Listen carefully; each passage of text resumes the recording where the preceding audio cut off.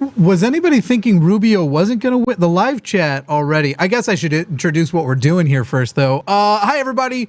We've done it before. We're doing it again. Welcome to election night coverage. I'm Jimmy Snow. I'm here with Matt Dillahunty. This is The Line, a channel where we do call-in shows. And tonight is election night. And I just want to say to anybody who was eligible to vote and didn't, I hate you. Matt, how are you? Stuffing stuff in my face. I was like, let me scramble to get some food in me before we get started. This may end up being a long stream, so just eat whenever you want, man. Yeah. I've already, I'm already medicated. I'm in the middle of eating, and I'm absolutely not at all optimistic about results. Nope. So I'm desperately hoping to be pleasantly surprised rather than what I predicted. And actually, I was watching the Kornacki cam because I love Steve Kornacki's election coverage, and he was working within Georgia, and so he was focused in on one particular county, but the display was Herschel Walker 67%, and I was like, please tell me I did not wake up in that world. It can't be that that's the way it's going to end. It was 67% in that county with 17% reporting or something. Yeah. So, but when I first saw it, I just saw, like I'm looking right now and it's like, oh, New Hampshire, Maggie Hassan has 64.4%, but it's still too early to call because there's only 7% of the vote in right now. Right. And I mean, we're looking at a lot, but for people who need to understand the stakes here, first of all, as far as the balance goes, right now we have a 50-50 Senate.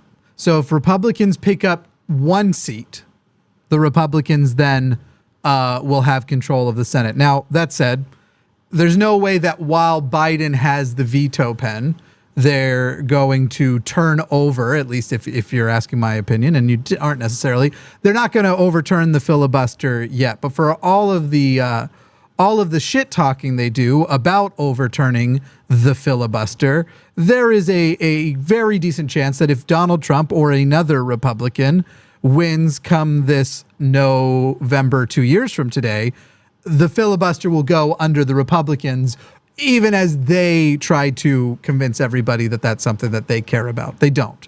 It's just they don't want that power exercised by the opposition. So they need to pick up one seat to gain control of the Senate, only 5 seats to gain control of the House. I would say if you were a betting person, the House is obviously going to go.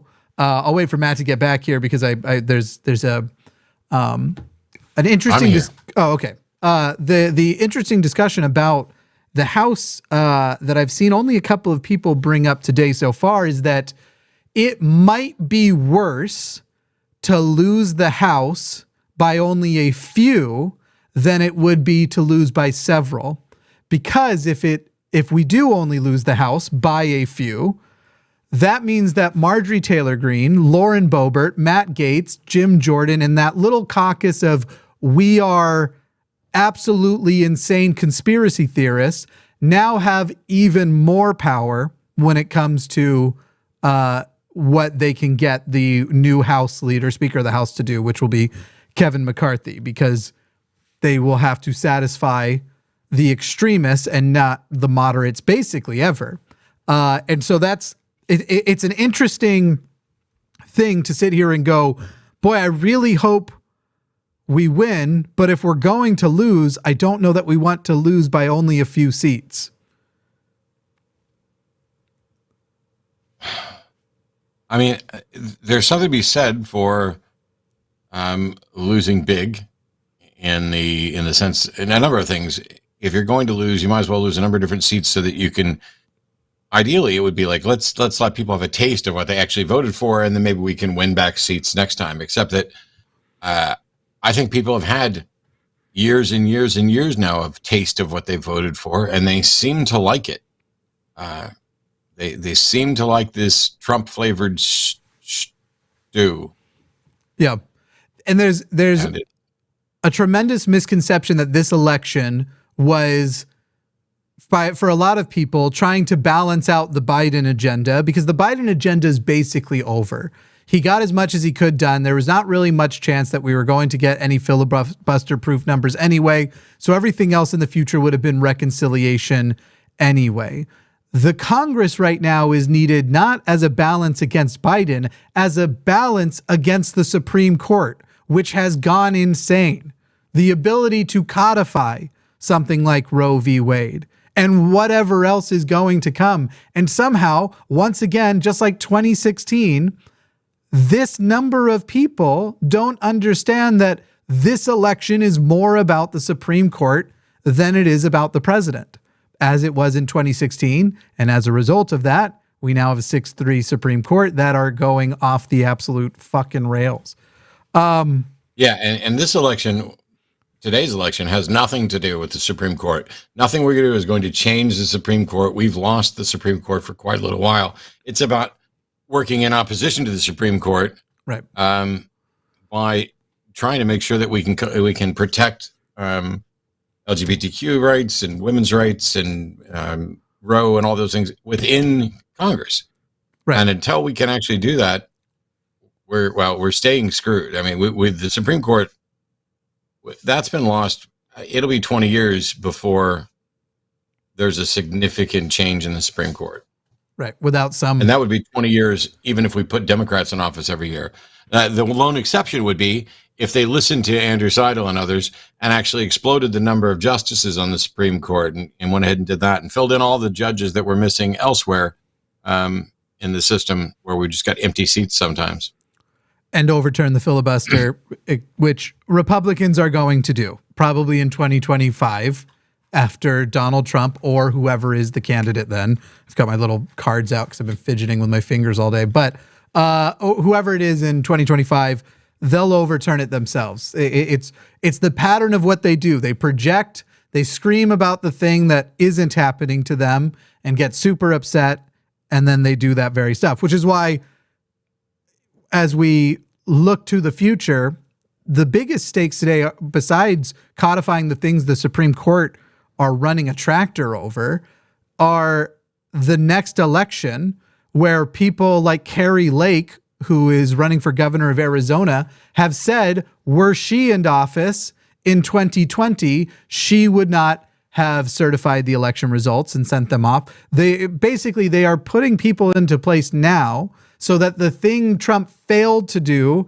in 2020, he will not fail to do in 2024, presuming that he ends up being the nominee. He's going to announce that he's going to run. I'm still not convinced he'll be the actual nominee in the end, but he's going to announce that he's going to run sometime. I think it's next Wednesday. He's got a Mar-a-Lago announcement, big announcement that it sounds like they had to talk him out of doing last night.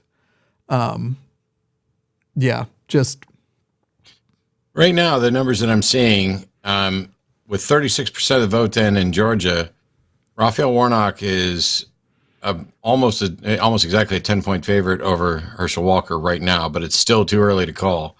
But they're not listing it as too close to call. They're just saying it's too early to call. 36% of the votes coming in. That's showing the wrong thing. I got to fix. Of course, day of, there's always going to be those little hiccups, because I've got maps and stuff ready to pull up and take a look at. But yeah, I'm seeing what you're. Yeah, and there's going to be some states that as soon as polls close, they'll release their early counted votes, and it'll be a ton. And it's going to seem like things are going one way, and then it doesn't. And then there are going to be other states, and I'm trying to remember whether Georgia is this. I think Georgia is one of the states that they can't start counting the early votes until the polls for everybody else close for some reason. I have yet to hear a good reasoning for that. Hey, just because I won't be able to say this probably much anymore, and that is with 9% of the votes in, Beto O'Rourke is 13-point favorite over Greg Abbott right now. That would be it's 53-45. It just updated. It just updated to 12% in with 53-45. That number is going to shrink. And I mean, if I don't know that there is a litmus test for me tonight because I've already mentioned that I'm not optimistic about anything. But like if Beto O'Rourke were to win Texas, I think that would be like if you showed me the map and said, hey, all the results are in and I just want to show you this one thing, and that was Beto O'Rourke taking Texas, then I would say that as an indicator that all the rest of the results you haven't shown me is a massive blue wave. Right. On the other hand, if Beto doesn't win Texas, I don't think that tells us much of anything because he's not expected to.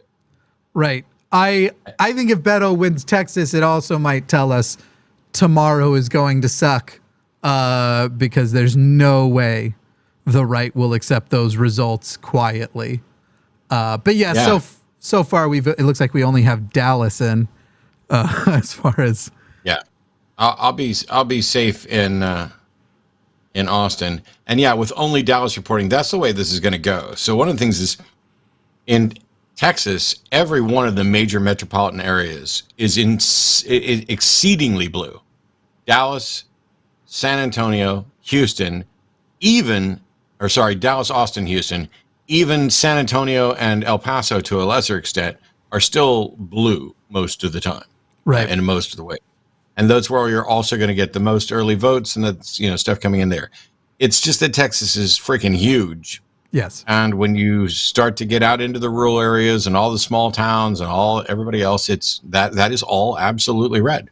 Right. Right. By the way, when my screen goes black, that's just me taking a break to shove food in my mouth and trying not to be rude about it. There's a lot of good money of eating on air with the camera on.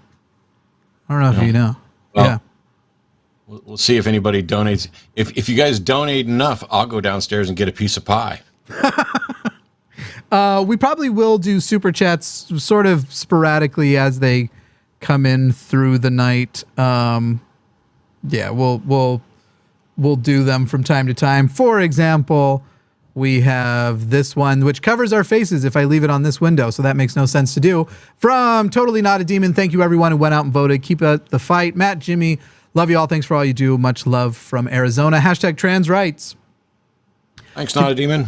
That reminds me of, there was a tweet that Matt Walsh, our favorite person, made earlier, and I responded to it. I had heard that too. Don't worry, that's going to be a part of the tweet. that was always coming. Here's that tweet where he wrote, the pollsters may not be asking about it, which actually, I'll tell you, I agree that that's wrong to have done. But the pollsters may not be asking about it, but there's no doubt that the Democrat Party was partly doomed by its decision to go all in on gender ideology. Now, first of all, gender ideology is a stupid phrase. Also, I wouldn't say they went close to all in, but there's a broader point here. We successfully made this a losing political issue for them. There is a core to this which is technically correct, which is that this may be the thing. The fear, the hatred, and the boogie person that people made out of trans people may be the difference of why we win or not. That doesn't mean it isn't right to still vote for, this is sort of what I mentioned, groups that have advocated for civil rights for oppressed people all the time end up losing until they don't. It's like bragging that you were a part of the party that kept slavery in for so long or kept black people from voting for so long, and that because you won those victories. What's that? Yeah, kept women from voting. There's a really good clip that somebody posted of Matt Walsh on Joe Rogan, because Matt Walsh just flat out lies and said there's, if he had to guess that there were millions of kids on hormone replacement therapy, and then it turns out that it's about 4,000, maybe 5, give or take. And somebody that was like, oh, I think those numbers are a little underreported. And Matt Walsh immediately went to, yeah, I guess it was in hundreds of thousands. So he went from millions down to hundreds of thousands when he was told that the fact was around 4,000. Right. So that's, instead of being 6 orders of magnitude wrong, he decided he just wanted to be 2 orders of magnitude wrong. Right. Because nobody's going to know or care. And fucking Rogan, who's monumentally, I don't know shit. So those of you who are thinking about sending in a super chat, get my expert opinion on something. If it's political, you're not going to get that good of an opinion because it's not my thing. But Rogan just sat there and was like, oh, well, millions sure sounds good. No. You had a guest on your show who lied, was corrected, and then exaggerated to try to save face during that. You need to call them out, Joe. I don't care if you want to have a show where you say, hey, I'm an idiot, I don't know anything, come in here and talk to me. But when you have your guests come in and they lie and you catch them and they lie again and you shrug it off and laugh, that's what makes you a piece of shit. It reminds me, too, of how Utah convened their entire legislative body, which means hundreds of thousands of dollars minimum to just pay the salaries of these legislators, for them to all get together for days and vote against, basically create legislation which would prevent trans teenagers from competing in sports as the gender they are. And the reason why this was one of the few good things that Governor Cox has ever done, vetoed it, and then that was overturned, was because it turned out there was one trans athlete in the entire state. So you have these dozens of legislators meeting all to make sure that one athlete in the entire state would be disenfranchised and not able to compete as their gender. That is the level of priority on the, and it doesn't surprise me, because if we go back to the previous boogie people that the right has used to try and get votes, last time it was the caravans that there was wall-to-wall coverage of every day until the day after the election. And then apparently the caravans must have just stopped coming because we stopped hearing about them at all. It's one that they have found ease in demonizing and making people afraid of, because it is a complicated topic and it is scary to people until they put in the work to try and understand. And then a lot of it actually can make a lot of sense. Now, honestly, it's not that difficult to grasp. But they know that people won't, and it's uncomfortable. Next set of polls close in about 10 to 12 minutes. Yep. We will have whatever updates we have coming in. I'm watching from a number of different sources here. And yes, including Fox. So I've got CNN, MSNBC, Fox, and then just the Google sheet, which updates every couple of minutes. It's interesting to me because I find myself constantly getting excited. Like I'll see something like, 38% of the votes in Georgia, and Warnock is up 53-44 over Walker. But then they show the actual number, which means so far Walker has 694,981 votes. That's 44% of the votes that have come in. That's almost 700,000 votes. That one of the, just the most ridiculous candidate I've ever seen. Right. Who's a liar. I mean, I don't care, if he wants to, sneak off. I mean, he shouldn't be coercing anyone into an abortion, but if he wants to lie about whether or not he previously got someone an abortion, he's open. He can lie about that, but you don't get to pretend like you're opposed to it while you're taking advantage of it. The guy is a liar. He is not bright. He can't put it. What's up with all these people who can't string together a single cogent sentence? I mean, it's just a constant bit of mockery for the late night shows of, oh, look at what they said. I mean, I watched Jimmy Kimmel put up a clip of Herschel Walker speaking, and just showing how the sentences that he says they don't make any sense. And the same thing's true for Trump. It's like, I watched some stuff from Jordan Klepper where he went around talking to the MAGA supporters, and they would say things like, oh, January 6th was completely peaceful. And yet when they went home and turned on the TV, they were showing the violence. This one woman was like, I told him to turn it off because that isn't what happened. I was there.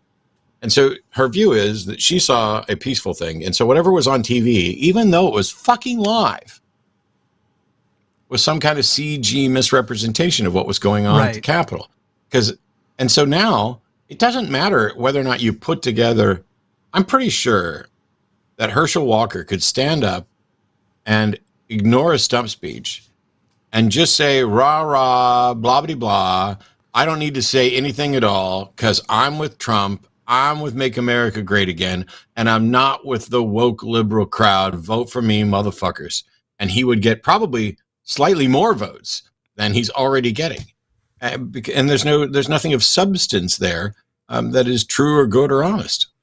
It's truly the clear message that all they care about is the letter by your name. Because when Trump ran, there was a lot of commentary on like, of course, this guy's not going to get the nomination. He is the most anti-Republican to ever run, and no one gave a fuck. All of the affairs, no one gave a fuck. The obvious lack of interest in Christianity and lack of knowledge of Christianity. This is the guy who, when someone asked him, which is your favorite, are you more of an Old Testament guy or a New Testament guy? Which every Christian who's attended two services ever knows that the answer is always New Testament. And he goes, I'd say about equal.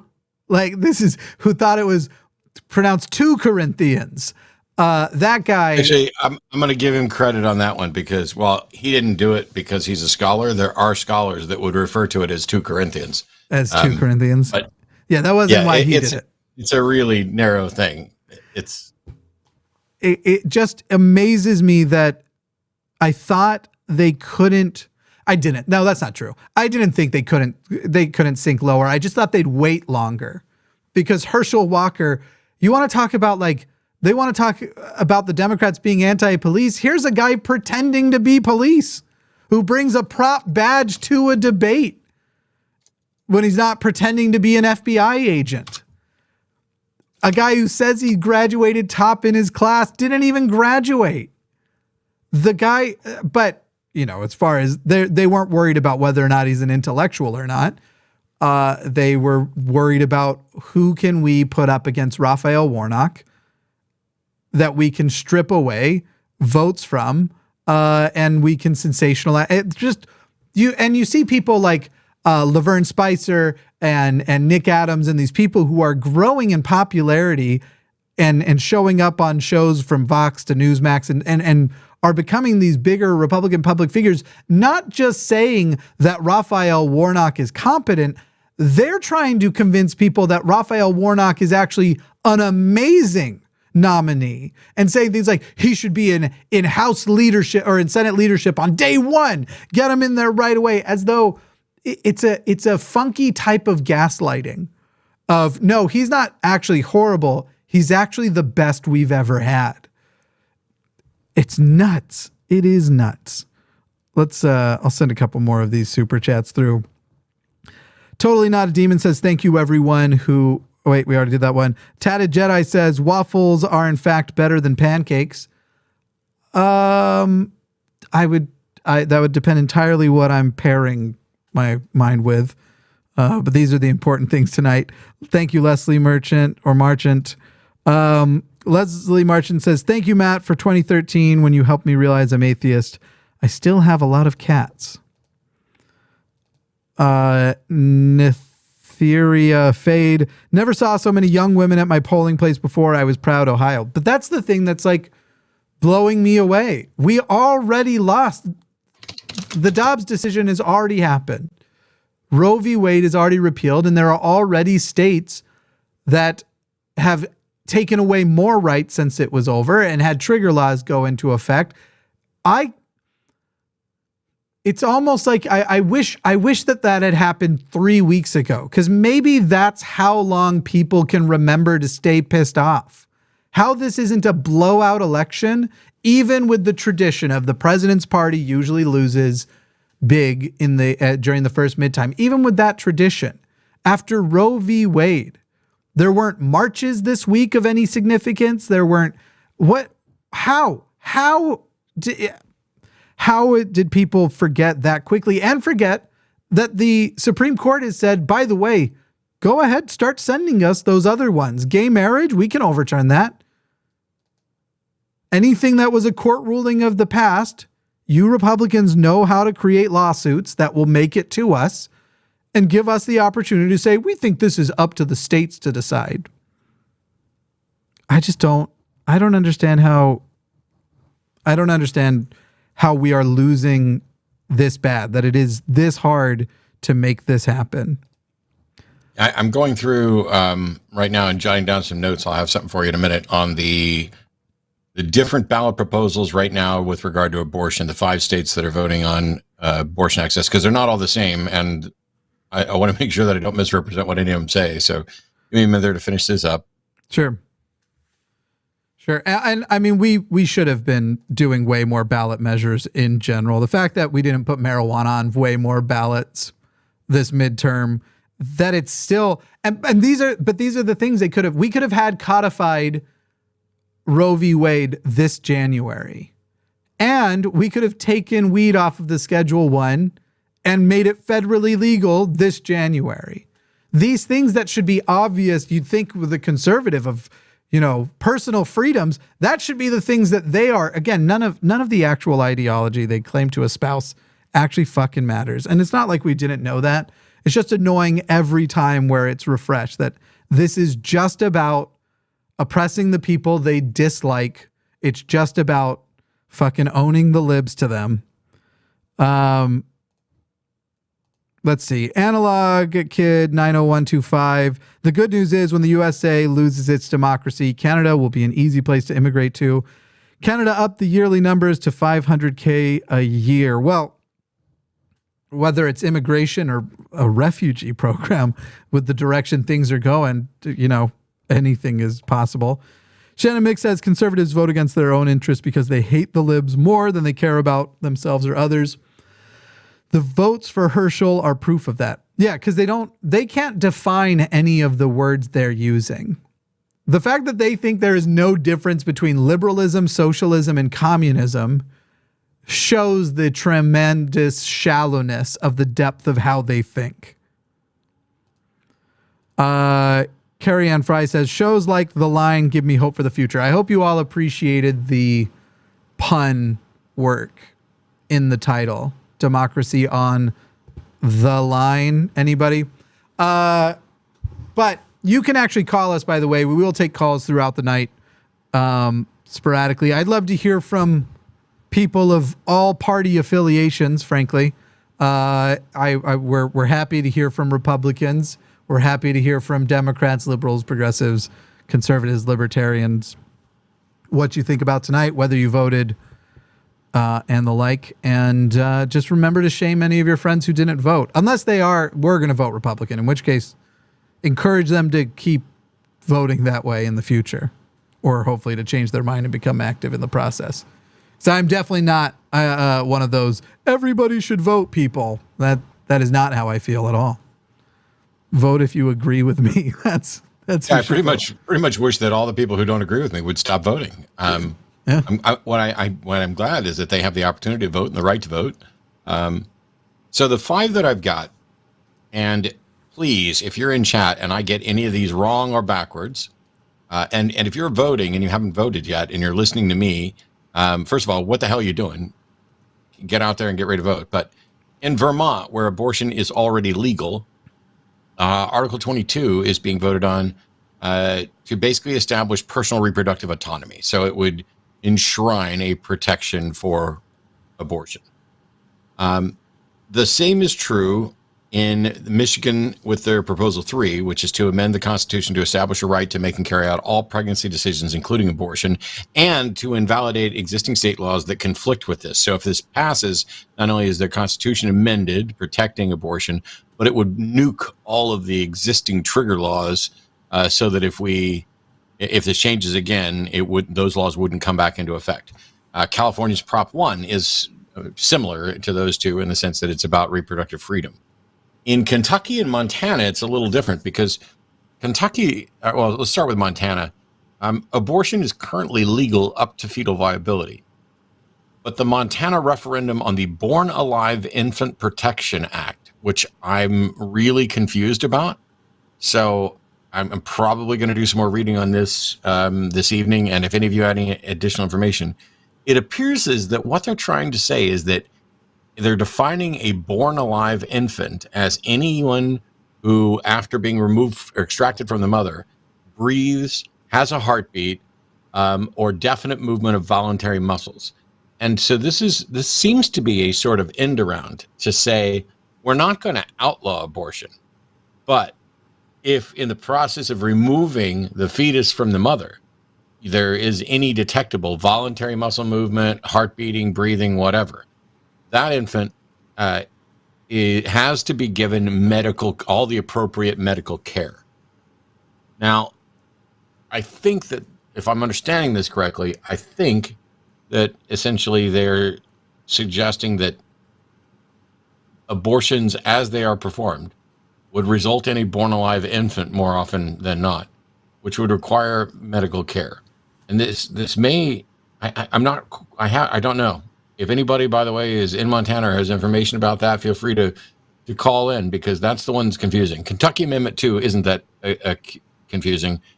Kentucky Amendment 2 is a declaration that abortion is not a protected right. And it is essentially doing whatever it can to keep the trigger laws in place, the ones that have and will continue to go in effect. That's what I got out of this. Hey, you got an even better sheet than I could get. I stole it from CNN. They've got a bunch of tabs and stuff that are pretty good. And yeah, it's the being alive after an abortion thing is basically a myth. The funny thing is the thing that they run the most against, and this idea and this visceral thing they try to get support for, is this no late term abortions, which is actually perhaps the kind of abortions that need to be supported the most, because late term abortions generally only happen if it is to basically prevent the fetus from suffering as they're going to die when they are born. So, or if there's some other complication, and it's you have to pick between the life of the two.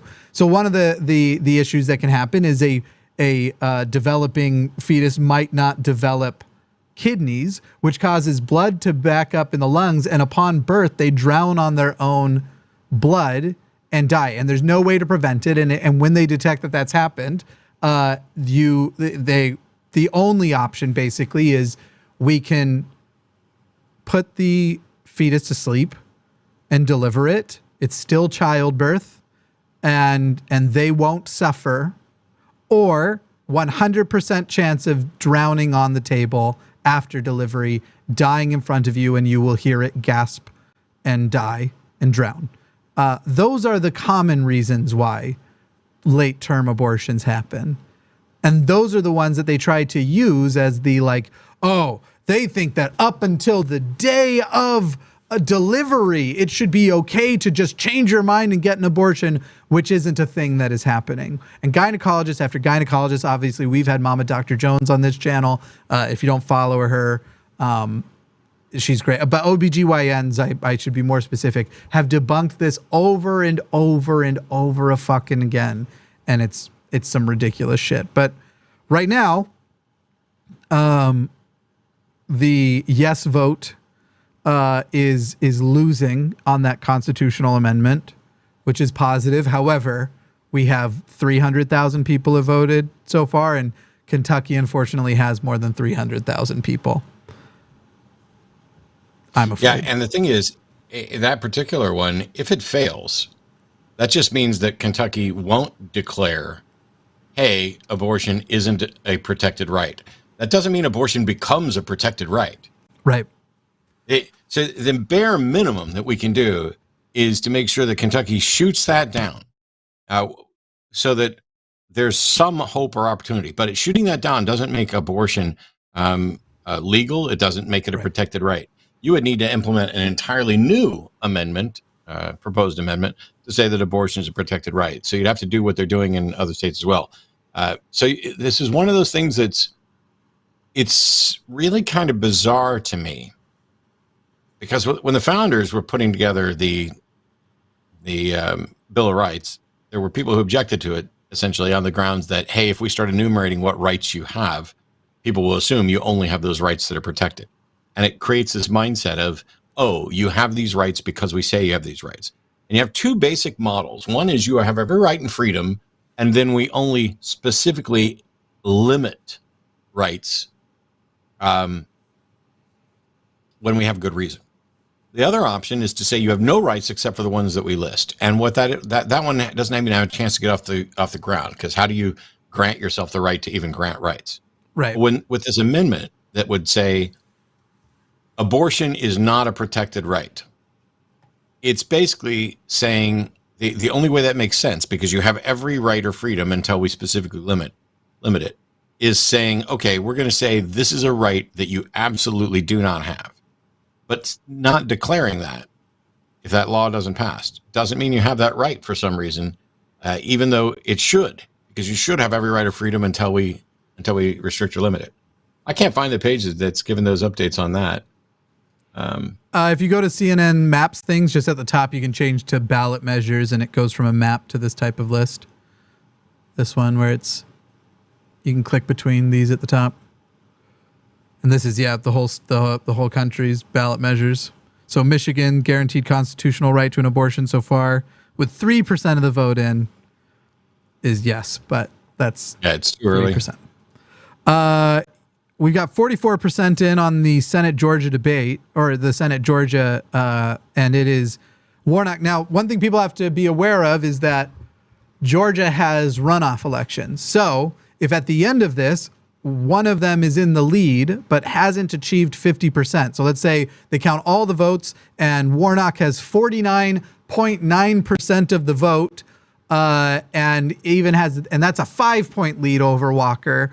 That will still result in another election, which would have to happen before January. They would have to vote again. There would probably be another debate. You might all remember famously when Kelly Loeffler went against Raphael Warnock, and instead of engaging in the debate in any way, Kelly Loeffler just kept saying, "You just heard radical socialist Raphael Warnock say blah," and just literally kept repeating that over and over again. But right now, with 44% of the vote in, 51.4%, if somehow Warnock held that for the whole night, which is unlikely, because if you look here, we once again have Atlanta being some of the districts to already be reporting, and you have all of these other rural districts that haven't. But if somehow he held that above 50%, you would have that win there. Also, I think some people were surprised that the gubernatorial race between Stacey Abrams and Kemp is closer than perhaps expected. But once again, the Atlanta area, the Columbus area, the Savannah area are some of the places that are reporting. So with Abrams being under, even with all of those places reporting, I would say does not bode extremely well for Abrams. But it doesn't, Atlanta hasn't completely reported. So, you still have these, DeKalb County, which is heavily Democratic. That's only 7%. So you will have physical numbers reporting too, even though we know that Abrams will take DeKalb or DeKalb. I can't remember how you pronounce it. I don't think it's how it sounds or how it reads. So CNN doesn't have actual results yet so far on the ballot measures. And I thought it'd be fun for us to go through these ballot measures and make predictions. Which ones will succeed and which ones won't? Yeah. Like we should whip up a spreadsheet score chart, but I'll grab my notebook. That's what I've already got, like 9 screens I'm monitoring over here, my dude. No, I got 3 two monitors and a TV going, but I can get a spreadsheet going. So I've got a new spreadsheet started. So let's see. Prop, Matt, Jimmy. All right, Prop 309. Arizona. Enact stricter voter ID requirements. I would say that is going to pass in Arizona. Yep. You and I both say that'll pass, so no disagreement there. Arkansas 4. Legalize recreational marijuana. Arkansas. What do I know about Arkansas? It passes. Because I think it's going to be close, I'll do the interesting thing and say it won't. Okay. So that we can have a spot to... Neither of us will be satisfied if we tie, so... I think pretty much everywhere that marijuana legalization, recreational marijuana legalization ends up on a ballot, I think everywhere it's going to pass. Because even my parents are in favor of legalizing weed, and they don't want anything to do with it, and it's a sin. You're probably right. I just went with my reaction of it just being Arkansas. No, it's cool, and plus we got to disagree on something, I hope. Yep. So California Prop 1, Obviously. constitutional right to abortion. Yeah. That'll be a yes. I'm going to say yes, and you're going to say yes. That's And it'll be the one state where we've got like some kind of guarantee there. And there's a few props. Sports legalize sports betting on tribal lands. I bet that passes. I'd say so too. And online sports betting, same thing. Because no wonder somebody wanted to debate me on gambling recently. Yeah, I'm going to say yes to that one too. They need new sources of revenue. This is, by the way, this is the way our predictions of what's going to happen, not necessarily what we would do. Although so far, that's how I'd vote. Right. I would legalize weed in Arkansas, despite suggesting it won't happen. Connecticut, question 1, allow early voting. Yes. Easy yes. I think it's going to get a no. All right. That's good. Man, I almost wish we had taken it to like, no, we don't need to get crazy, but I would have almost had fun doing like, you get extra points if it's, you have a strong yes versus a medium. Anyway, we've got Iowa Amendment 1. Establish state constitutional right to bear arms. Obviously, that's going to pass in Iowa. Not only that, it's one of those that's unnecessary because this is where they're worried about states' rights and secession thing. Right. It's like, oh, I've got the Second Amendment, but that's not enough. In case the government takes over, I want to have that. I want to have my state saying I can. So yes, Iowa Amendment 1, I think will pass. I think Kentucky will. So yes means they do not give you a right to an abortion. No means it basically stays as is. So yes. I think the vote will go no. I do think that will succeed in Kentucky, and there will be enough people. Well, you think it will fail in Kentucky, right? I think you think the no will win, and thus they will not declare abortion is not a constitutional right. Correct. Yes, I think it's going to be a no too, but I think it's going to be close. Which might mean we get other surprises out of Kentucky, because that does mean more women, more Democrats will vote than probably usually vote in Kentucky. Maryland 4. Legalize rec. Yes. Hard yes. I'm just a yes. Everywhere there's legalized rec weed. Michigan 3. Guaranteed constitutional right to an abortion. Obviously, that's going to pass. Yeah, I'm going to say yes, not only because it's way ahead and we can see that, but Michigan did the right thing in putting forward a rather compelling and robust law, and they did what they could to back it up. And so I think that's going to pass. Agreed. Let's see.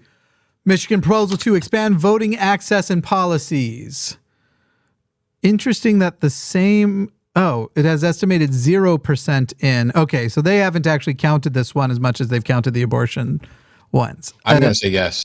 A yes vote supports adding voting and election policies to the Michigan Constitution. A no vote opposes added voting election policies to expanding vote access and policies.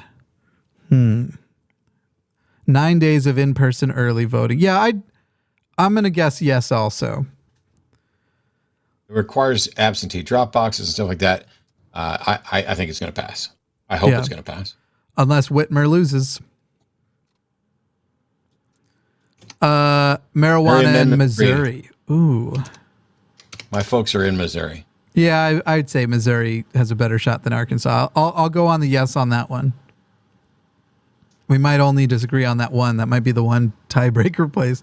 Montana legislative 131. Yeah, requires medical care for infants born alive. This one's hard because I don't know how many people are actually taking it seriously, but I could see a heavy... I didn't understand it.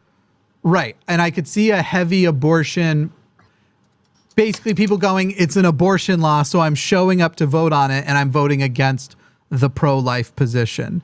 So I could see reasons why it would pass, even though it's worded in a way that's supposed to make it where if it doesn't pass, you can easily demonize the Democrats for it. I'm going to say it passes. Where's medical care? Yeah, I think so too, because it's like one of those almost where you like try to compel somebody like, which slice of pizza do you want? The pepperoni or the cheese slice? And you're adding tone to make them clearly vote for the way you want. North Dakota legalized recreational marijuana. This one, I don't think North Dakota will legalize. I'll have another interesting one. I'll say no. I do. So now there are 3 that we're in disagreement on. Okay. So what was the other one that wasn't weed? Arkansas 4 was weed, and then Connecticut 1 was about voting access, I believe. Oh, okay. Yeah.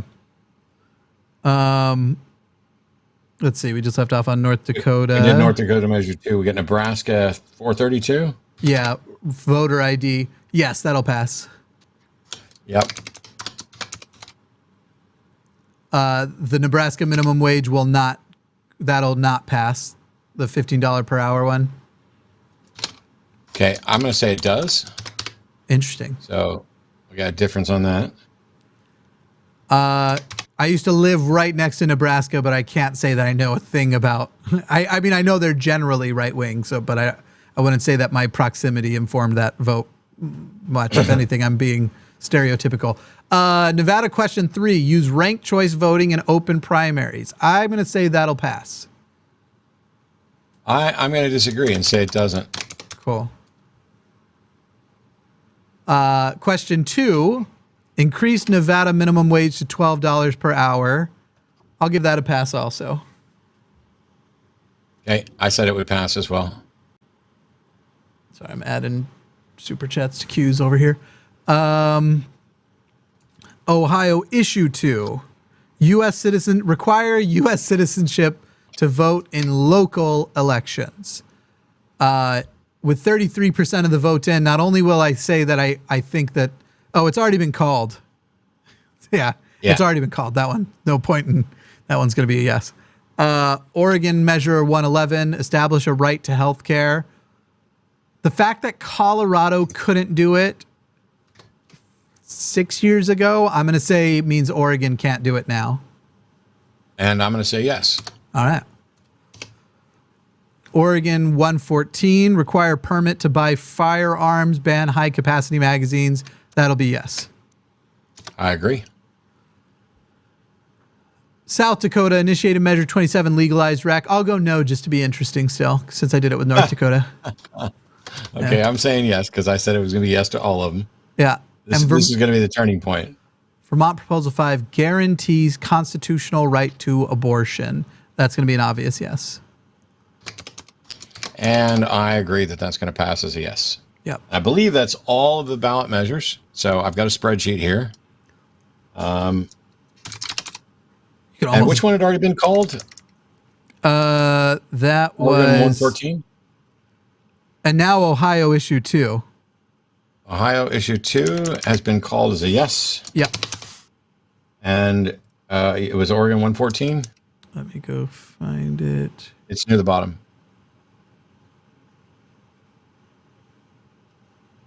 No, neither of those have any votes yet. Okay. Wow. Was there anything else that would call it other than Ohio 2?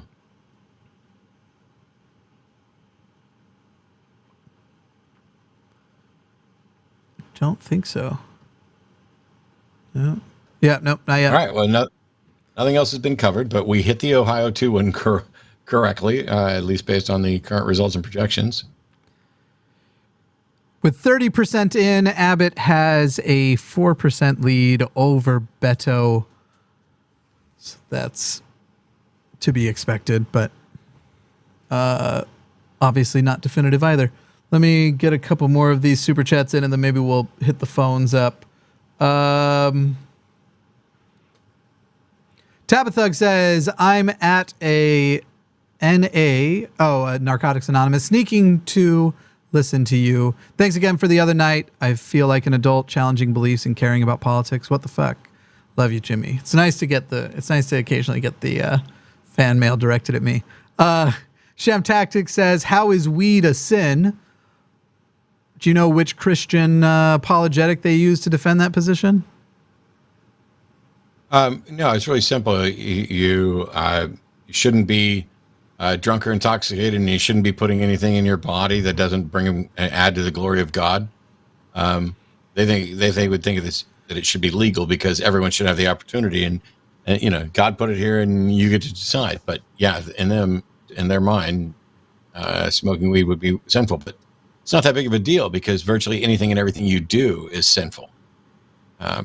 Anything that you do that isn't for the glory of God is sinful. Right. Kathleen says, tried to find a weed-related super sticker, but there aren't any. I'm not sure what a super sticker is. Oh, like super chat, super sticker. Oh, got it. Well, we can't put the stickers on anyway, so that worked out better. I thought you meant something to do with voting, like a I voted sticker that had a weed pot leaf. James Call says, you forgot measure 1 in Nevada, the equality measure. It will pass. Did we forget that one? We went straight through the list. Let's see. Question 3, question 2. So our list for some reason didn't present question 1. It's not on that ballot measure thing. So I don't. So take it up with CNN. We were leveraging the work that they did so that I didn't have to do any work in preparation for today. And I did 6 hours of work in preparation for today. I would have, but I had a particularly bad day. Yeah, so. I feel for you.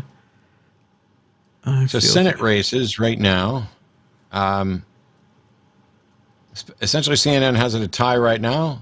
And they're including the 2 independents with the Democrats because that's what you do. That's what you're supposed to do. Let's connect in a call or two and do. Yeah, I don't see anything new that's been called, but I'll keep an eye on stuff and can jump in when I see anything. We have to hit our call quotas, otherwise this isn't a show on the line. Imagine in a couple hours, we should maybe take a look at the Secretary of State races that are coming in because it's potentially interesting in setting up for a coup. But yeah. Hey, All Jamie, how are you? Talking to Jamie in Austin, Texas. Jamie, go ahead. What do you got for us? I'm just annoyed at the fact that what passes for the left wing would barely count back in the UK. And I live here now. I'm going to start voting here as soon as I'm allowed. And I'm going to feel like I'm swallowing a bitter pill every time because it feels like we're fighting over what should be done deals, like the basic human rights and stuff, and moving on to more important things like universal healthcare and that kind of stuff. Yeah. It does feel so retrograde to the point where I'm expecting American Airlines to be putting on the message on when you land in DFW or Austin Bergstrom, ladies and gentlemen, welcome to Texas. Please set your watches back 25 years. Oh, yeah, maybe it's more. Way more than that. Yeah. 25 years ago, things were awesome in Austin. Yeah, the interesting thing when you bring up the UK specifically, though, is right now their moderate party is dashing to the right. So it might only be another 4 to 6 years before our moderate, where you would call what you would call the middle, have lined up more because they sure are radicalizing and taking some cues from over the pond. If you, I don't know if you watch LBC with James O'Brien. But to hear people call in and make the same stupid points, but with a Cockney accent is fascinating. Almost. You thought it was better. This one lady called in and was just like, I just feel like, right, it's going to be better after Brexit because we used to be able to get our fish and chips wrapped in a bit of newspaper, and I love that. I love the smell. And ever since we've passed all these regulations, and now after Brexit, and then you just get James on there, who's just like, right. And what's a good reason besides the newspapers? What's the good one outside of all that? And it's just watching his head. Not now, for the record, and anybody who wants to know who I wish I was stealing my entire online call-in show persona from. If you all now start watching James O'Brien over in the UK, you're like, oh, Jimmy's not original. He's constantly trying to steal what this guy's up to. Because while I am here with one of the greats, the greatest call-in show rebuttal person who has ever lived, I think, is James O'Brien. And I'm afraid that that's true. So, like, I feel like I'm missing out. A round table, you three, Jimmy and Matt and James O'Brien. I would pay good money to watch that little podcast. And I would do it for free. How much money is good money? Because I imagine, we could start. I'll do anything for money. I'm a complete whore at this point. Yeah, I got bills to pay. I got snakes to buy. I would do a collab with James O'Brien and Matt for free. You don't have to pay me shit. I'd show up to that thing for sure. Well, unfortunately, I just failed to win the Powerball, so I couldn't fund it myself. But if I ever do win the lottery, that'll be on the list. And there isn't really much other point other than, yes, I understand that in the UK we are slipping that way. Yeah. We can hold up certain things, like at least the Conservative Party put their foot down and went, no more, Boris, you're a liar. But then put Liz Truss in, and that just tanked everything. And then, of course, Brexit. Like, 2016 was a double whammy of disillusionment for me, because on one hand we had Brexit, and on the other hand we had Trump. Yay. And then after you oust Boris, Liz Truss takes over, it lasts like 2 weeks, and then they're ousting Liz, and there was a good 3 to 4 day period where it looked like it might be Boris again. Luckily that did end, but holy shit, what is happening over there? I'm constantly wondering what's going on over there. Yeah. And as a Brit, and I'll make this one last point, because all I'm going to do is just rant about how the progressive politics just seems to be an alien concept and getting more alien.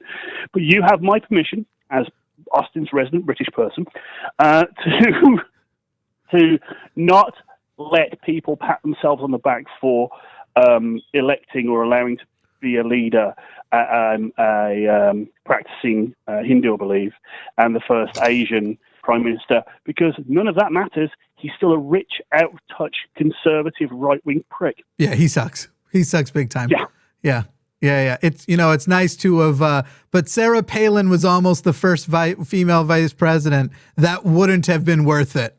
It wouldn't have been. Yeah, no, I know. It's good that we have you, because you have the accent for legitimacy. Otherwise, I would have claimed myself to be the Austin's resident British person, despite being born in America. I would have taken it. I'll pull up my 23andMe. You'll all understand why I can't dance. Whiter than white. Yep. My DNA percentages are an Aryan's wet dream, except for my 0.1% Ashkenazi Jewish. 0.1%. They don't like that so much. You're so much more diverse than I am. As funny as I remember when Beth did hers first, and she came back as like the whitest person on the planet, and then I did mine, and I was only slightly less white. Where she was like Scandinavian, I was like Middle European, like French, Irish type thing.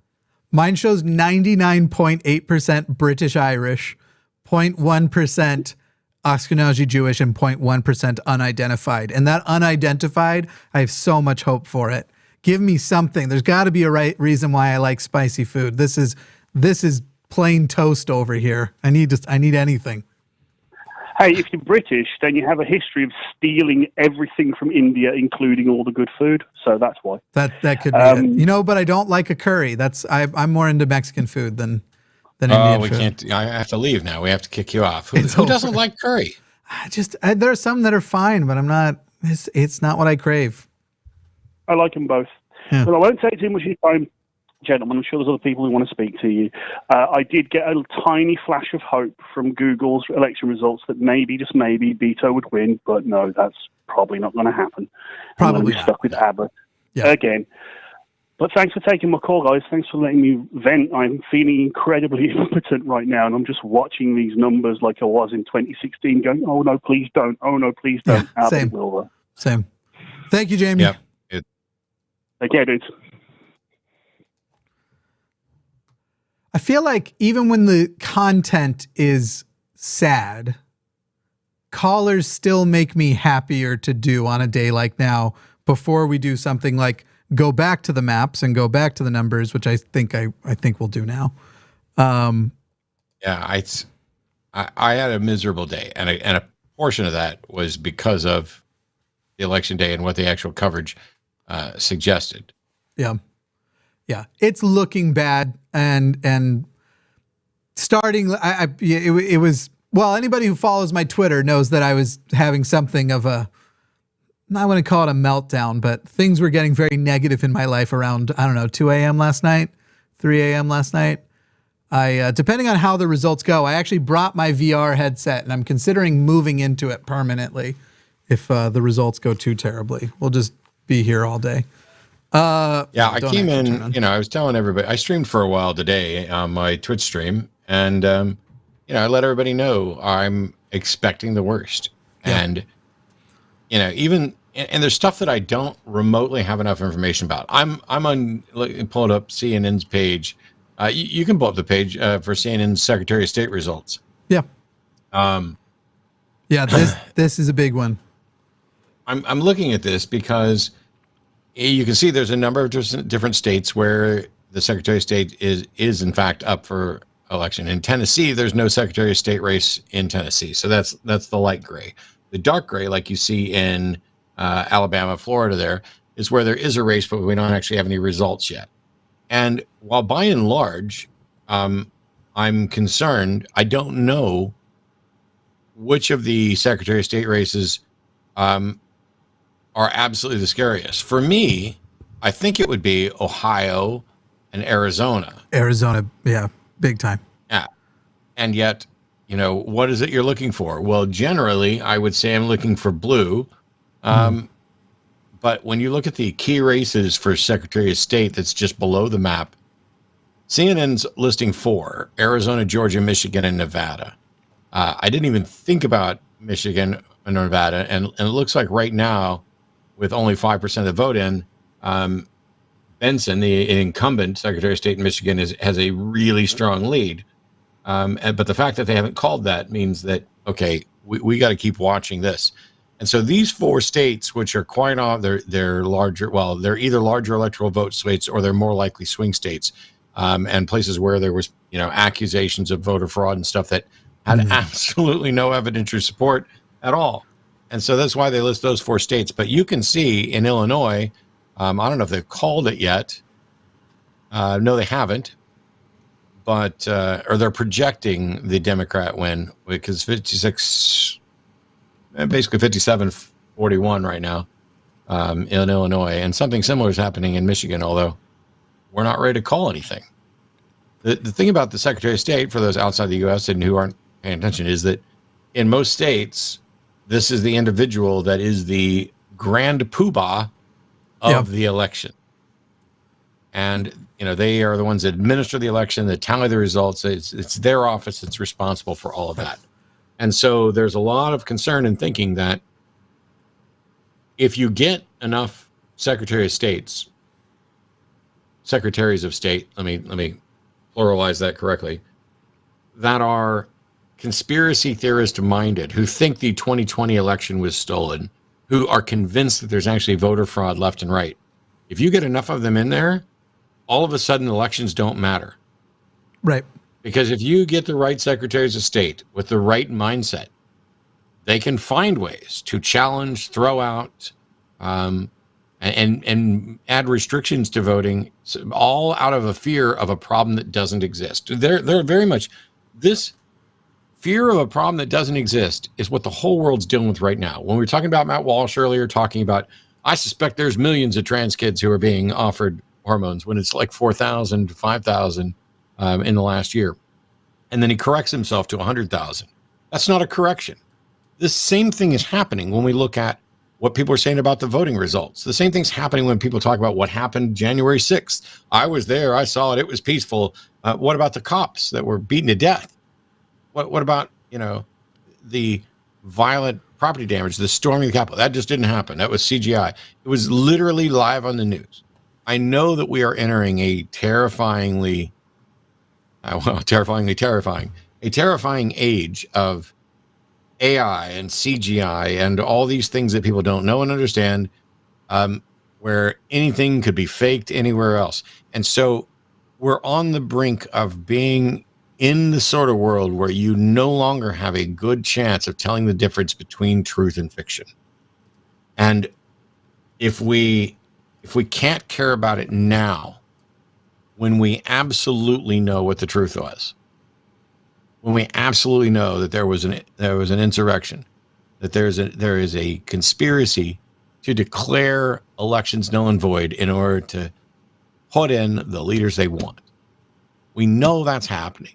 They just straight up admit it. They're not going to accept any results that aren't theirs. If we're at a point where we can't accept the truth of that, we are doomed when we reach a point where you would no longer have any way to verify that any information coming to you is reliable. First key governor race that has now been called is Florida for DeSantis. I feel affirmed in something I have said recently while still disappointed, which is that Florida has not actually been a swing state for a while. And that I'm going to take this as support that it isn't. Florida is now a solidly red state. And DeSantis, not particularly close at the moment, 59%. And you even come down and you look in Miami-Dade County, and he still has a 12% lead with 83% in. This is not a swing state. This is not a purple state. Yeah. This is maybe you could call it pink. Maybe it's not dark red, but it's a red state now. Yeah, I mean, if you look at Texas's larger metropolitan areas are bluer than Florida's. Right. Orlando is just barely blue. Miami's somewhat a little blue. Tallahassee's weirdly blue. And then it's just all red. I mean, you're in St. Petersburg, Tampa, anything like that. It's just all red. Right.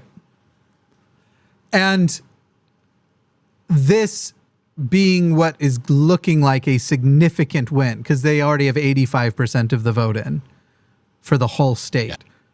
Yeah.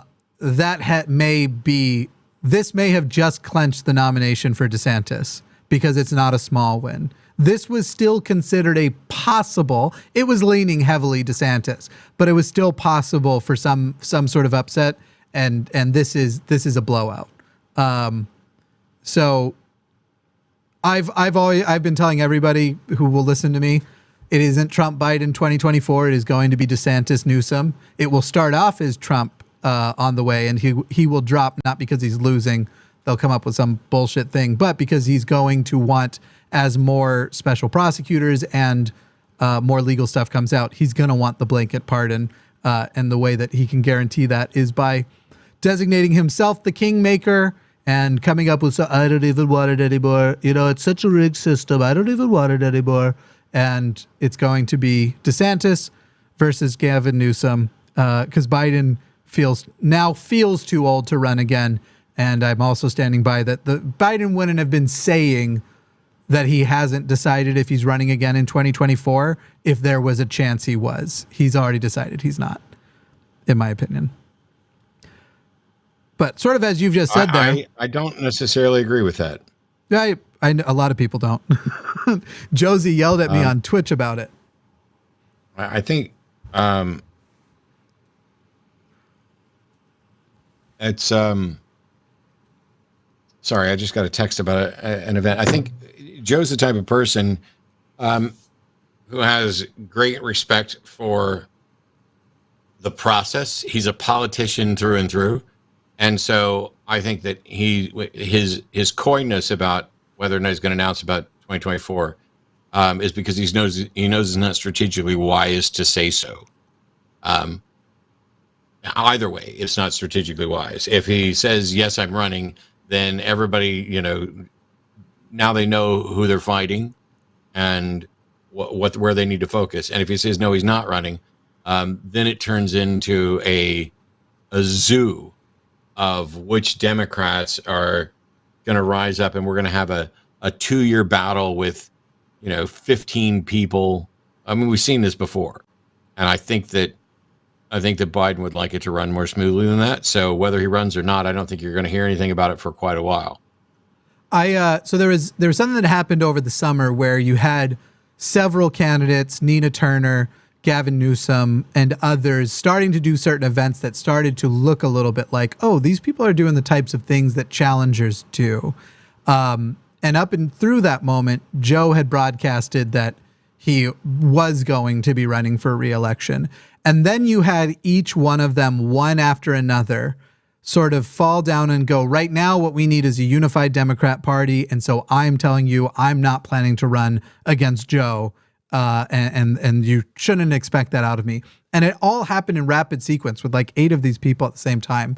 And my theory on it is that they were told at that moment, hey, Joe isn't going to run, but he can't even entertain that or announce that amongst a party that is projecting that they might like to challenge him. So if everybody will back the fuck off, you're all going to get your opportunity to run in 2024, except for Vice President Harris. She has no chance in 2024, but everybody else will get the chance. But you all have to fall in line behind Biden now, and you won't have a rough time of it. That's my theory of what happened. And I think Gavin Newsom is already who everybody has in mind in the DNC to take that position for other reasons. But that's my... So if you go to the governor's race for Arkansas, they're projecting Sarah Huckabee Sanders is going to win the governor's race, which honestly I'm not remotely surprised about. Right. It's still even early with some of the votes, and so if you look at the map, it's like pink, right, because that's talking about the size of the lead. But they're pretty much projecting that that's going to be the case. But they haven't yet called it for Abbott in Texas. And they have not yet called the Georgia governor's race between Kemp and Abrams, although Kemp is still leading. But that one's closer. And you can kind of see that represented in the colors here. You've got very light pink versus a moderate pink over here. Any of these called yet? I like Polis as a person. Obviously, I come from Denver. As a governor, I would only give him a 4 or a 5 for a person on the left, on the American left anyway. However, obviously way better than Ganal. Let's see if any other key races here have been.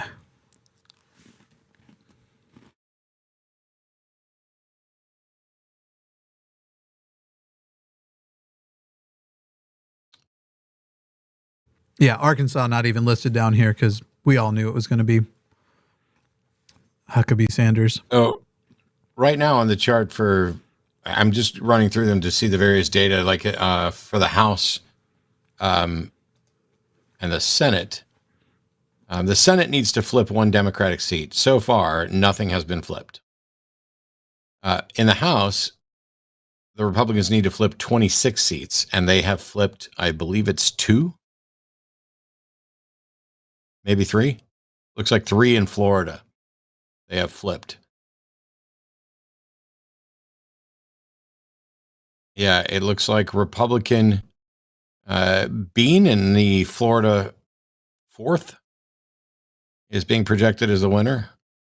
So it's not flip 26 seats. It's win 26 competitive races. But of that, I think 19 of them, or it might even be 21, currently have Republicans.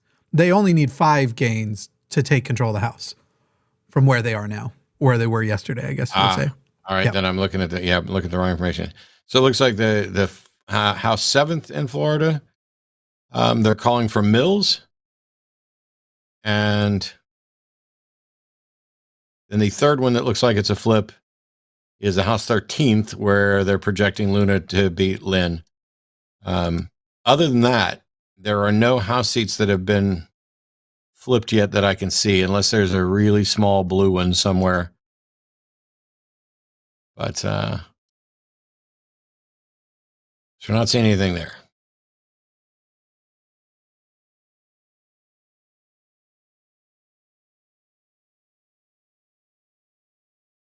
You go back and look at our chat. Every time I go back to our window with all these other ones open, there's like 5 pages of chat that scrolls by that I'm not going to get to look at. And so while I may be king of the multitaskers on occasion, it's difficult when I have 3 big windows open and some of them have multiple tabs.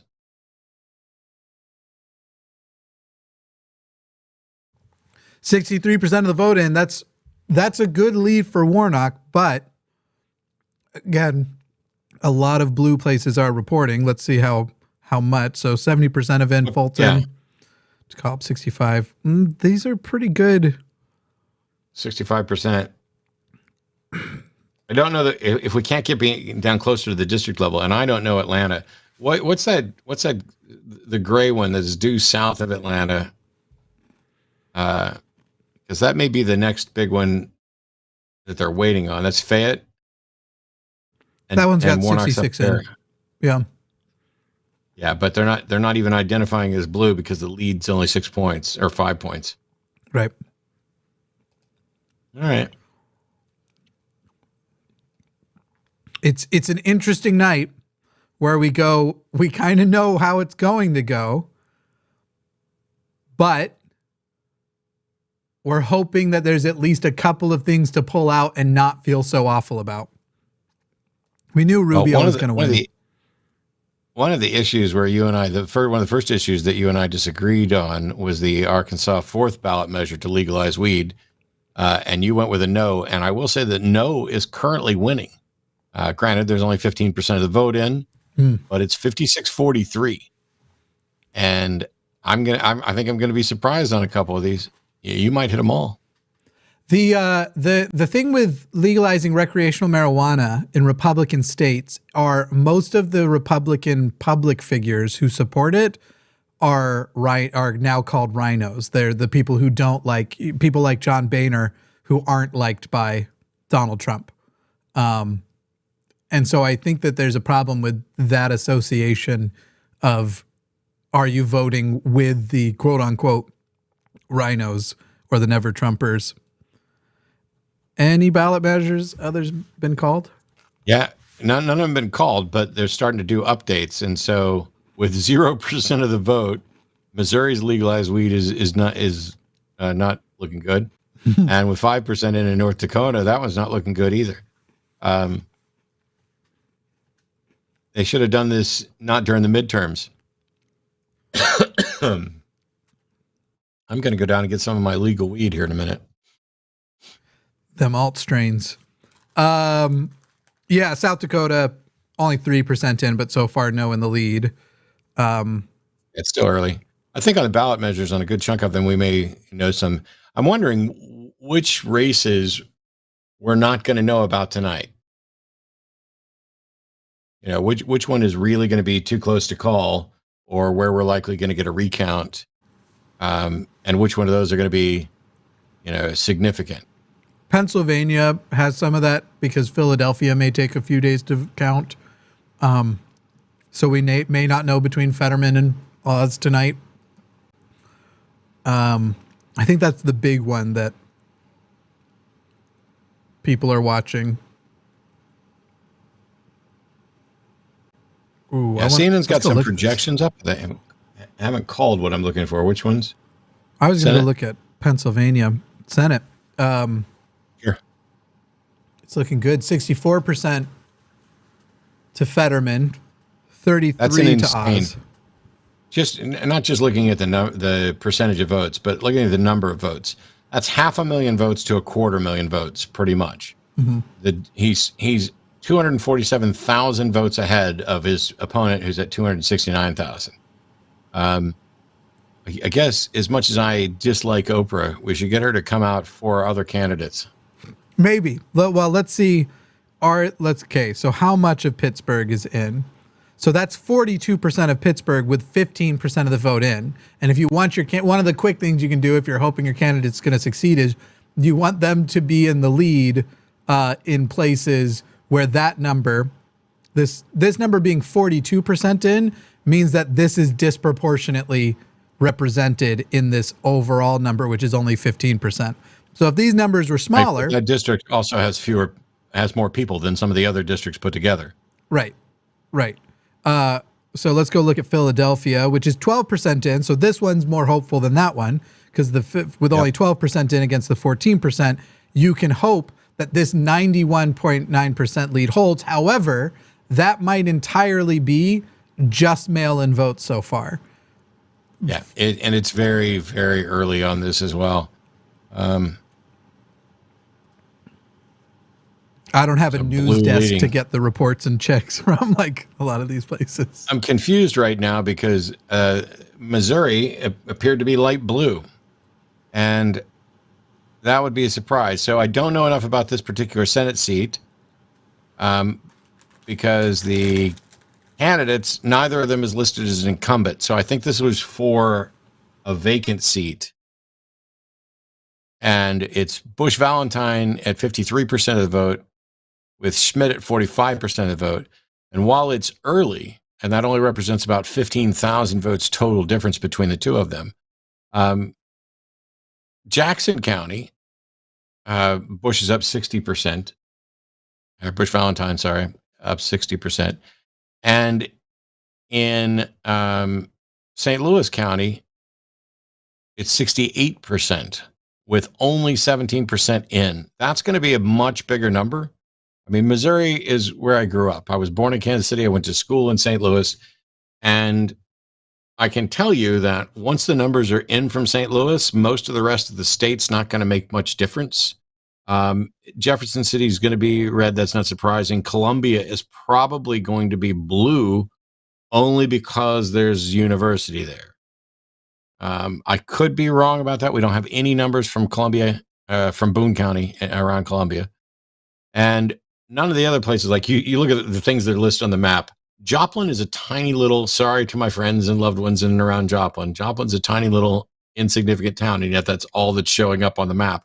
Joplin, Springfield, they're not going to have much of an impact. St. Louis and a little bit of Kansas City, with basically those counties along with Boone County around Columbia. That's going to tell you what Missouri is going to do. It's just interesting to me when I looked at the U.S. map, I was like, why is Missouri blue on anything? Yeah, and it might just be one of those because it's so early and so few votes are in. Deals. It'd be great. Although it's fun looking at Georgia as blue too for Senate. Yeah, because Warnock still, or was. Let me see. Apparently, you can't just read a tab. Yeah, still staying above that 51. He needs to stay above 50 so that it doesn't go to a runoff. And we need that, estimated vote in 65%. So still plenty to go. Now, where I believe it's going to be around 10 p.m. that right now Kevin McCarthy is planning to declare that a majority, that they've timed it out. They think at 10 p.m. Kevin McCarthy gets to give his "we've won the majority" deal. Sorry, I'm looking at what alert we're getting here right now. Wait, you think they're in an hour and a half they're going to have Kevin McCarthy claim that the Republicans have won the House? Yes. That's his plan right now. He's made a victory speech, and his timing for it is around 10 p.m. our time, 11 Eastern time. He believes that that's when the threshold will cross and we'll have enough numbers for him to declare victory in the House. So he's guessing. Yes, based on polling, I assume. But yeah, based on polling and what time certain things are going to come in. Here's what I'm going to do. I'm going to put you full up, and I'm going to go grab a drink because my throat is becoming parched, and I planned poorly. If you want, I can get a call ready for you. Also, I don't know if you have the call system up. I don't, but I'll pull it up. But yeah, you can get a call ready. We'll put you on with... these changed. Give me just a second. I'll put you on with caller 1 here, which is Liam in Nevada. Cool. Oh, did I not hit the button right? There we go.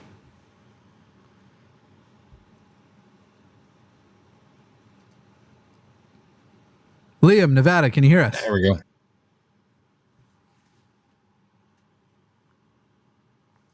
Liam may be off taking a nap. We had him on hold for like 52 minutes. That's right. Liam! I think we're gonna erratically hear Liam go. Oh my God! Sorry. Go ahead and get a drink. I'm up in Collins studio. Right. I'll return Liam to the queue, and we'll move on to Jesse in New York. How you doing, Jesse? I'm good. How are you? I'm staying as optimistic as possible. Yeah, me too. I was just calling, I guess, if things don't go like the way we hope, I was wondering how easy it would be for basically anyone that takes over to make it make this country a complete theocracy. Like, how easy would it be for them to? I don't know what laws are in place to protect, for example, LGBTQ people. They've already attacked us in a lot of ways. Like, in particular, I know I think there's some bills banning trans people from becoming teachers that were being talked about, and obviously Roe versus Wade and stuff. But what would keep it? What laws are in place to keep them from completely outlawing LGBTQ relationships, for example? Because I know they brought up, I think, loving versus turning before, the one court case about interracial marriage. That's Loving v. Virginia, but then there's Obergefell and others with regard to gay marriage and stuff. So in part, we're asking the wrong person. I really wish Andrew Seidel was here because he had a better answer. I'm going to take this question in two different ways. One was, how easy would it be for them to make a theocracy? And it would be still a little difficult, but it would be easier than it has ever been before. And it's easier every single day. As we've lost the courts, it has been getting easier than ever before. But I have bad news for you, my friend. And that is, you don't have to get anywhere near a theocracy or even religion for them to basically continue ripping apart trans rights. And one interesting thing happened to me today, and I'm going to be a little coy about how I state this. On social media, I had a trans friend who posted something about their life, and I commented on it, just a note of encouragement type thing. But I did it publicly, and we had a conversation afterwards where they asked me to stop publicly replying to their things because there are so many anti-trans atheists who are basically following me around on social media that when I post anything supportive, it increases the likelihood that that person that I'm being supportive of is going to have to deal with a volley of hateful atheist transphobes. And so you don't have to get anywhere near a theocracy to knock down the little protections we have for trans rights. Arden and I, depending on the outcome of this election, I very well may put my house up for sale and leave Texas. There's the only thing that was even remotely keeping me in Texas was my association with the atheist community of Austin. And now that is no longer existent, and I could have still done the shows from pretty much anywhere. There's nothing keeping me here. And I would like for us to be somewhere, Arden and myself, to be somewhere where our relationship is less under threat. It may be we're just not in a position where we can do anything to save Texas. And the same may be true now, New York, where you're in New York State, right, Jesse? Yes. Yeah, thanks, man. I was just in New York, and I was like, oh, is he in New York City or New York State? And so one of the places we're looking to potentially move is New York State. I'm looking at Illinois. I'm looking at the places who have the best laws on the books, both with regard to liberal progressive values, but things that are going to protect trans rights, abortion rights, proper freedom of religion, everything else. So in the state that you're in, Jesse, I think you're going to be fine for a while. If you lived in Texas, I could not say that's the case. In Texas and Florida and places where they are seriously starting to go after, they're doing it. They're beginning with we need to protect the kids. So you get Matt Walsh types who are out flat out lying and spreading misinformation. Yeah. And that's step one, just in the same way that replacing Supreme Court justices was step one until they get rid of Roe. Step one is we're going to protect the children, and we're going to lie to protect the children. And then once we get certain things in place, well, that's just a hop, skip, and a jump from, hey, you're going to use the bathroom of the gender that you were assigned at birth, to, no, we're just all going to treat you and refer to you that way forever. There is no transition. There is no access. We just flat out deny the woke gender ideology stuff is the path that they're going down. And it's not just Christians doing it. It is a considerable group of secularists as well. It's one of those things where when Christians and Jews got together to talk about things in terms of Judeo-Christianity, which isn't a real thing, it's just a cooperative effort to team up on somebody else, and then they turn against each other once that's over. That same sort of thing's going on between trans issues are the one place where people on the right and people on the left, through ignorance and fear, are managing to find some common ground.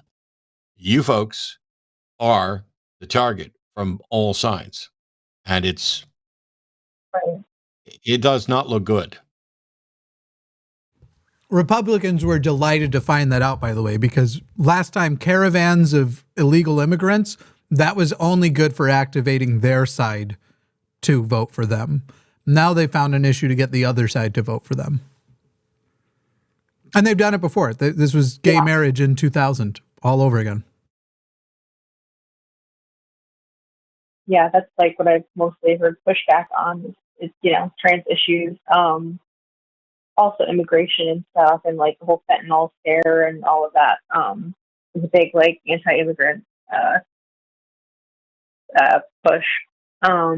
I will say, even where I am in upstate New York, I'm feeling it. Like, I'm sure it's way better than certain places or in Texas, but like, even upstate New York, there's like so many MAGA like people, and it's not like quite like New York City, but even I'm feeling it. I'm hoping I can stay long enough to like be able to escape if I needed to a different country. I thought about leaving for Canada or whatnot, just because even going out in public to work or at the store, it's like the amount of cars I see with, Trump, or I've seen Q stickers as of recently more and more. And it's like, oh, this is disturbing. But yeah. So I was just wondering, like, how long you think that would take, or like how far do you think they could realistically go? Like, could they completely ban like queer relationships? Could they, like, so I mean, I figured what that they can do, what they can do, and what I think is likely are two different things. And I'm just guessing, and I'm in a far more pessimistic mode than I ever was. In part because for years I said there's no way they're going to overturn Roe. They'll pick away at it. They'll diminish it. They'll damage it. They'll institute trap laws and all kinds of those things.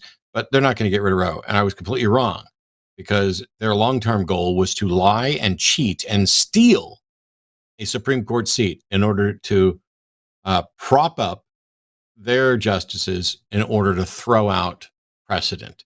And if they've done it for that, they can do it for anything else, because while the Constitution protects some rights, it allows for decisions to be made. And they can say, hey, we're not making any sort of moral evaluation about this.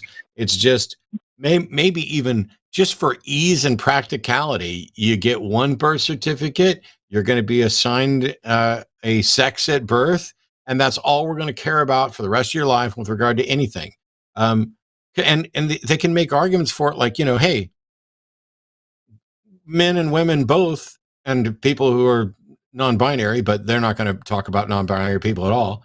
They can all wear their hair long or short, And so they can all wear makeup or not. They can all wear skirts and dresses or not. They can all wear pants or not. They can represent themselves in any way they want to. So there's no reason for us to acknowledge this in any sort of official capacity. There's no reason for us to have true equality because they think that's playing into a deranged mind because they are grossly misinformed and uninformed on gender issues. And this is a fight that's going to take another 2 decades unless there's a revolution. Yeah, that's what I figured. It sucks. I just don't know if I have the patience to like sit it out. Like anxiety wise, I'm like ready to go, and that sucks. But yeah, well, I'll let you go on to different callers. But thank you. Thanks so much, Jesse. Stay strong. We don't know what's going to happen, and I could be amazingly wrong. But as it turns out, I'm even wrong on the weed votes so far. So my most optimistic things are not coming true. Appreciate it, Jesse. Thank you. In fairness, I think you and I, between us, already know that I'm more cynical and pessimistic than you are. People off air might be surprised to find that out, but I think you and I know that between the two of us. Yeah, I've been incredibly optimistic, and it has backfired a number of times. And today I woke up. Arden and I went to go vote almost first thing. Like she woke up, she got dressed, she had her coffee, we were ready to go. The entire process of getting in the car, driving the mile to the middle school polling place, walking in, there's no line, getting the ballot, filling out the ballot, getting back in the car and driving back home. I bet we were gone 20 minutes in total. Maybe 30. There was no line. There was nobody there. Now, that may be because a good chunk of people voted early. This was a governor race in Texas, and one of the most significant ones, one where we were really optimistic about potential chances. Right. And I decided pretty early in the day I didn't have any good reason for optimism on anything. And so I was like, I'm not going to be optimistic or pessimistic. When I say I'm expecting the worst, I'm just being practical. I think we're going to lose the House. I think we're going to lose the Senate. I think we're going to lose a number of these Secretary of State races. And, you know, I guess when we were going through the ballot measures and I was just like, yeah, weed's going to pass. There was an optimist in me that was like, this is how they'll rationalize it. Okay, we're not going to let them change their gender. We're not going to let them, you know, count votes to determine who wins, but we'll let them smoke their weed. And even my optimism there was pessimistic. And Yeah. But it's still early. And by the way, anyone who was thinking we should go back and send Matt the clip of what Jimmy's face looked like as Matt was describing not having any reason to stay in Texas, don't worry about it. Okay. So, yes, I have friends in Texas that I would like to stay near. Unfortunately, some of them decided when they moved to Texas that they would move an hour away to where we never actually see them. It's the best part of Texas, by the way. Yeah.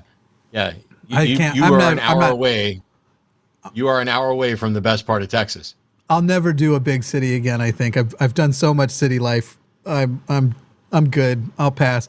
Honestly, if you move, and my brother's thinking about moving too, if the two of you move, I might move to Utah, which is, I feel like if I want to get real hyper into a specific kind of activism, much more niche, my place is where my actual like atheist passion is. And I know you've seen this come out before.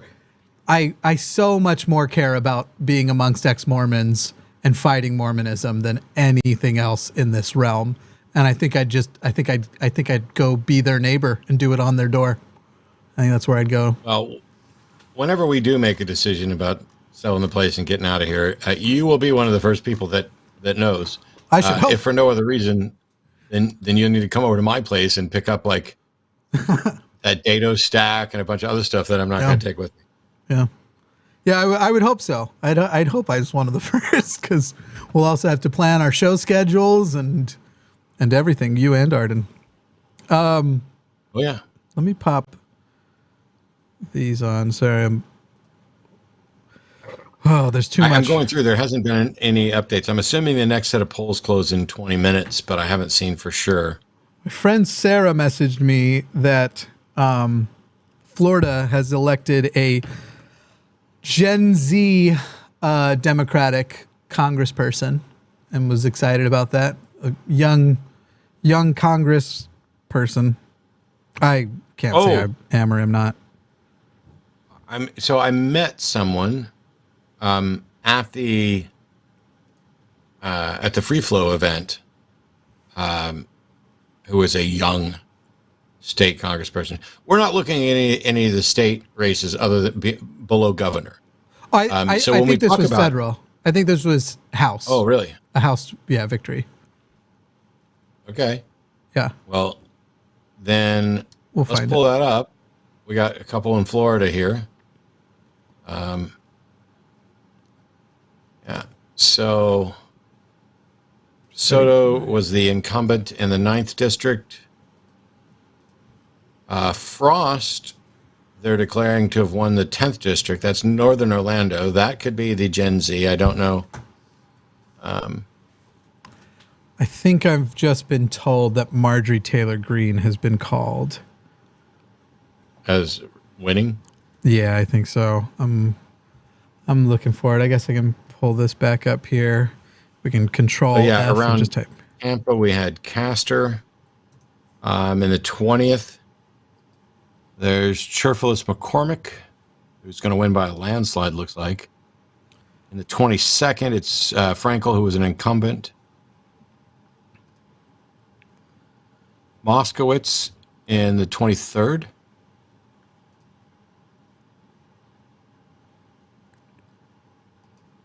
Debbie Wasserman Schultz is the incumbent in the 25th.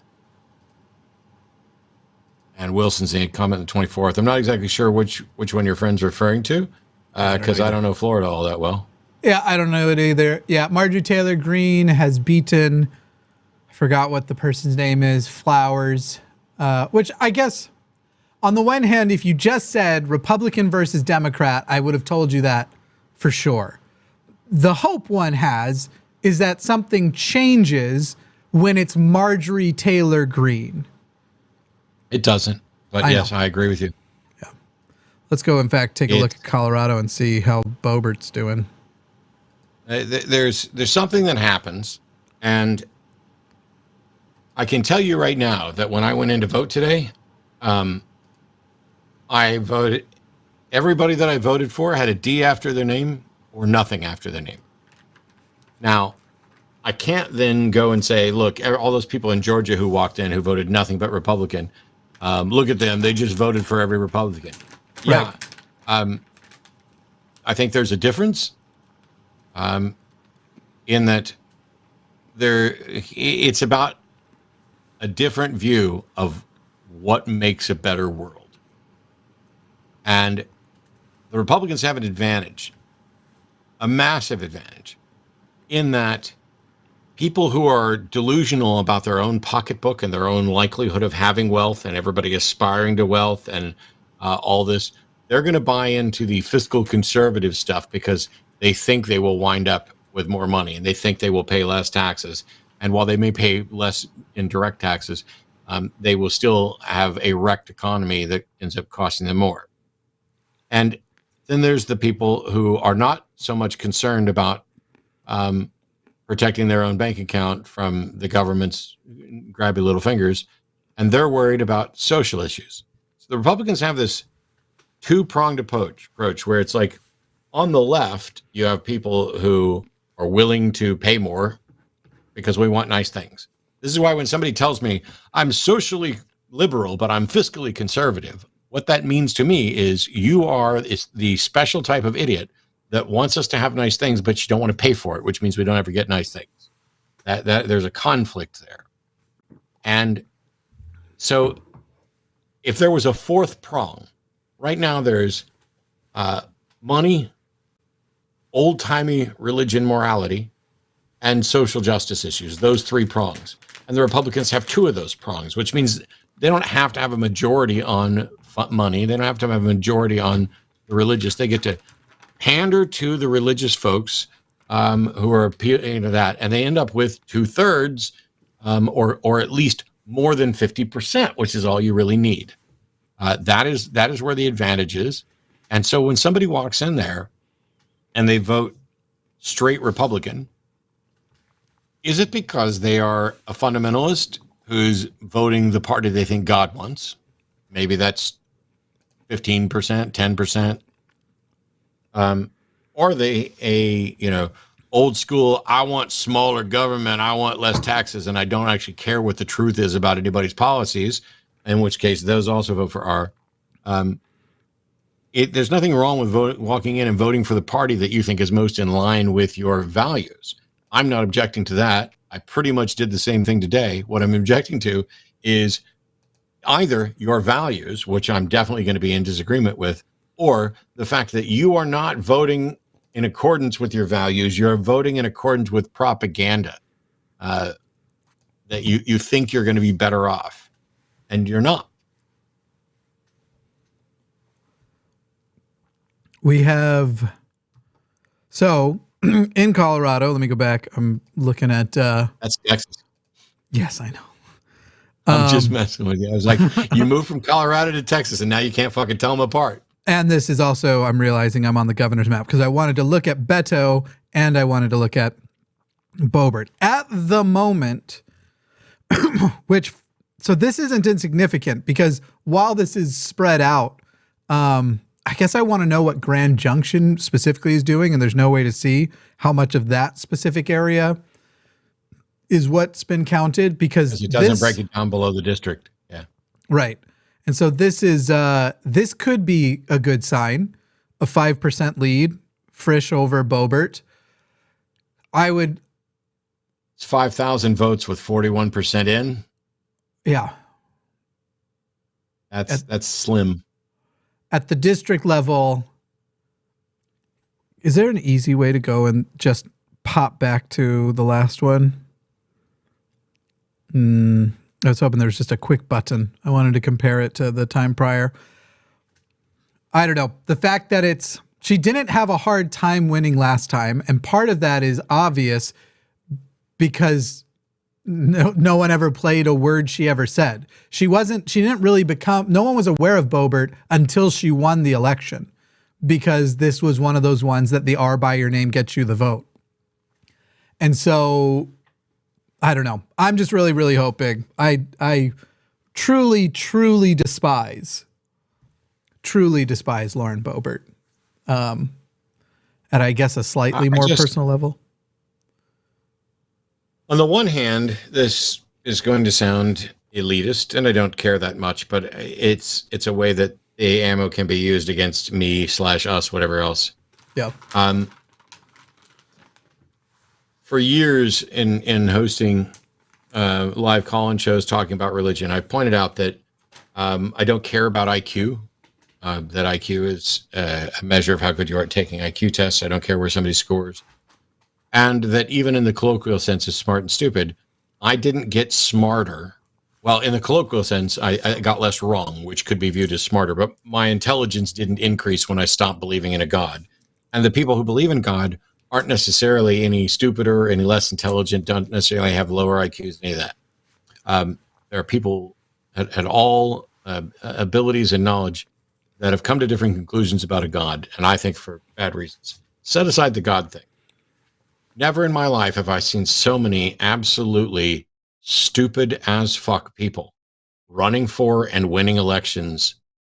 At least, I remember when I was a kid and like Geraldine Ferraro was in the running and didn't win.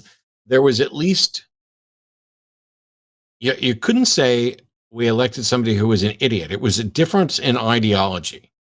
And now the difference in ideology has become so strong that we have conspiracy theorists and people who are like these are the people who would not have even passed any classes in school that I had to take.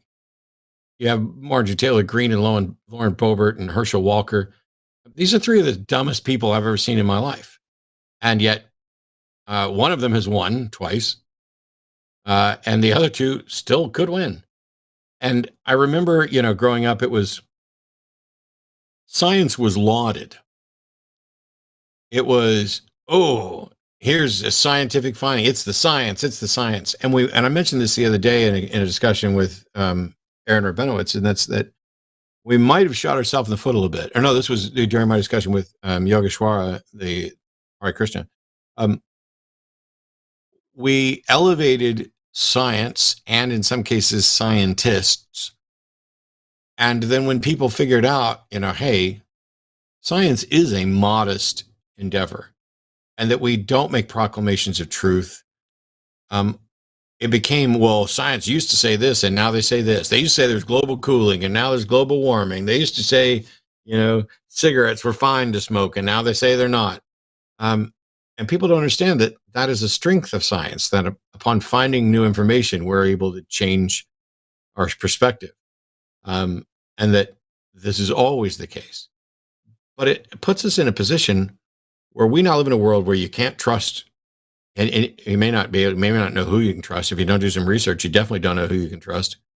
And we don't respect the science or what science reports. We had Don McElroy here in Texas for years saying somebody needs to stand up for the experts. And so he ran for the State Board of Education to control whether or not school kids could learn the science about evolution, because somebody needed to stand up to these experts. And Don McElroy, the dentist, decided it was him. He's a dentist, so he's a reasonably educated person. He's probably way smarter about more things than any of the three people I just called stupid. And yet he was incredibly stupid as well. We're failing in education. We are failing on climate change. We are failing on social justice issues. We are failing on all the things that I think matter. Dinesh D'Souza released that 2000 Mules movie, which I haven't watched, so I'm not going to tell you what I thought of it, because I don't. But I can tell you what I think of Dinesh, because he and I debated at the beginning of March of 2020 in New York City. And as we sat there on the stage, we talked about a variety of different things. He had just been pardoned by President Trump, previously convicted felony of, and I'm going to get the felony wrong, but basically it had to do with improper campaign donations or something like that. And for each of the questions, his approach was about the money and my approach was about people. And it didn't occur to me till we were like halfway through the debate. And then I realized it. For every single issue we've discussed, he went straight to the money. His arguments were about the money. His concerns were about the money. And on every single one of those issues, I went to people and how people were impacted and basic rights. When you are in that position and you are listening to people who are primarily trying to sell you something and their primary interest is money, you are going to vote, you're going to be convinced and you're going to vote against your own interests. It's like Elon Musk suggesting everybody should vote Republican, because when we have a Democratic president, if you have a Democratic Congress, that's just too much power. We need gridlock to keep them from doing anything. And yet some people noticed, but others didn't. You have a multi-billionaire who just bought Twitter telling you to vote for people who are going to cut his taxes while doing nothing for yours. Follow the money. And to completely make all of that entire point much worse, Walker has taken the lead by only 1,000 votes over Raphael Warnock in Georgia. This should be impossible.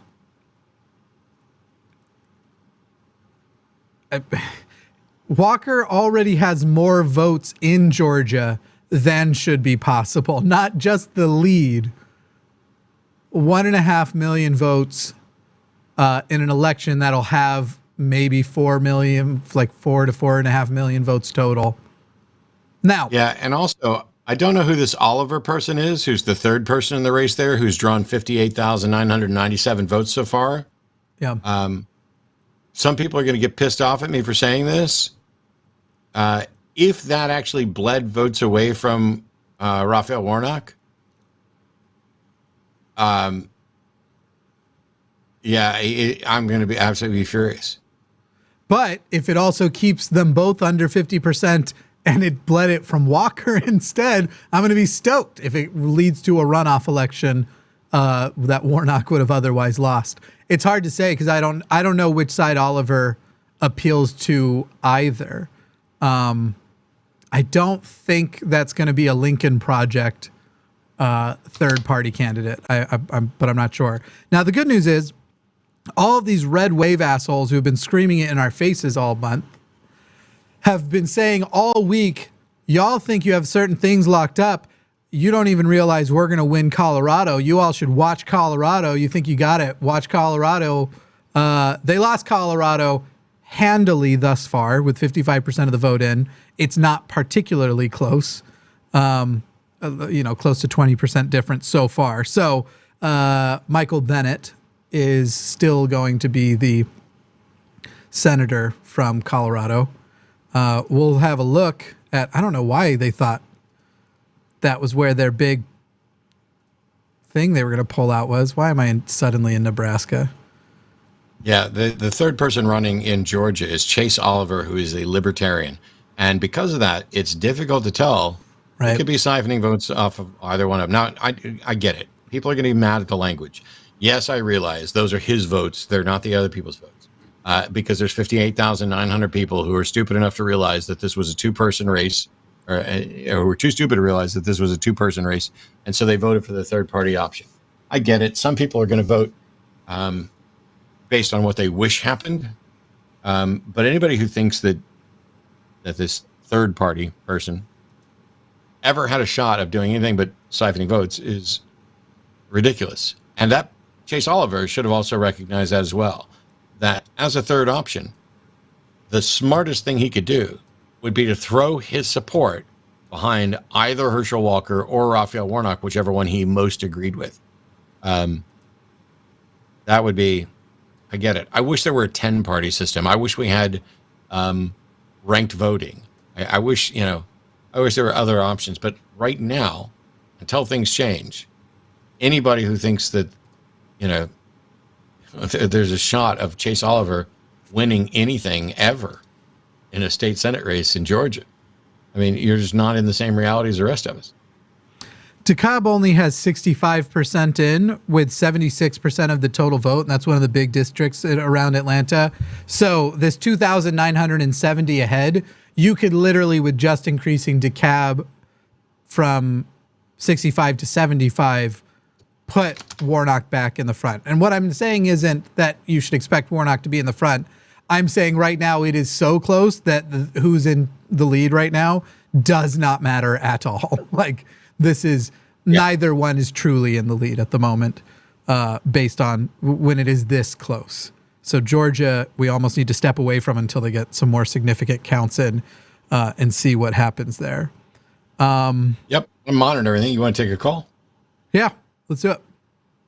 I got it. We got Liam back in Nevada. Welcome, Liam. How can we help? Hi. Hello. Can you hear me? Hi. Sure do. We hear you. Okay. So I've called in before, and I was wondering, like, should I have optimism for at least one of them, the House or the Senate, remaining blue? No. Not to say you should assume no. it won't. The House is going to be lost. Assume that, and you're probably and you'd probably win money on that bet. The Senate might not be lost. It won't be particularly blue either. And now that there won't be a House, it is further handicapped from doing anything of significance because you wouldn't be able to get both. So there's no reason to think tomorrow's a good day, if that's what you're asking. And then my other thing is, what is the point, like, in American democracy? Like, is it over if Republicans win House and Senate?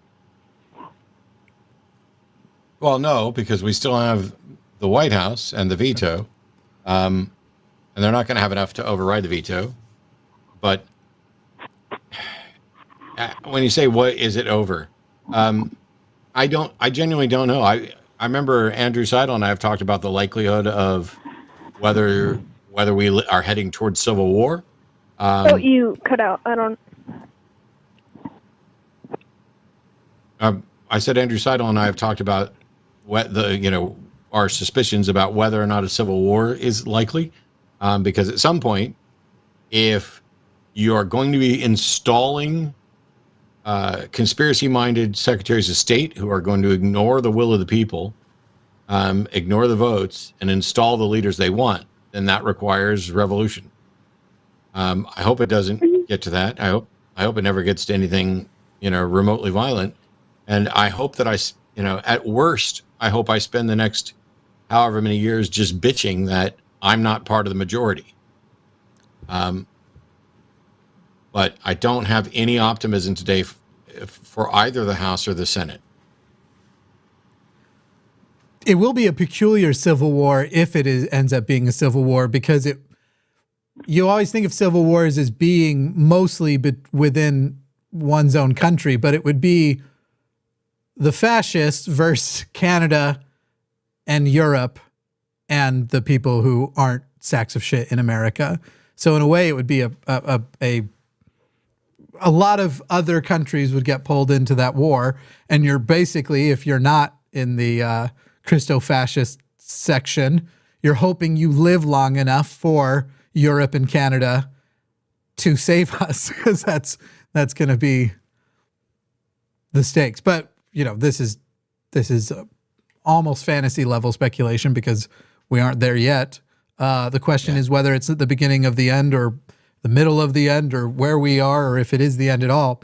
I cannot stand Bill Maher, but I understand he went on a rant the other day that's basically a version of one I've been going on, which is that essentially I'm not convinced that if Donald Trump is the nominee, he doesn't show up on the 20th of January, regardless of the election results, and that's the day the violence breaks out. And basically says, I'm here as president. Here's all the states that didn't certify. Doesn't matter, I lost. I'm here to take the something that makes the insurrection look like it actually was a tourist holiday, the way they like to pretend it is. So I don't think there's a chance in hell of that happening.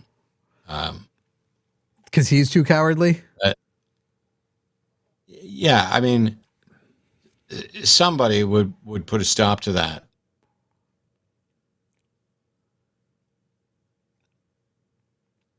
Yeah. Oh, I was leaving it They're open not for going to let Liam. him.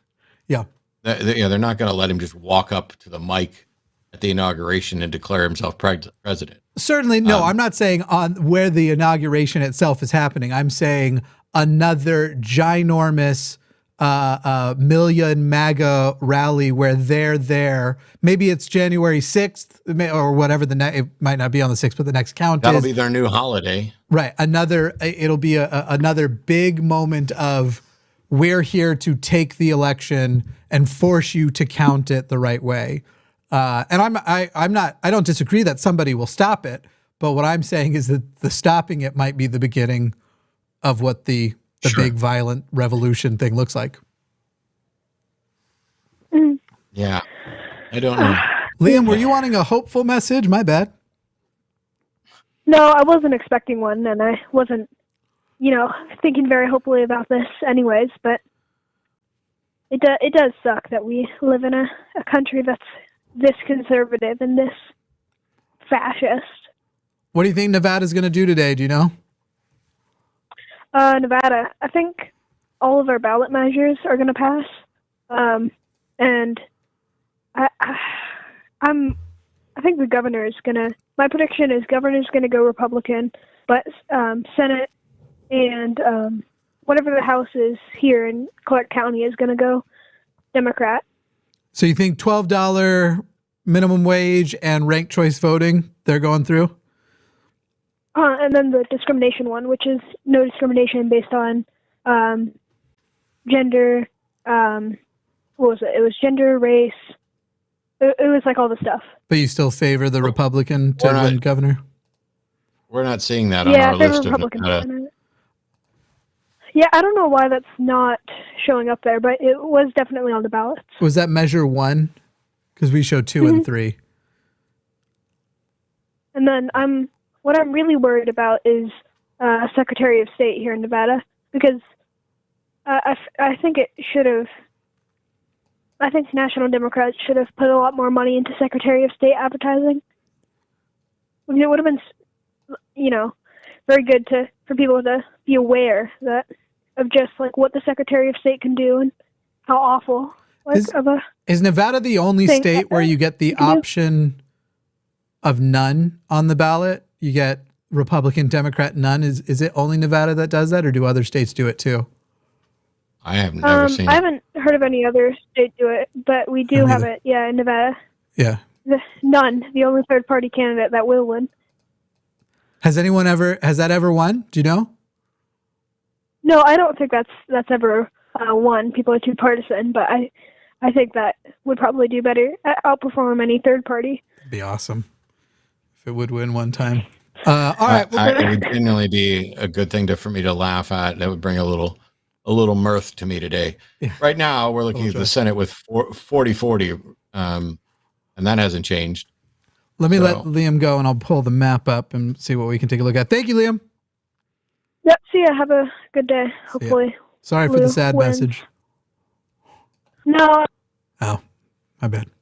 All right. Let's get back to the maps. You said Senate is currently locked at 40-40. And I think that's 2 incumbents winning. Is it 1 or 2 incumbents who have won so far? I know it's at least 1. Because, Michael Bennett won. See if we've got any others. Well, it's not showing. If it does. And we've got Rubio in Florida, which I still think is silly that they were calling that a key race. I mean, it's a race that's open, but it's not even close. It's basically 60-40. Warnock has taken the lead again by 63 votes. Forget everything I just said. 63 is a huge margin to overcome. Of course I kid. Really? Yeah. 63 is a huge margin to overcome. Ginormous. There's no way Walker's going to bounce back. That's some good math right there. It's hopeful thinking. Let's see. Arizona Secretary of State, just while we were looking at it, changed from red to blue. 40% in, 169,000 in advanced. Arizona, anybody in live chat know what Arizona's main method of, if they have, I don't think they have mail-in ballots, but I could be wrong. How's Kelly doing in that race? He's over in the Senate. Arizona, 60% with 41% of the vote in.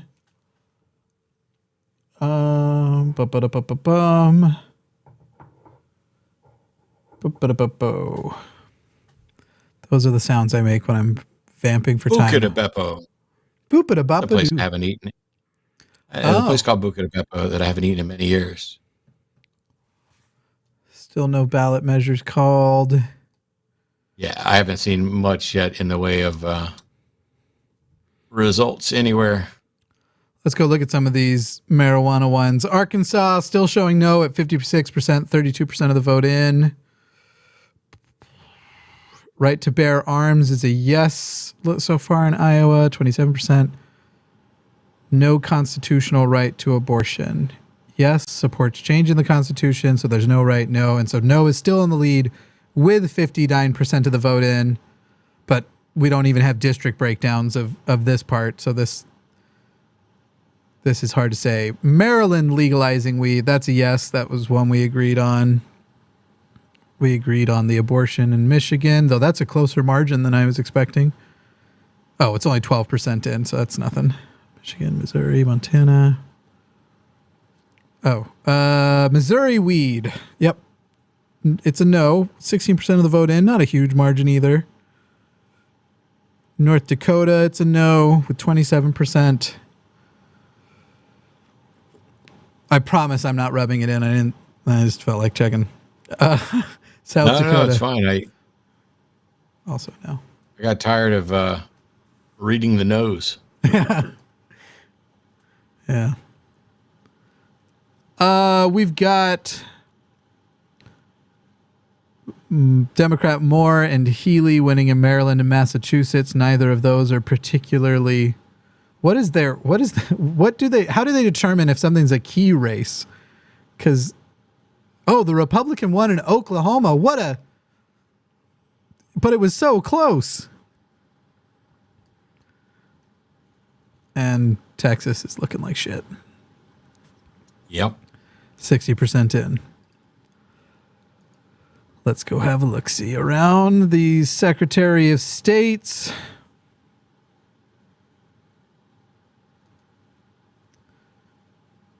The only reason, so look, obviously I would have loved for for there to be a Secretary Wynne, or however you're meant to pronounce that correctly.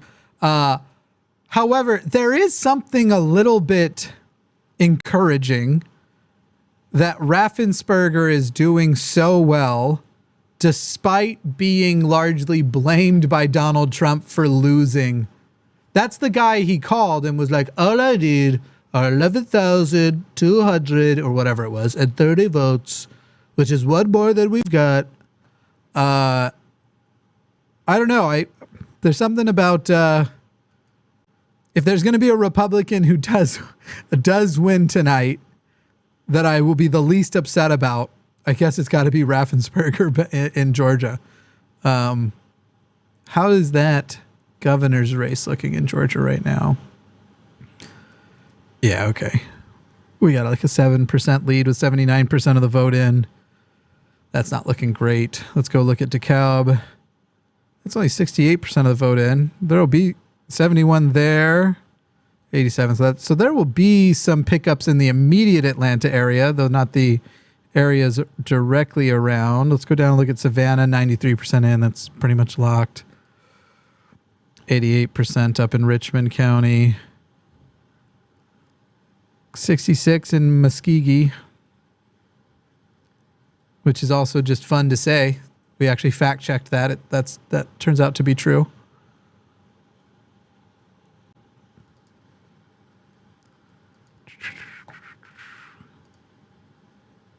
I finally went to a Buc-ee's, Matt. You had told me Buc-ee's. You emphatically said it's the best. It's an awesome. And I got to say, you undersold it. That place is phenomenal. I make all gas stations Buc-ee's. I got some milk chocolate covered peanuts and some watermelon taffies out of the place. The best. Watermelon taffies. I love both. You're making me hungry. Okay, I think I need some pie, but we got other callers. Let's get some calls real quick. Yeah, let's do it. Let's disappoint and break some more people's hearts about how they can't be optimistic and we can't have nice things. Yeah. So you want me to talk more, or what do you want? What do you want? Who do you want? I'll take whoever, and I'm good. I want to talk to people. Let's live up to the name, the line, and actually have some conversations. That sounds good to me. I'm gonna change names if you want to pick a line and open it up. Update that. Oh, you want me to pick? Yeah, because I'm updating our I'll just tags. I'll go to Tasha on line 2. Pronouns she, they in Illinois. Welcome, Tasha. How are you? Hi, I'm good. How are you? I'm all right. Oh. Despite, the world falling apart. Yeah, that's fair. What do you want to talk about?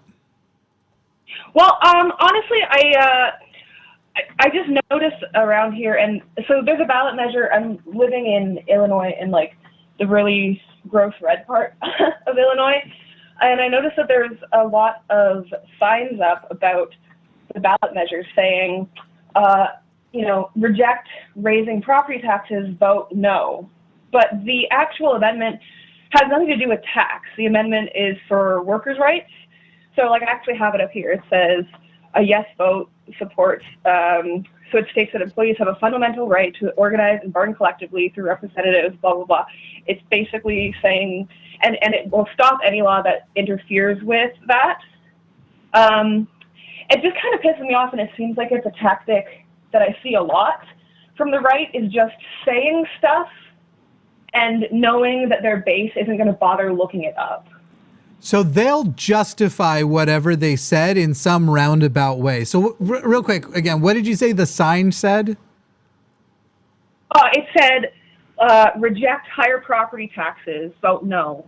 Yeah, so they'll have some way that unionization equals higher. So one of the ones that you see a ton are when Congress ever votes on Medicaid and Medicare's ability to negotiate, you'll see a ton of commercials show up that just talk about medical innovation, and they don't mention it for a moment, the thing about negotiations for Medicare. They just say, this drug was innovated from this company, and innovation is what saved this person's life. Call your congressperson and tell them to vote no and stop them from defunding innovation. When in reality, it's not an innovation bill. They're trying to make it sound like we're saying, we don't want medical companies to ever more innovate. And their roundabout way of saying it is, if you take this away, pharmaceutical companies will make less money, and a portion of the money they make goes right now to innovation, and they'll cut the innovation budget before they cut the executive bonus budget. They'll take the one down long before the other one. And so that's the way they do it. They'll have some way that they can justify it. It will be bullshit. But that's it. If I don't know why I'm trying to make you feel a little bit better that they're lying less than you think they are, but they are still being dishonest. I mean, I imagine maybe they would say something about, oh, well, you know, so the city workers are going to negotiate for better wages, and now your property taxes are going to go up because the city workers negotiate. Like, I get it, but it just seems so dishonest, and it's yeah, you're right. It's really frustrating how they can. Oh, sorry, go ahead. No, I just said you're right. That was it. Yeah, no, it's just so frustrating how they can say something that takes you 5 seconds to read and internalize, and it would take me like 30 minutes to explain to somebody why that's not even true. Right. That's way too long. We live in the TikTok world. If you can't get it done in 15 to 20 seconds, they're not going to care. Yeah. Just thank goodness it's not Vine world anymore. Remember when you had 6 seconds? Yeah. And I never did Vines. I loved Vine. That means a lot. Now, Vine's perfect for memes. Specifically. Yes, and I fucking hate memes. Oh, there you go. I don't want the McNuggets of thought. I want the whole goddamn book. I still pull up Vine compilations if I just need a laugh and to feel better about myself. Sorry. Anyway, Tasha. That's fine. That's fine. There's just one more thing I want to mention, because I don't know who I'm following, but I saw them post a quote from Candace Owens' book, but it just got me because it's the exact same thing where they're just making stuff up. Yeah. But the grammar doesn't even make sense in this one, and it just really bothered me. So it says. Yep. It says leftism is defined as any political philosophy that seeks to infringe upon individual liberties and its demand for a higher good, moral good. I just sat there. I read it like 5 times before I commented, like, what? It's I mean, I wish I had Candace on the show to make her defend it, because I think I could then establish that she has, if by her own definition, she has a lot of leftist positions. Yeah, well, that's what I ended up talking. That just sounds like saying leftism equals laws and government. Okay, fine. Yeah, no, it didn't make any sense. I asked them to give me an example, because I'm like, well, hold on, isn't that what the right's doing with taking away trans rights, taking away the right to abortion? And they come back with, well, can't we just agree that both sides are doing that? And I'm like, okay, so give me an example of how the left is doing that. And they're like, oh, well, they're making it hard for small businesses, and they're letting kids have, life-altering blah, blah, blah, blah, blah. And I'm like, okay, but first of all, no, they're not.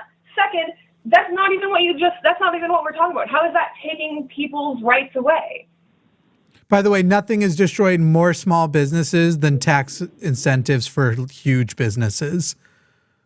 Oh, of course. I mean, personal, like all the conversation I just had to stop because it was going nowhere. But yeah. Everything that Amazon, Best Buy, and Walmart combined put out of business is still a lot more than the damage you could compound if the pandemic happened every year over the last 30 years.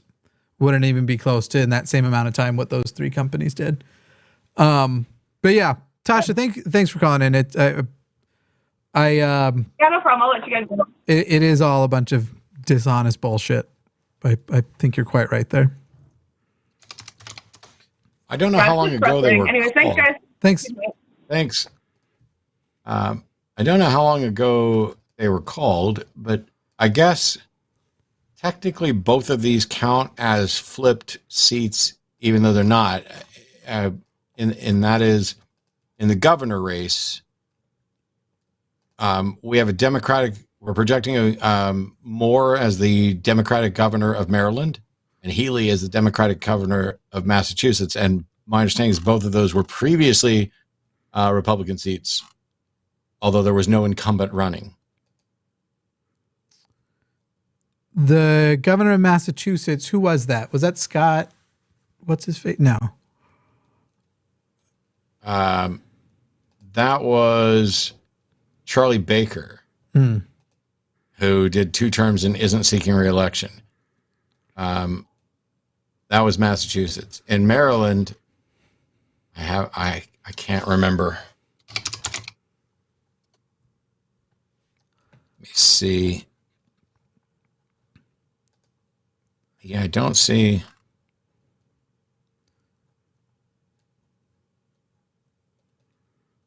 I don't know why they're not calling a lot of these. Okay, they are. So, unfortunately, House 2 in Virginia, Kiggins versus Luria. Representative Luria was one of the House January 6th committee people, has lost to the Republican, and it isn't really close. It's by about 10%. That's House 2 in Virginia. In Maryland, the governor, I think it was Larry Hogan, was term limited, and they're already declaring. Let me check flip seats. Yeah, in Maryland, they're declaring Moore the winner by a lot. It's not really close. Yeah. Georgia. 50% in there, 36. Republicans have also flipped a seat in House 6, Georgia, and Florida. 2 seats in Florida. So of the 5 they need, they have flipped 4, but they need to then also win the other 20 on top of that they already have. But as far as like they need flips and re-elections, and so far they're getting flips.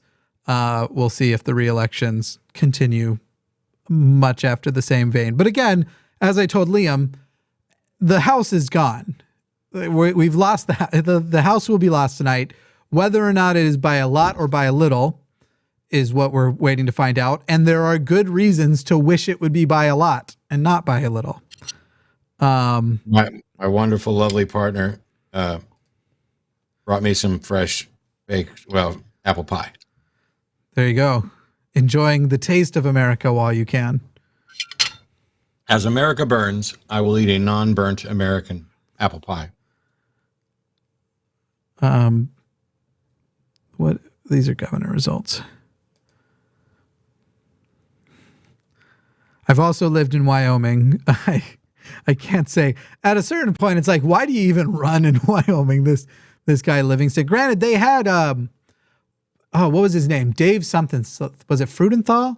They had a Democrat governor for 8 years, but he was very much more like you'd call him moderate at best.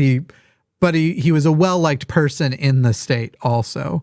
But I think that he left office in it would have been 2004, 2008.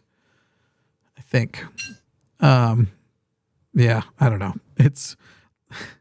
Albany County hasn't even been voted yet. He'll pick up some votes there, and he'll pick up a few votes, though not majority in Cheyenne.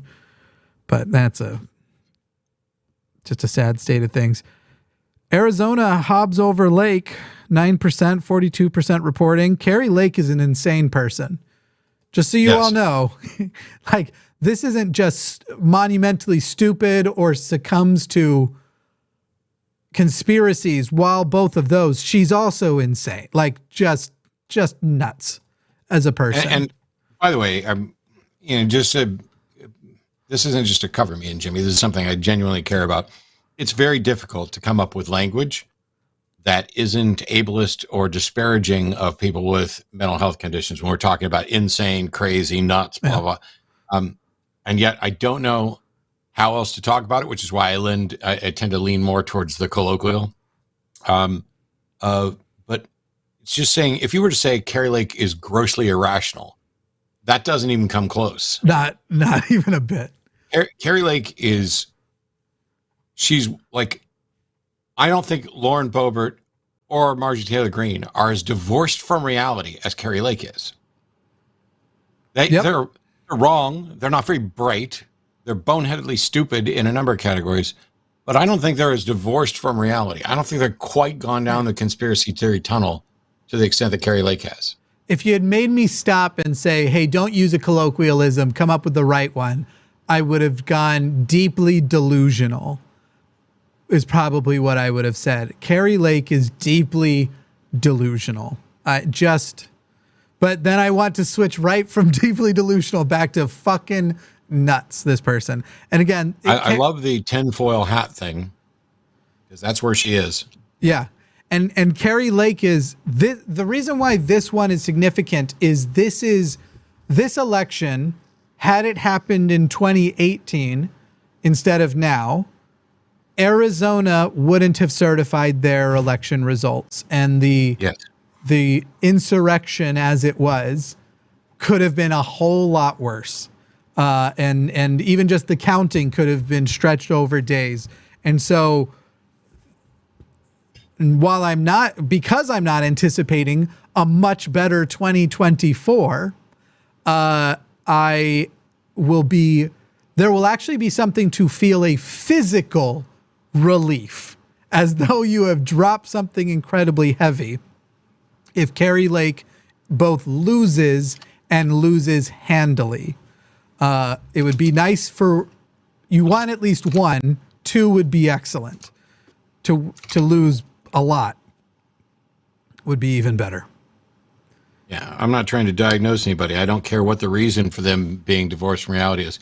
However, somebody in chat said that we're completely wrong and she's just a TV show opportunist, which means that she doesn't believe the things she says and she's lying. And honestly, I have no way of accessing what's actually in somebody's head to tell whether or not they're lying or whether or not, lying and pandering to what they suspect is the thing that's going to get them elected, or if they sincerely believe it. I have no way of telling that.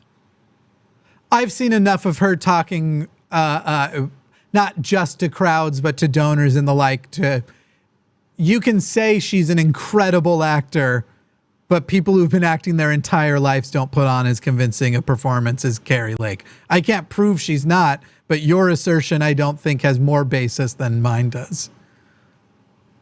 So we're at an impasse. In any case, I guess we could, I live in Tucson and have played close attention. She used to be a Dem wannabe. Okay. People change parties. Yeah. Fucking, I raise you one. Oh shit. What's her name? Kirsten Sinema. Like, fuck you. Okay.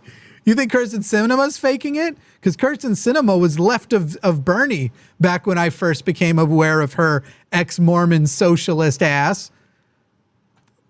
Well, that wasn't the best language, but I mean that in its words. When I first found out about her, and now she's barely not a Republican. She's on the one toe over the line to the left on the moderate side, and the person who kept up the filibuster, which she as a woman means she held up abortion rights for people. Like, Kari Lake's change is not crazier than Kirsten Sinema's.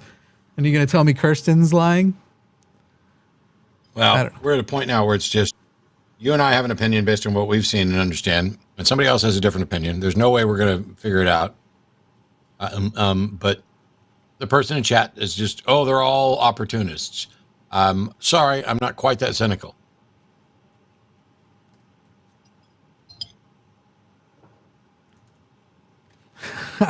Okay, I can't even look at it. I'm just like, all right. I just can't be. I wish I could, and maybe you're right. But we don't have any way to prove it, so I'm not going to sit here and go back and forth on it. I find your simplified, unnuanced method of thinking over there in the live chat entirely unappealing. Ooh, she used to be on TV, therefore she's lying. Ooh, so-and-so's full of shit, full of shit, full of shit, full of shit. I get that that's your opinion. If you don't have any way to prove it, we're done. Did you know that your wiki calls you an American television broadcaster? I have nothing to do with my wiki page. I know. Most people don't. American television host, Matt Dillahunty. Oh. Yeah. Maybe I'm lying too. It's from the public access days, I assume. I am afraid to go look at this because I saw it's popping up on some news channels. Walker is 42,000 votes ahead with 82% of the vote in. Holy fucking shit. I don't understand this. Okay, we got to take a look. What's DeKalb at? Okay. There's definitely going to be a big pickup for Warnock because they only have 68% of the vote in. Walker has 12% of the vote. Yep. 23% in Fulton County. They still have 30% remaining. So, again, one of the things you can do for people watching shortcuts in your mind, if the only 18% of the vote needs to be counted for the whole state, and you go and you look at the areas that you expect blue votes to come in, and those numbers are under or over 18% remaining. So I should have gone the other direction. 82% has been counted, which means if only 70% of this has been counted, the overall effect will be a pickup of this county to the state thing. Now, that can be balanced out by what happens in some of the red areas. Red areas tend to have less overall population. And you'll notice as you go around here, 99% of the vote in here, 95, 95, 95, 82. So that one's right on par. 99. And you'll notice 99% of the vote in. This county has a total of 13,000 votes so far.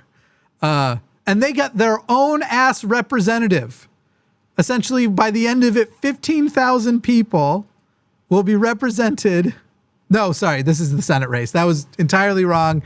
There are instances where numbers are real stupid. Like if you look at how many representatives North Dakota, South Dakota, Wyoming, Montana, and Nebraska have between them, and the fact that they have that many compared to what California gets with 20 or 30 times their population, it is fucking nuts. But I did make a boo-boo there. I'm in a Senate, not a House. Let's go look at the House, though. Up here we've got 74. It is interesting how the House races are so far behind the Senate races, even when all of those little regions have reported. Okay, so Georgia's still in play, is basically what I'm trying to tell everybody. This is still fucking nuts. This is still wrong to look at because it's still, here's the thing. Best case scenario, Raphael Warnock pulls off 51.5%. That's realistically what he probably has a chance at pulling off. And that makes him the re-elected senator. Slightly more likely scenario, both of them miss 50% by just this much, and there's a runoff election.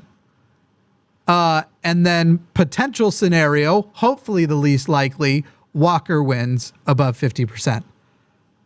All of those scenarios still have elements of ridiculous in them because it should have never been close like this. None of those are actually happy scenarios. It's just one has a happy outcome of us getting to continue to have Raphael Warnock in the Senate instead of Walker. It's hard to fathom being here. Let me do a couple of super chats and cheer myself the fuck up. Send me money. It makes me happier. And it means that we can do things like this, but fucking shit. I'm sorry. I don't mean to keep hammering this because I thought we were just going to drop it there, Jeffrey, but we're not. Yes, in fact, the fact that someone used to be in the Green Party and is no longer in the Green Party is not evidence that they are a political opportunist. That is a logical fallacy. Am I a religious opportunist? I used to be a Mormon and I'm no longer a Mormon. I used to be Green Party for a very brief time, but I was only born in 1990, so I never have been Green Party. The fact that someone changed their party association doesn't mean they're an opportunist, doesn't mean they're lying, doesn't mean they're putting on a show. It's literally a fallacious argument, and I'm not going to respond anymore to fallacious arguments in chat. You either come with some good evidence, or we just recognize that you have your opinion that you can't provide any actual evidence for, and I have my opinion, which I can't provide any actual evidence for, so it's a waste of time, we'll just move on. But you don't get to say that if anybody who changed party is a political opportunist. No, it doesn't mean that's not what that is. You need something else. There's an open line. You can call in and do it to our face if you want, buddy. Yeah. But hey, you guys are like 30 seconds behind anyway. So I get that I'm arguing with you from 30 seconds ago.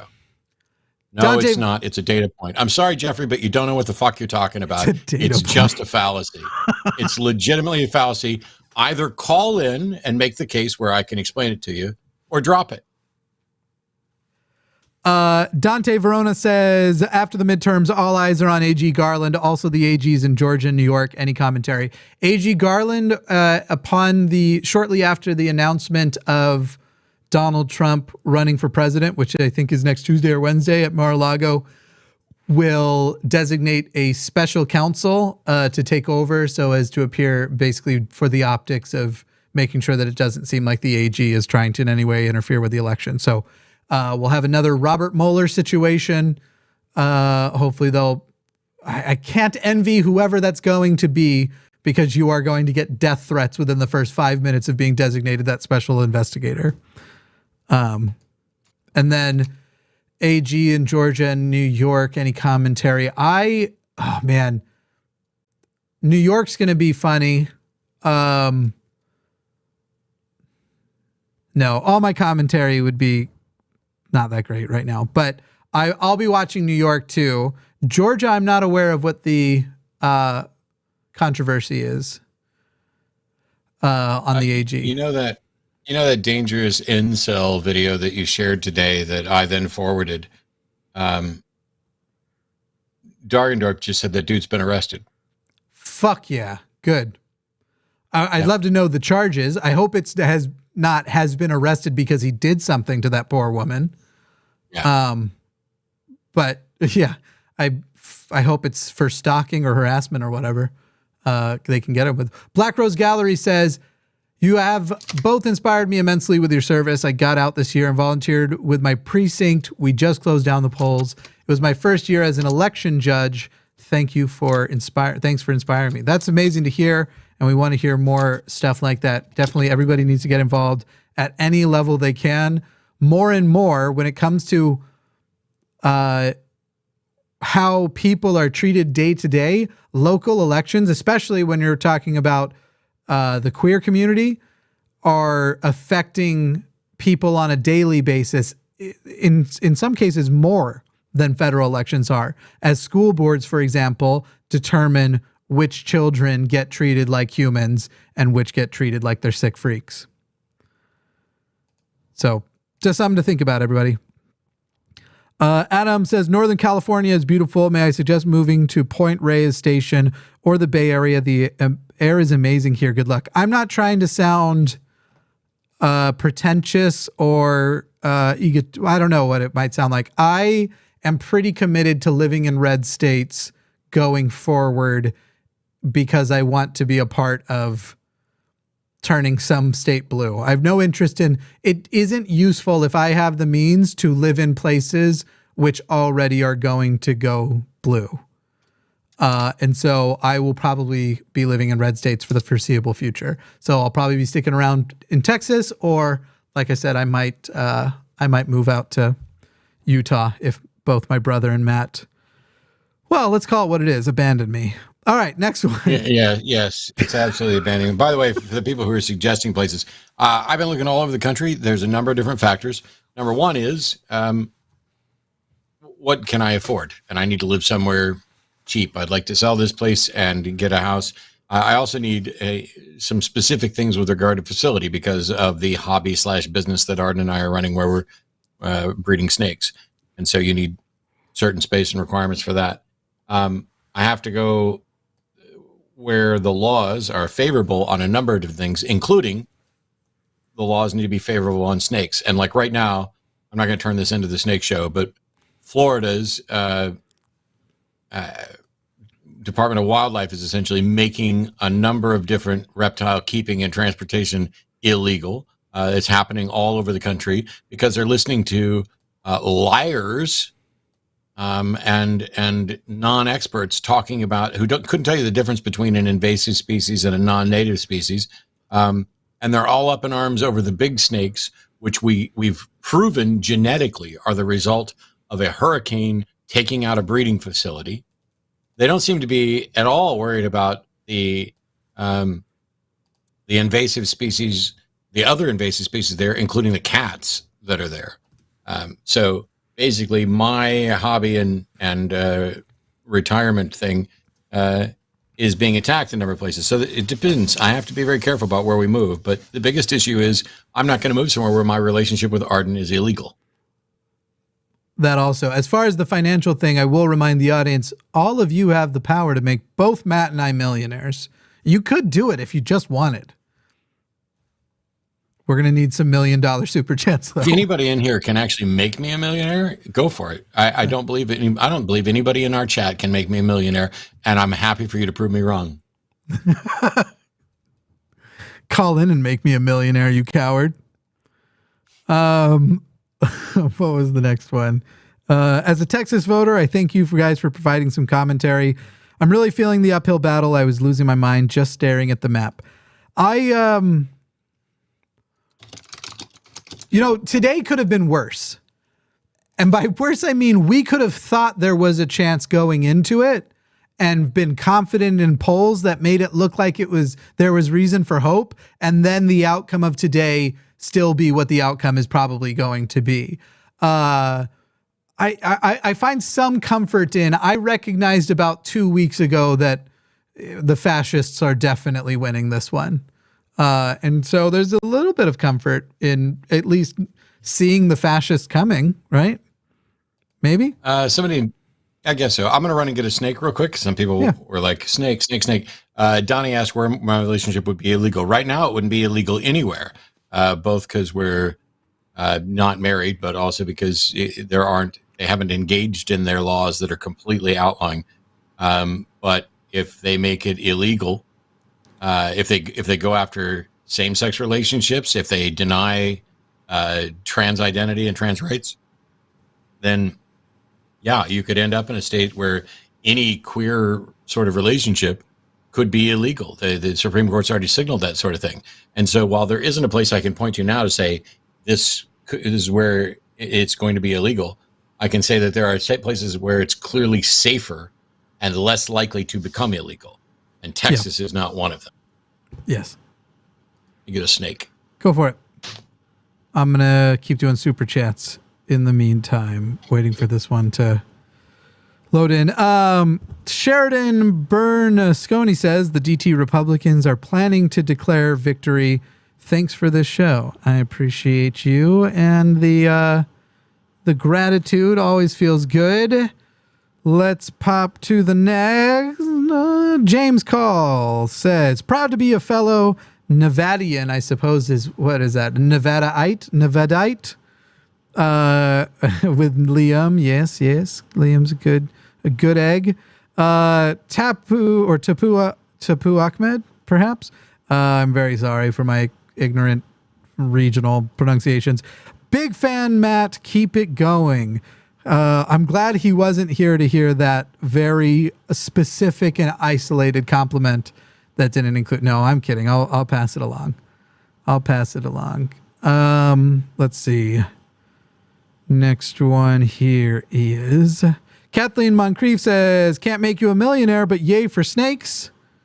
That's really nice. That's awesome. And, maybe you are. Maybe that was a piece of the journey. Cyberhack says, two Corinthians go into a bar. One gets drunk. The other gets hungry. Old joke. You guys rock. Love it. Two Corinthians. That's the whole ball game, people. $100. Wow. That is extremely, extremely generous of you from Bio Junkyard. I can't make you guys millionaires, but I found this in the couch. Appreciate that, Bio Junkyard. And Ototo, I don't know. Thank you guys for being a weekly source of sanity. This country is scaring me, and it's cathartic at least knowing there are some sane people still out there. Brilliant. Thank you so much. All right, doesn't look like there's any significant developments. Once Matt gets his earpiece in here, I'll give him a couple of these updates. All right, I'm back. Yeah, Bio Junkyard had given $100 super chat, said he couldn't make us millionaires, but found that in the couch. And then somebody complimented only you. I was a big fan of Matt. So I brought the smallest of our current babies upstairs. She's like right around 200 grams or 250. She is a super orange dream inchy morph. All python. Let me see if I can get a good look at her head up there.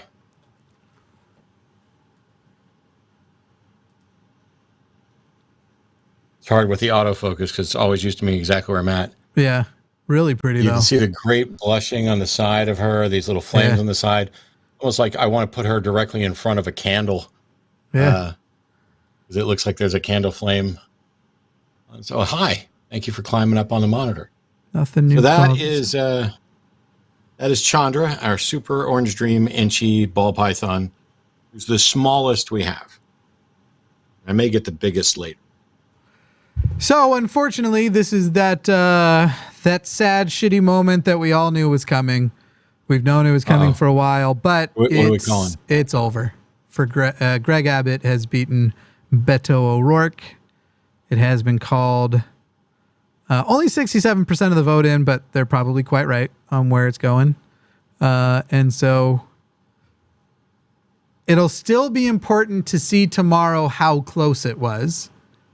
And we knew it was coming, but it doesn't make it suck much less to say we knew it was coming. No, and right now he's like 600,000 votes ahead. Right. And even though I have my Beto signs in my yard, I wore my Beto shirts. I went around doing everything I could. I wore the Beto shirts to reptile conventions and anywhere and everywhere that I was going, and was happy to talk about it and did what I could. Yeah, if I was betting, I would have bet everything against Beto today, no matter how much I wanted him to win. Yep. Yeah, still sucks, but we knew it was coming. See if there's anything new to call for the Senate yet. No. Let's go. I'm going to go check in on the House, though, and see. Okay, still only 50. Oh, wait. That's the wrong district. 71% in, and Frisch is still 10,000 ahead of Boebert, still 5% above. Well, I'm hopeful. If we could just get one of those fucking maggots out, that would be something. Just one. She looks yellower on camera than she does in person, by the way. She's super orange dream, so she's got a lot of orange, but with the inchy sort of pattern reduction, I mean, that spot right there in real color is a good deep orange. Oh, that's dope. That's way dope. Hey, people, if you're going to call in, so we have been asking people what political party they affiliate with. We're going to start doing some of the calls faster. And I'm going to tell you, the people who are going to be fast are the Democrats. If you want to call in as a Republican, you want to call in with some sort of oppositional point, you all give time to. Democrat calls, we're going to try and keep each of your calls under a couple minutes each and see if we can get a bulk of calls, because we've been sending out a lot of busy signals. I'd rather get a bulk of calls done on the Democrat side than get very few done and not give opportunities for Republicans, right-wing people to call in. So let me answer three quick questions that came up in chat and go put her up, and then you can take that call while I'm gone, and I'll be right back. Awesome. No, she's not venomous. No, all pythons are venomous. The name Chandra is because of the Magic the Gathering Planeswalker. And there was a third question, but actually, do I have a dog? I used to have a dog, but now Jimmy has that dog. That's right. He's downstairs right now. I'll be right back. Cool. I'll take a call while you're gone. Let's talk to Hovey in South Dakota. Hovey, how you doing? All right. Let's go ahead and turn off YouTube in the background, or if we're on speakerphone or something, and let's just do this you and me until Matt gets back to join. Go ahead and throw us your question here.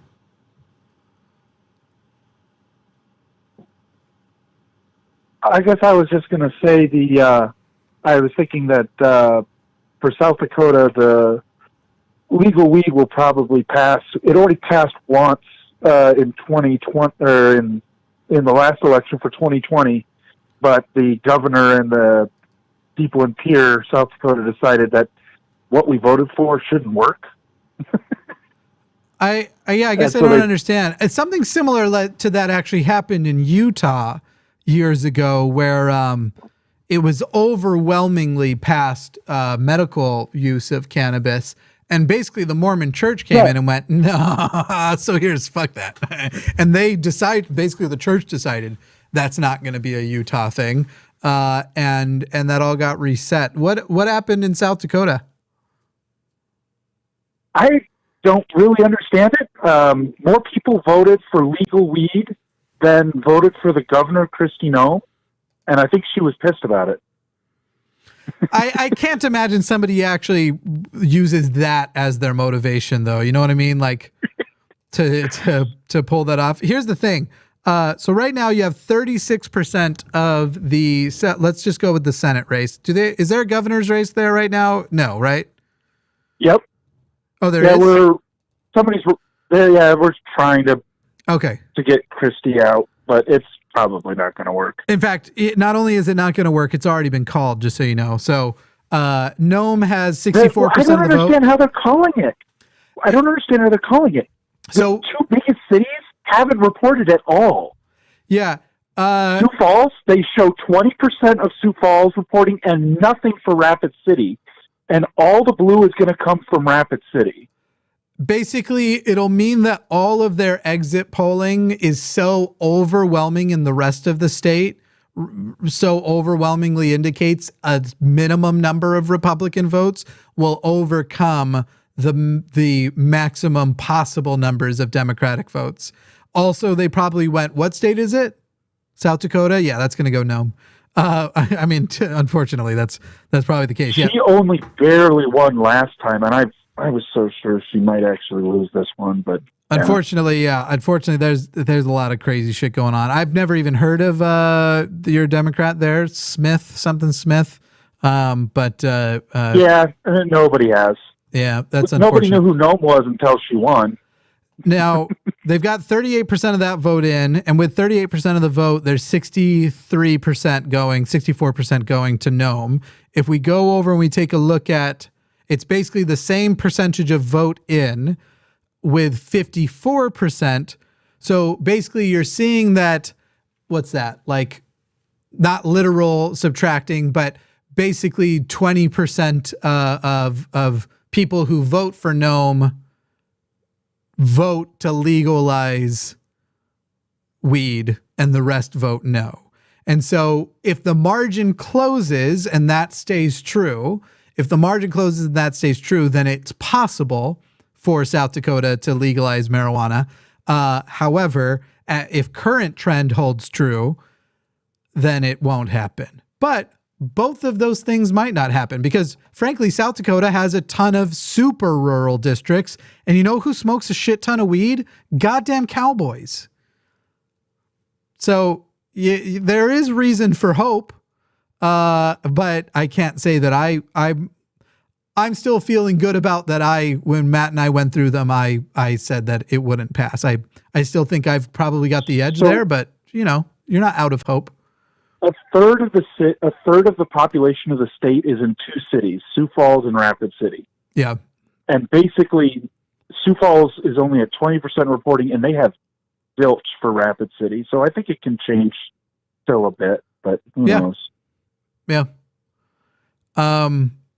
What is the weed culture like there? When you go through those two towns, do you smell weed all over the place and the cops aren't doing shit about it? Or is it still a place that it's highly policed? I guess I don't notice that much, although there are weed cannabis shops all over town and have been since 2020 when it passed for medicinal by like 60%, and then it was supposed to pass with 56% for recreational. Right. But the peer and the governor basically worked together and said, I know this is what the state said they voted to do, but we're gonna put a pause on this, and you're gonna have to vote on it again, and that's why we're voting on it again. Yeah. Well, at least for you, it was your government, because in Utah, it was literally the Mormon Church that decided, nah, that law you just passed, nah, fuck that. So. Yeah. Sorry to say. Anyway, Hovey, we'll, maybe we'll know by the end of the night if South Dakota pulls it off. It is a weird thing. And had I known medicinal was already passed when I gave my vote to Matt on which way it would go, I probably wouldn't have voted the way I voted. But I didn't know medicinal was already out in South Dakota. Yeah, both of them passed last time. Yeah. So. Wild. All right. Well, you guys have a good day. Thanks, Hovey. Thanks. All right. This call is weird. I mean, hang on. Yes, Kerry Lake is losing currently. That's the only, the best news I can give you right now is that the situation in the Senate hasn't changed yet. The Republicans still need to flip one Democratic seat. That's been the case since Jimmy and I sat down. Right. In the House, they still need 23 more seats that are competitive. But it looks like that's likely to happen. Right. And I've been pessimistic about the House and the Senate the whole time. On the governor's thing, the only two governor seats so far have flipped, and that's Massachusetts and Maryland. And one of those, they may have both been term limited, but in both of those places, no incumbent was running. And so that evens up things a little bit because once they get labeled as an incumbent, they're like, well, I'm doing all right now. I might as well stick with what we got. Yeah. Let me pick up another one here. This one I might just tell to call back. Hey, Tommy in Brazil, are you calling with a question about religion and Christians? Yeah. Hey, Jimmy. Yeah. It's specifically about how Christians are so, rude and disrespectful, even when their Bible commands them not to. And it's, sure. Real quick. Tommy, real quick. I hope this doesn't come off as rude or disrespectful, but call back Wednesday or Sunday. We're doing a political show right now, my guy. I got the you. Election. Okay. Yeah. Thank you. Right on. Thank you. All right. Thank you. Yeah. Weird day to call for that. This is a very specific show. Randy in New Zealand, one of the places I've thought about as I determine where I might go if I'm ever a refugee Looking more and more like It's on my list. Yeah. Randy, how you doing? New Zealand's been on my I'm list doing really well, the thanks. minute How I are got you? there. I'm quite good. Oh, yeah, no, it's lovely here. I'm not originally a Kiwi. I can hear moved that. actually just a couple months ago from Canada. So yeah. What do you call those, you know, those chocolates and they have a colored shell on them? What do you call those? Chocolates with a covered shell. A colored shell. They're in America. A colored shell. Yeah. Okay, we have in Canada we have Smarties, but we also have M&Ms as well. Yeah, So, I was trying to make fun of new. I wanted to see if you pronounce it M&M yet, but you don't. No, M&Ms. I don't have the received IE thing yet, so I'll get there. I was going to say Reese's Pieces. Well. Oh well, that's you know what? butter. If we're gonna go with like peanut butter, yeah, I would have. I still know what that is. Don't worry. M&Ms, Reese's Pieces. Go ahead and tell us what you wanted us to talk about. Yeah. So essentially, like, despite the fact that I'm Canadian and I'm now living abroad, I think that a lot of us across the entire world, we do tune in and pay attention pretty closely to how the politics in your country goes. And that's because America, in my opinion, has a disproportionate influence on how the atmosphere politically and culturally tends to ripple out to other countries. And it can be really nerve-wracking, even from my perspective as a Canadian, because when you guys voted in, like Trump, for instance, I just felt this sinking feeling in the pit of my stomach. I was up that whole night. I didn't go to bed. I was watching the results. Because I knew that there'd be a massive wave of conservative ideology in my own country after that. Which province were you in at the time? That would be Ontario, and I don't know if you know anything about that right now, but I've got Doug. We have Doug Ford as our premier, right? And so that's not great. And you know, I don't know if you know, but that was wrong. Yeah, no, cocaine, right? Yeah, exactly. Oh, that was, No, that was his brother, but you guys were on the right track. That's what I thought. Yeah, same situation. That's the problem is that, like, Canada. Why would I? Go ahead. Oh, go ahead. No, go ahead. I was just saying that. I was just going to make a joke, and the delay is way too long. You're in New Zealand. There you go. Yeah, no, I'm so sorry. I know it's probably like a few seconds, but either way, like my province, despite being like one of the most populated places in Canada. We have had a conservative government, despite our like liberal, more left center leaning federal government. Mm-hmm. And it's really frustrating because, you know, most of us, especially people who lived in the GTA, which is the greater Toronto area, everyone there is like really left leaning. We all want the country and the province to be like pro healthcare, pro education, pro, you know, human rights. But, you know, you get a person in for a few years and they completely start dismantling those things, you know? Yep. So, and now you live in the country with one of the greatest prime ministers that there is, but I'm a little bit biased, as Jacinda is also ex-Mormon, and that's always going to win me over. Well, at first. Yeah, I had planned to move here. I had planned to move here for over a decade now, so it was just me putting money aside, getting government stuff ready to go, but COVID hit, right? And then I had to wait. I got my visa to come here a month and a half before they closed their borders, and then I had to wait for 2 years to fly out here. So I'm glad you made it. But New Zealand was on the top of my list because they're really progressive, more so even than Canada is. And Canada's usually heralded as being like, oh, it's in the top 10, whatever. But no, I don't. I'm calling mostly because I want your opinion. Like, what do you feel would be the appropriate, how is it in everyone's interest to keep an eye close on what is going on politically with the states, because it does seem to really negatively affect everyone else. So traditional wisdom used to be that the U.S. was catching up to Europe, and that it used to be that you could look ahead to the U.S.'s political future by looking at specific places and regions in the UK and across Europe. And recently that has flipped. So I guess the answer is yes, because now we're turning Europeans into idiots Europe isn't turning us any smarter anymore. And so Europeans are getting their own climate deniers, their own following the tactics of election denial. And granted, when you look out there and you go, wow, we did Donald Trump, but you guys did Brexit, which is pretty stupid. Not you. I know you weren't a part of that. But also we kept in that too. But then also you had what they called the British Trump, which was Boris Johnson. However, Boris Johnson would get up and talk about how great national health care is and how we have to fight climate change. So they weren't the same. But unfortunately, we're sort of dragging a lot of what you would call the developed world back down into a pit of garbage. I guess that's what do you think, Matt?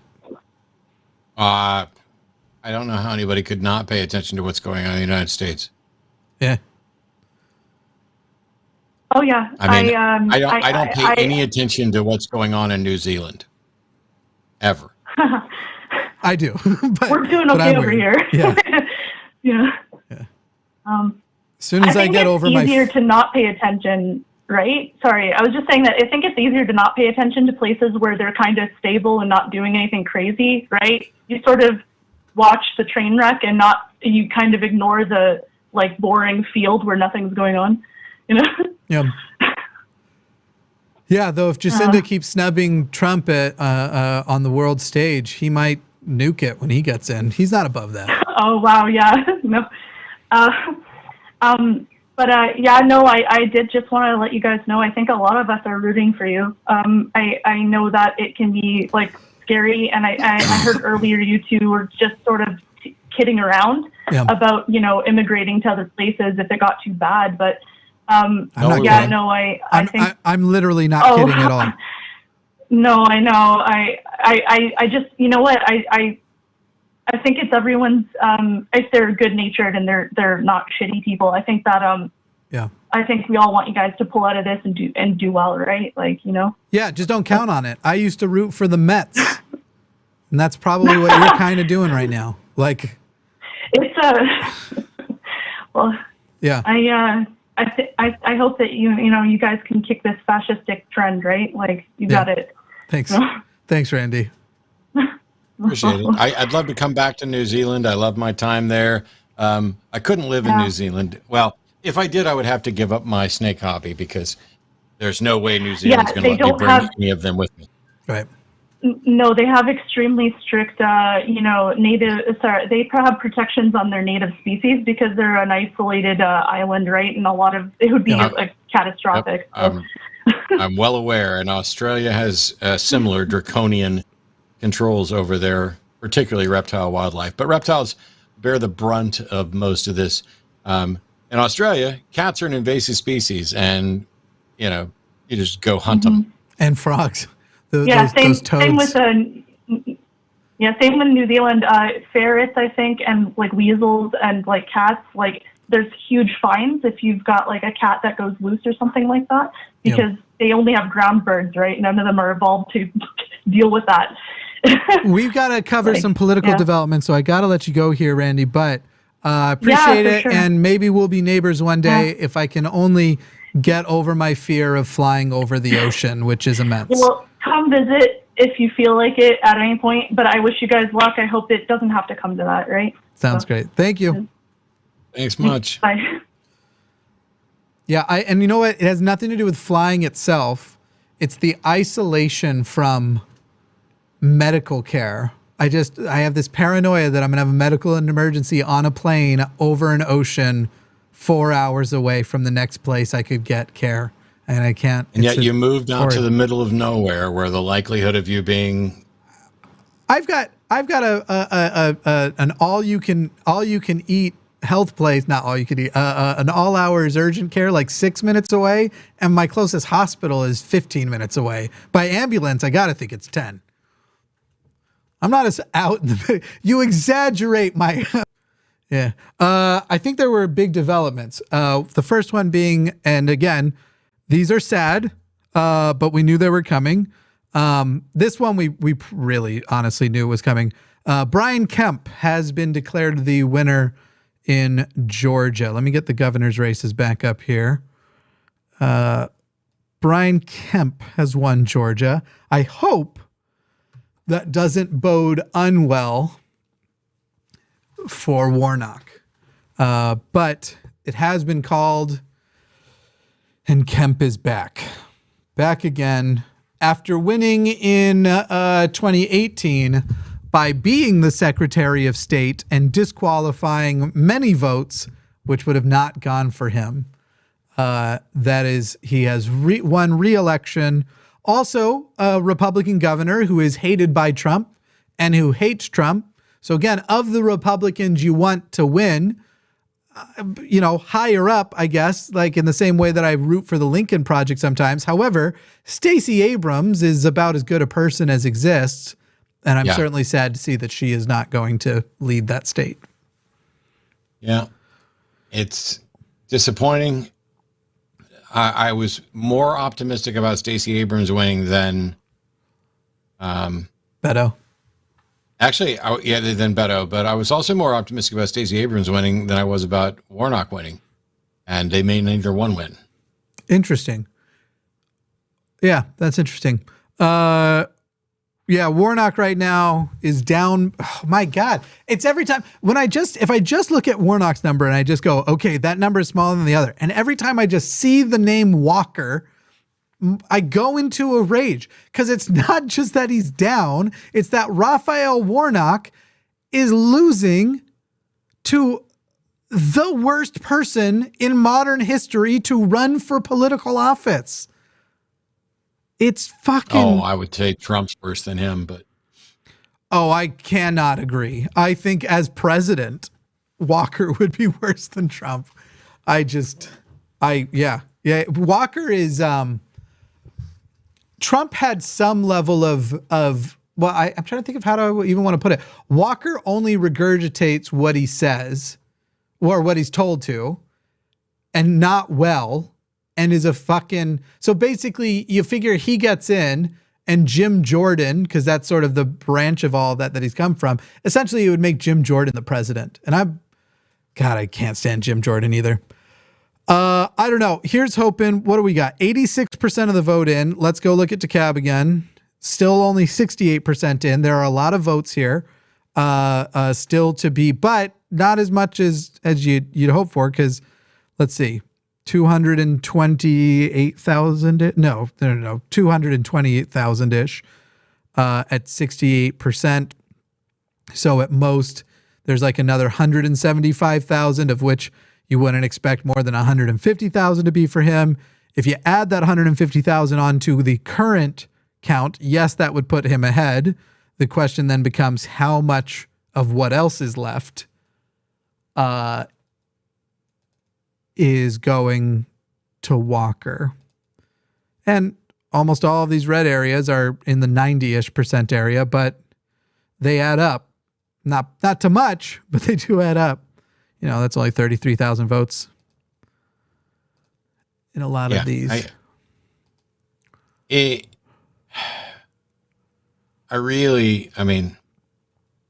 was expecting the worst. If Herschel Walker ends up winning this, it's not going to be even surprising at this point now, because I was going to say, like, I genuinely don't know what country I'm living in, but I haven't known that since 2016. Literally the week before the election in 2016, I was sitting on stage in Vancouver with Richard Dawkins, and we were asked about the election. This was, of course, back before he went on a parade of transphobic garbage tweets, but we were asked about the election, and I sat up there and I said, there's no way Trump's going to win. There's no way. And man, I couldn't have possibly been more wrong. And that's why not only did I make, no pronouncements here, I predicted the worst, in opposition to what I would want to happen. But Herschel Walker is, with 86% of the vote in, 37,000 votes ahead. Now, I don't know where there's still votes outstanding. And maybe they're not going to call it because neither one of them gets to 50%. Right. It may be over, but because now they want him to get to 50%. Now all of a sudden we're in a runoff. Is that how Georgia does it? Yep. You have to get at least 50%. Yeah. Otherwise, there'll be a runoff in late December, early January before the next session. Well, I guess I'm going to have to be slightly happy for a really shitty rule, because by saying you have to get at least 50% of the votes, I mean, that's a rule that, in my opinion, should not exist. Because what if you had 4 candidates? It guarantees that you're locked into a 2-party system, and it guarantees that this third party spoiler, for lack of a better term, libertarian, may have just guaranteed a runoff where none was going to happen. Now I'm going to have to be grateful to a third party spoiler for a runoff that gives us a second chance at this. I think that that's what happened in 2020. I'm trying to find the exact numbers. Okay, no, I'm wrong, because there were multiple people, multiple Democrats and Republicans running. So Warnock did beat Loeffler, but neither got over 50%. It was 33% to 26%, and then beat in the runoff. Had the obvious lead. Now, I'm still hopeful that he actually pulls it off, because again, you go pick any random red county and they're almost all, this one's 95%, they're almost all small. And meanwhile, again, DeKalb, if everyone remembers 2020, this was the county that overturned Trump's lead. Unless I'm misremembering. I think this is the county that, and it took a minute for them to get all the votes in, but this is the one that we waited a few days. It might even be the county that we waited on to declare Biden the victor, which, if everyone remembers that night too, Matt and I were on, and we ended the stream with the presumption of loss, that it looked like, I guess not lost, but that it looked bad. And I think we said, things still could change and stuff, but this sucks. And then Biden won. Fayette, which is obviously sort of moderate as far as the Atlanta counties go, but a lot of these blue ones are below 90, not by much, but that's going to mean gains. 56% of the vote is in Gwinnett. That's good, but you're looking at that, he's already up by 30 some odd points there. Right. Is he going to end up by 60 points in that county? I kind of doubt it. But if these numbers hold just in DeKalb, if this is an accurate representation of the distribution of the remaining votes, that's about 150,000 votes more for Warnock than Walker. And so the question is, that would close it and put him 100,000 over. I think that would be enough. If 2% is 70,000, that would be enough, if I'm doing math quickly enough, to get him about 1.5%, which would put him at 49.9%. So if everything held and you could count on DeKalb to do that, or DeKalb, again, I don't remember the right way to say it, that would actually make him barely skirt by. It could be a 50 to 50.1. I don't know. I'm just giving scenarios in which it could happen. And some things that happened in 2020. I remember we were waiting on something down here. I don't think it was Chatham. It wasn't Liberty either, but there's no way it was any of these. Oh, that's definitely not that, because we just moved to South Carolina. There was something. Yeah, I just checked in on Lauren Boebert's race in Colorado, where there's 73% of the votes in. Frisch is only 9,000 votes ahead, only 3 points ahead, with still 27% of the vote out. And that is a closed gap, because I think we started at 8. We checked in at 5 a little bit ago. And so the gap thus far, the trend has been closing. Also, so it's hard to say, because all of Colorado is mail-in. There is, there's none of the traditional, like the closest you really have are, I guess, same-day registration voting. I never did that, but I think you can. But the closest really is dropping off your ballot day of, or I guess, same day registration, because then you're kind of there. But the whole state, if you're registered to vote, you get a ballot in the mail, and the entire state is so. It's not going to have the element of the faster votes leaned blue, because they're all the faster votes. So again, I'm still hopeful for Boebert to lose here, but I guess I am and am not a little surprised that Colorado Springs basically picked the Republican. It's a big military town, so I guess that's not wild. Let's go look at their Senate distribution. Yeah, they're doing about the same thing there. Have we called the governor of Colorado yet? Yes. Okay. Jared Polis, the first gay governor in the United States openly, has won re-election. That's nice to call. That feels good to call. And again, this is the state where they kept saying, watch us in Colorado.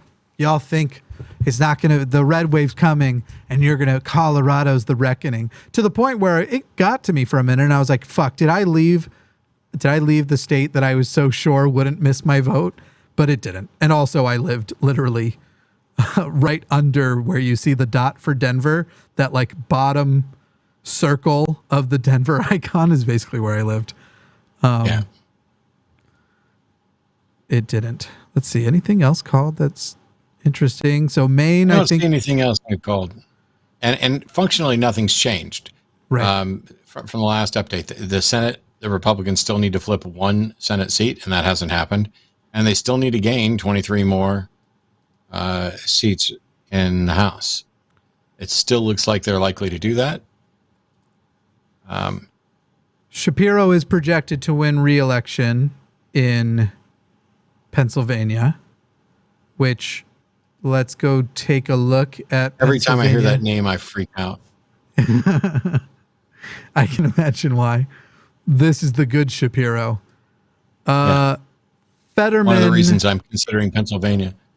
By the way, for people who are asking, I'm considering, we considered Northern California, we considered Pacific Northwest. Right now, the best spots are in Illinois, and then New York, Pennsylvania, upstate kind of stuff. And we looked, of course, in Vermont, because Arden has family in Vermont. We haven't made any decision yet, but I can pretty much guarantee you we're not going to end up in Northern California. Fetterman's got a slight lead over Oz, but that's 95% over in Pittsburgh, 76 in Dauphin. That's not in Harrisburg. So there's some room there. It's really close. Only 53% in Philadelphia County, so there's definitely some room there. Up in Lackawanna, it's not huge, but Pennsylvania isn't huge either. Yeah, this is going to be an interesting one. Yeah, the Fetterman Oz thing, they're 75% of the vote in, and they're 1% apart. And there's plenty of votes to pick up in some of these rural areas, though some of them are also tiny. Like, this is only 16,000 votes, and that's 95%.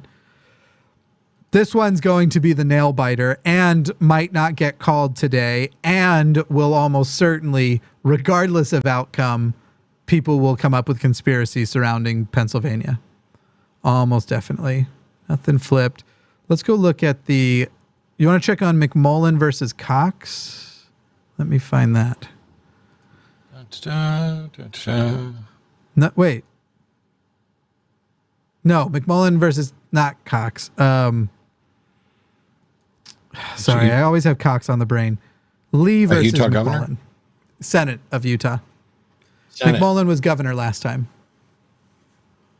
I'm amazed that triggered in my head, because I don't pay attention to Utah any more than I pay attention to New Zealand. I pay very much attention to Utah. McMullen also so he was not CIA director, but someone important in the CIA for a long time, and openly Republican, who was, even before all the Lincoln Project people started coming out against Trump, he's been in fact, was he one of the presidential candidates against Trump in 2016? An independent or I think he was. I think my dad voted for him in 2016 because Do not recall. he liked that he thought McMullen was Mormon, even though all signs indicate that McMullen has probably left the church, but he hasn't ever publicly admitted it. He's not going to win. Utah. Go ahead. What's that? He's not going to win. He's not going to win. Well, see, the thing is, there's only 23% in, and what's weird is McMullen's flagged purple, which is the independent, or I think that's the color for independent, not libertarian. Yep. But we have 23% of the vote in, and while they're 54,000 apart, that's a wide enough margin, and we don't have anything from Salt Lake City or Provo. So I think it's going to be much closer than that, but I don't know that much about Utah, so we'll lean your direction. Provo and Salt Lake will definitely come out for McMullen. Moderate Republicans who don't care for the moderate Republican Mormons who don't care, Lincoln Project Mormons basically, will also lean McMullen. However, most conservatives and the ever-growing DesNat Mormons are larger in number still, those two groups combined, and that's why I think Lee's gonna take it back. I'd love to be wrong. I even kind of like McMullen as a person, especially if he wins by secretly being ex-Mormon, by not admitting it, but clearly being an ex-Mormon. That's some BDE for me. Let's see. Sorry, it's weird because I'm checking the numbers at two different places. And so if you go back to Georgia in the Walker Warnock thing, CNN has it 49.2 to 48.8 right now with about 14,000 votes different. But the New York Times has it under 1,000 votes, 700 votes separating them. 706 votes is what the New York Times is, with 3.587680. Yeah, 3.57680, and this one doesn't give you the added up number. So I know they say Associated Press is the one that most of them are calling their numbers off of. However, I can never find perfectly what spot on AP that they're doing that. The thing that I was trying to get to is that the New York Times is reporting about 40,000 fewer votes than what CNN is claiming. And so one of them is getting their numbers, they're either going with projections or information that they shouldn't, or they have numbers that the other one isn't comfortable yet publishing. But in both of them, whether they're 700 votes apart or 16,000 votes apart, 14,000 votes apart, Herschel Walker is in the lead with 88% of the vote in. Unfortunately, J.D. Vance has beaten Tim Ryan in Ohio. That dude sucks. It was an open seat, so it's one of the ones that does also count, because I think the person who emptied it was Republican. So it does count toward their gains. But I'm not a fan of... Not that that's surprising. However, I've told everybody here today, several Republicans, that I don't despise, at least. No, that's not a flipped seat. Not a flipped, but it's a gain, isn't it? Because there's no incumbent. It's an open seat. Okay. I think the they still have to flip one. Getting J.D. Vance's doesn't put them. Oh, this is a rep seat, not a Senate. What? This is a House seat, not a Senate seat. Well, so who's the Vance that just got declared a winner in the Senate for Ohio? Have I fucked this up? Maybe I did. That's Secretary of State. What am I doing? No, you're right. That was the Senate. Okay. I got my douchebags with bad beards mixed up. It's not all that surprising. Although the more douches we get in the Senate, the less impressive that body becomes. It's one thing for the House to be a mess because, sometimes people get elected to the House of Representatives with like 15,000 votes and shit. If they're in a small enough place, you're not representing that many people. And so it's okay. Well, it's not okay, but it's more acceptable if a chunk of you are, tinfoil hat wearers. For each one tinfoil hat wearer in the Senate has a significantly larger impact than it does in the House. Which is why we should abolish the Senate. I want to abolish the Electoral College first. I'll go in either order. CNN's still saying they have 88 to New York Times 86%.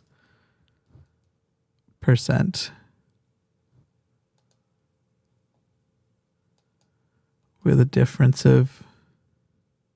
Put the little fucking number. Don't make me do math. Around 1,000, though. I suppose we take calls. Let's switch back to that menu. Who's been waiting the longest? It looks like caller 1 here. Dan in Michigan. How's Michigan looking right now? How's Whitmer holding up? Whitmer's leading at the moment. Good. Google's showing 51.4% for Whitmer with a lead of about 78,000 votes. That could be better, but it's not bad. But 39% in. Dixon's at 46.8. I'm not a fan of Dixon either. That's another one. I won't go as hard as I went with Carrie Lake, but Dixon's not great. I'm looking at your... She's bad for many of the same reasons as Carrie Lake. Didn't go quite as far as to mock Paul Pelosi while he was undergoing brain surgery for a politically motivated hit job. Yeah, geez. Still pretty bad. Yeah. Anyway, what'd you call it about? So the topic I wanted to discuss was Michigan's Prop 1. I don't know if you've seen it. I think I got it pulled up. I can read it real quick. I think we saw it earlier. Let me check if that was in our... No, we have Prop 2 and Prop 3. Prop 2 is the expanded voting access, and Prop 3 is the guaranteed constitutional right to abortion. We don't have Prop 1 on our list. That's very weird. What's Prop 1? So Prop 1 does a couple things. First thing it does is it requires lawmakers and top state executive officials to file personal financial disclosure reports. And the second thing it does is it changes legislative term limits to an overall total of 12 years. What are they now? So, yes, excellent follow-up question. So, as of right now, according to Article 4, subsection 54 of the state constitution, the current term limits are 6 years for a House member and 8 years for a Senate member. So they want to increase that to 12. Right. And are these state seats or are these the federal seats? You might have said already. State seats. It's for the state constitution. I wish I could give a good answer then, but I think I'm just wholly out of my depth there because I don't know what the population there being what it is and the way everything there works. All the arguments one could make for longer versus shorter. 12 doesn't sound like a crazy number. If you'd come in with like 30 years, I'd be like, that's obviously nuts. But 6 and 8 versus 12, it's just not obvious which one's correct with me having so little knowledge of the political influence on economic issues in Michigan. And I am... the general thing is... Oh, sorry. Go ahead, Matt. I apologize. I was just going to say, I am generally opposed to term limits. I think it's the wrong way to solve the potential problem. We have elections, and that's the kind of built-in term limit. I just don't have the confidence in most populations to not do term limits. I think Mitch McConnell at this point keeps getting reelected out of intellectual laziness. Doesn't matter. People get to be intellectually lazy. No. You can incentivize them to improve.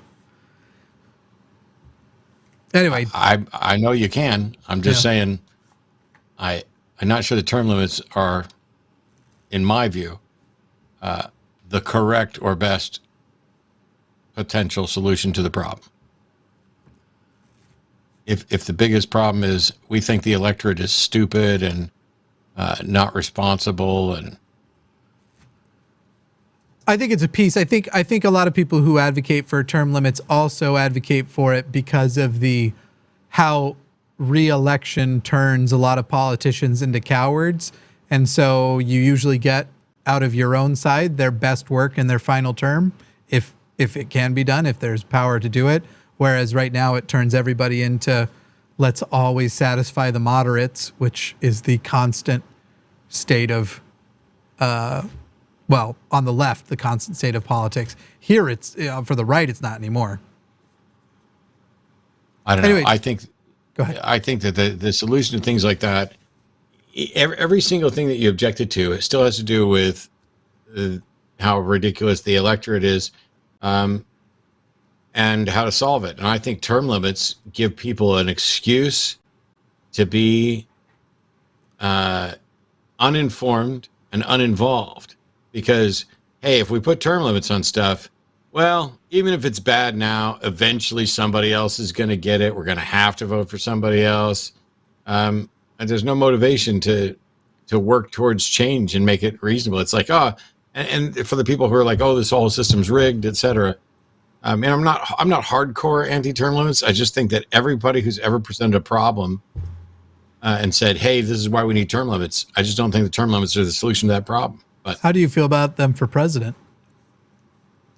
I don't think there should be term limits on anything. Wow. All right. Supreme Court? No, I don't think the Supreme Court should be lifetime appointment. But that's not the term limit is different from a lifetime appointment. And I'm less convinced about whether or not there should be lifetime appointments. But generally, I think that might be a mistake too. Anyway, Dan, you had a follow-up. Yeah. So I kind of lost my train of thought listening to that because I had never thought about the conversation around term limits in those terms, pun not intended, those terms. Yeah, I always looked at these term limits as an issue of if you don't have any term limits, you wind up with not so much the politicians become cowards, but incumbent politicians have an inherent advantage in any kind of election. They always perform well compared to challengers, no matter how unpopular they are. Yeah. Even situations where you look at, there was one other thing I wanted to talk about with Georgia, but that's get there if we get there. Let's move to Georgia because this is pretty much the same. This is pretty much the same laziness point I was making, which I get and I agree with, and I'm just glad we have another thing to point to when those people who come in our live chat and go, Jimmy and Matt just agree on everything. We do not. But Dan, what was the Georgia point? I believe you might have been mistaken, Jimmy, about Georgia, why it went into runoffs. Because I was in Georgia in 2020. I was working at a oncologist clinic as a medical student. Yeah. And so I was there. So the reason why Georgia went into a runoff, both the Senate seats were up. Both were being contested by a Republican and a Democrat, but neither one of them was able to get 50% because of the third parties. But it wasn't that multiple Democrats were running for the same seats. It was the two seats were open and both Democrats were close enough and third party candidates had drained Republicans enough to where they both went to the runoff. Yeah, so Warnock versus Loeffler actually had two other people running, and one of them was considered Republican and the other one was considered Democrat also. I don't know whether they ran under those parties or they were independents or not. But yeah, that's why their margins were so much further away than right now we see Walker versus Warnock, right? Which are basically both close to the 50% number versus, what was it, 32 to 28? I think it was 33 to 28 for Warnock Loeffler, and then the other two who received single or low double-digit numbers. I can pull it back up though if it matters, but I think that's what happened. No, I don't. It's not that important. Sure. But yeah, I just remember being there, and the runoff election was the day before January 6th, and I was in the office on both days. That was a crazy work day. Y'all got weed?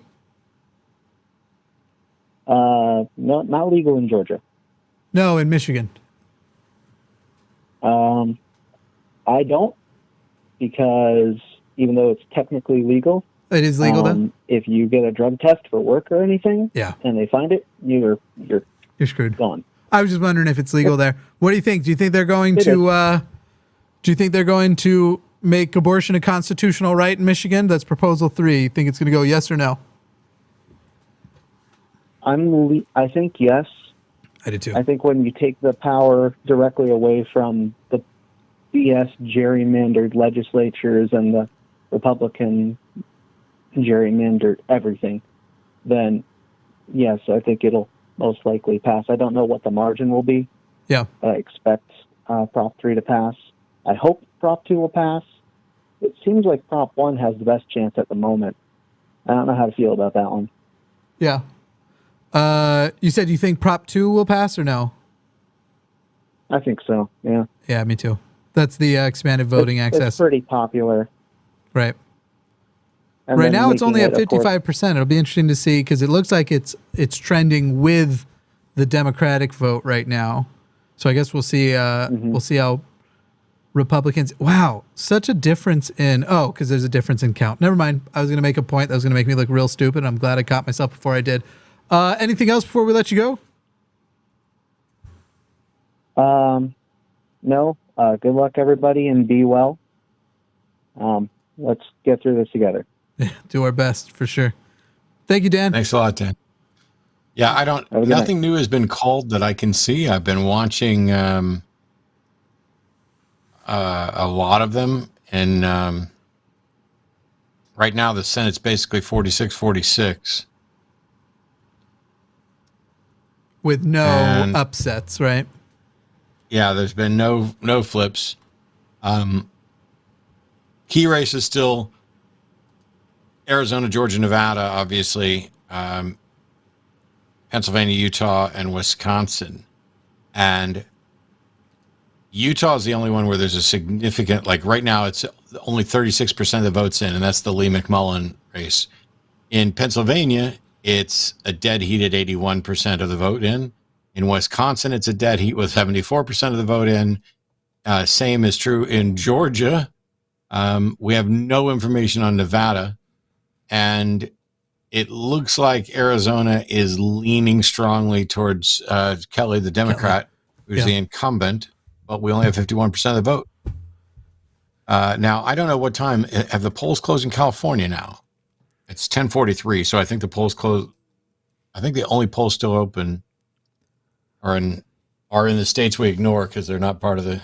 Right. They're definitely counting in California because they've already given the Senate race to Padilla.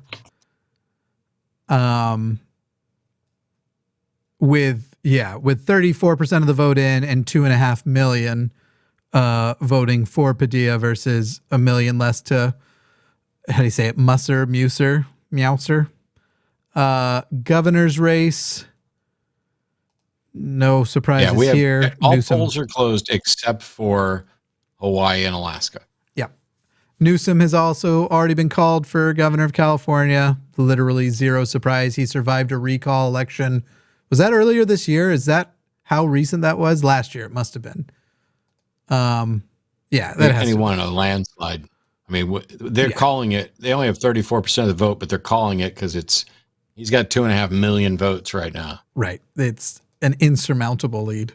Nothing interesting in the Secretary of State world yet. And how's the House look at the moment? Republicans still need 23 of the competitive seats to gain control of the House.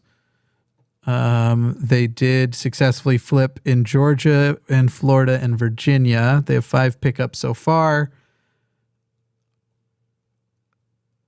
Oof. Well, we'll see. because all they have to do basically is win back everything on top of their 5 flips, and they'll have. But again, so here's the thing. Here's the thing that I'm going to say is a little bit nice. You can't probably call already the result as we have it a red wave. Nothing crazy has happened. Colorado hasn't These turned. are mostly staying the same. And 46-46 Senate already indicates, like, what could you call the red wave out of a 46-46? I guess if it locked there and they ended up picking up and it was 54-46 Republicans, then they would. But no one's expecting that. No one thinks that's going to happen. And hopefully I don't wake up having to hold myself in the fetal position for a year because I eat my own words and that was stupid to say, and that's exactly what happens. But it's unlikely. Let's go back and take a look at Colorado. I guess I could be showing what I'm doing. Show your work. Yeah. Put it on the screen. Put them on the glass. 8,300 ahead. Still that same. Is that the same number we were at before? 77% vote in for Bobert's district.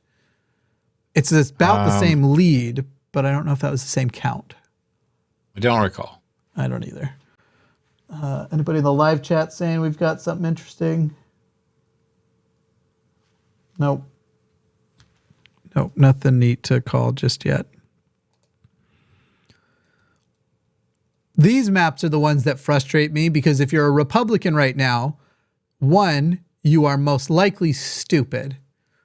So 2, you think this matters. You think the fact that you're going to look at this map and go, that's a lot more physically red than blue. So we're kicking at, like, that's the red wave. Look how much more is physically red. Republicans love to point to the literal geographic map of their victories because it makes it look much more significant, even though if you change these states to represent their size by population, it's usually significantly more blue.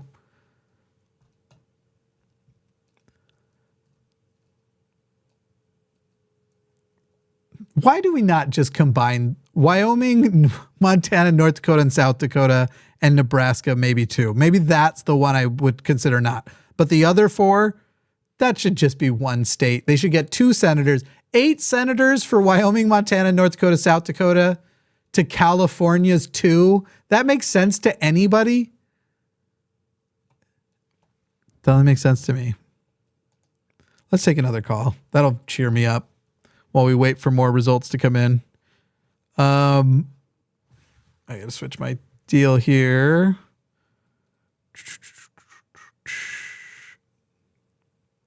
Well, something strange has happened. I think the call screener might have been having some confusion with hitting certain buttons because I seem to have had my line hung up on and some other person put in the host room. Welcome, host. You are now in the host room and can manage your callers from the call-in studio web interface. All right, let's talk to, let me fix this. We're going to go back to Michigan and talk to Clyde. Clyde, how are you? Good. How you guys doing? You know, it's not the best night, but could be worse. Could have been a red wave. True. Yeah. True. How's it going? Not bad. I just kind of had a question tonight, something that I've been wanting to bring up. So it doesn't really have to do with the election tonight, but I've been watching a lot of compilation videos of the atheist experience, and they've been really, cheering me up, and especially like having some depressing times more recently. It's hilarious to see Matt go off on people. So something that was kind of just on my mind back in 2016, I would have these really bad anxiety attacks, and I worked in this restaurant, and I've always identified as atheist. Well, going back to like when I was 15, so I say as early as that. And I'm 29 now, about to be 30. So about 7 years ago, I'm working in this kitchen, really stressful place, having this, I started having this crazy anxiety attack to where I walk out of the restaurant. And I didn't know about anxiety back then or anxiety attacks, period. So I'm thinking I'm having a heart attack. And like I said at the time, and, you know, currently I think I'm an atheist, but I start thinking to myself, like, basically, I don't want to die. If there's a God, please don't take me now. And I worked with a fellow cook who was also an atheist, and I told him about that experience. And since then, it's always bothered me. He's dismissed it, and he's told me, like, you're not a true atheist if you're pleading in that type of situation. And I've just been on hold thinking about, you know, getting your guys' input on that, Matt specifically, because I've been watching so much of the atheist experience, and what you think about, you know, his opinion on me, I guess. I'm just going to, before I let Matt take it, interject quickly that we're going to make this quick. If you want a more fleshed out answer, call back tomorrow or Sunday, because this is the political election show. That's what people are calling and watching for. I would have just said, fuck your coworker. He doesn't decide who's a true atheist. But I'll let that's Matt my answer. Cool. That's my answer. I don't know why his opinion of what you think matters. It says more about him. He's like, oh, if there's any doubt at all, then you're not really an atheist. Well, I don't care what your opinion is. I don't care whether or not you think. Nobody's absolutely certain about anything. The fact that somebody in desperation might reach out for something, it's like the people who bought lottery tickets when it was up at one point. I bought a lottery ticket when it was at 1.9 billion. I know what the math is. I know that it's a tax on people who are bad at math. But at 1.9 billion, it's worth buying a ticket. The expected return on investment climbs over the $1 mark or the $2 mark or whatever it is. And even then, it's worth it to have a moment of a dream. And so when people are desperate, they'll do desperate things. And if the best thing he can do is suggest that you're not really an atheist because when it got desperate, you were willing to reach out to shit you didn't believe in, that's an admission of how weak his God and his beliefs actually are. That the only time it's reasonable to reach out to them is when you absolutely have no hope at else. So now you'll reach out to anything. Let me pray to every God that's out there. Will any of them answer? I don't care what your coworker thinks. All right, Clyde. Sounds good. Yeah, but I had a feeling that's what you guys were going to say, and I'm just glad I got an answer. Thanks so much for taking my call. Yeah. Yep. Thanks. Yeah, I'm not going to let anyone know true Scotsman atheism unless they call our show 2 weeks in a row to say I'm an atheist who believes in God, because that did happen. Yeah. CNN's called a ballot measure, the Iowa Amendment 1, to establish a state constitutional right to bear arms. They're saying that it is the projected yes. And I've already updated the spreadsheet. You and I both got that. So right. We are 2 for 2 on the ones that have been called. That's not going to last much longer as these other ballot measures. Like, I'm going to probably lose all the weed votes. Have any of the weed ones turned yet? Well, so I can run through them real quick, and you can see where they're at with the percentage of votes that are coming in. So Arizona Prop 309 for stricter voter ID requirements is a no right now. And we both said it was going to be a yes. So it's 49% of the vote in. Yeah, we might both be wrong. We might both be wrong there, which I'm happy about that. I'm still might both be wrong, but I can see Arizona, obviously Republicans are going to vote for it, and I can see them tricking enough Democrats into it. Arkansas 4, I thought it was going to go yes. You thought it was going to go no. You are currently in the lead by 81,000 votes at 68% of the vote.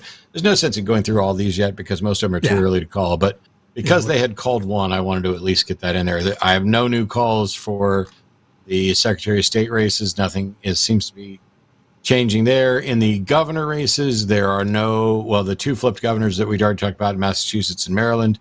Massachusetts, by the way, is on the short list of places I wouldn't mind living. But I haven't been looking there. But there's no surprises, no changes. And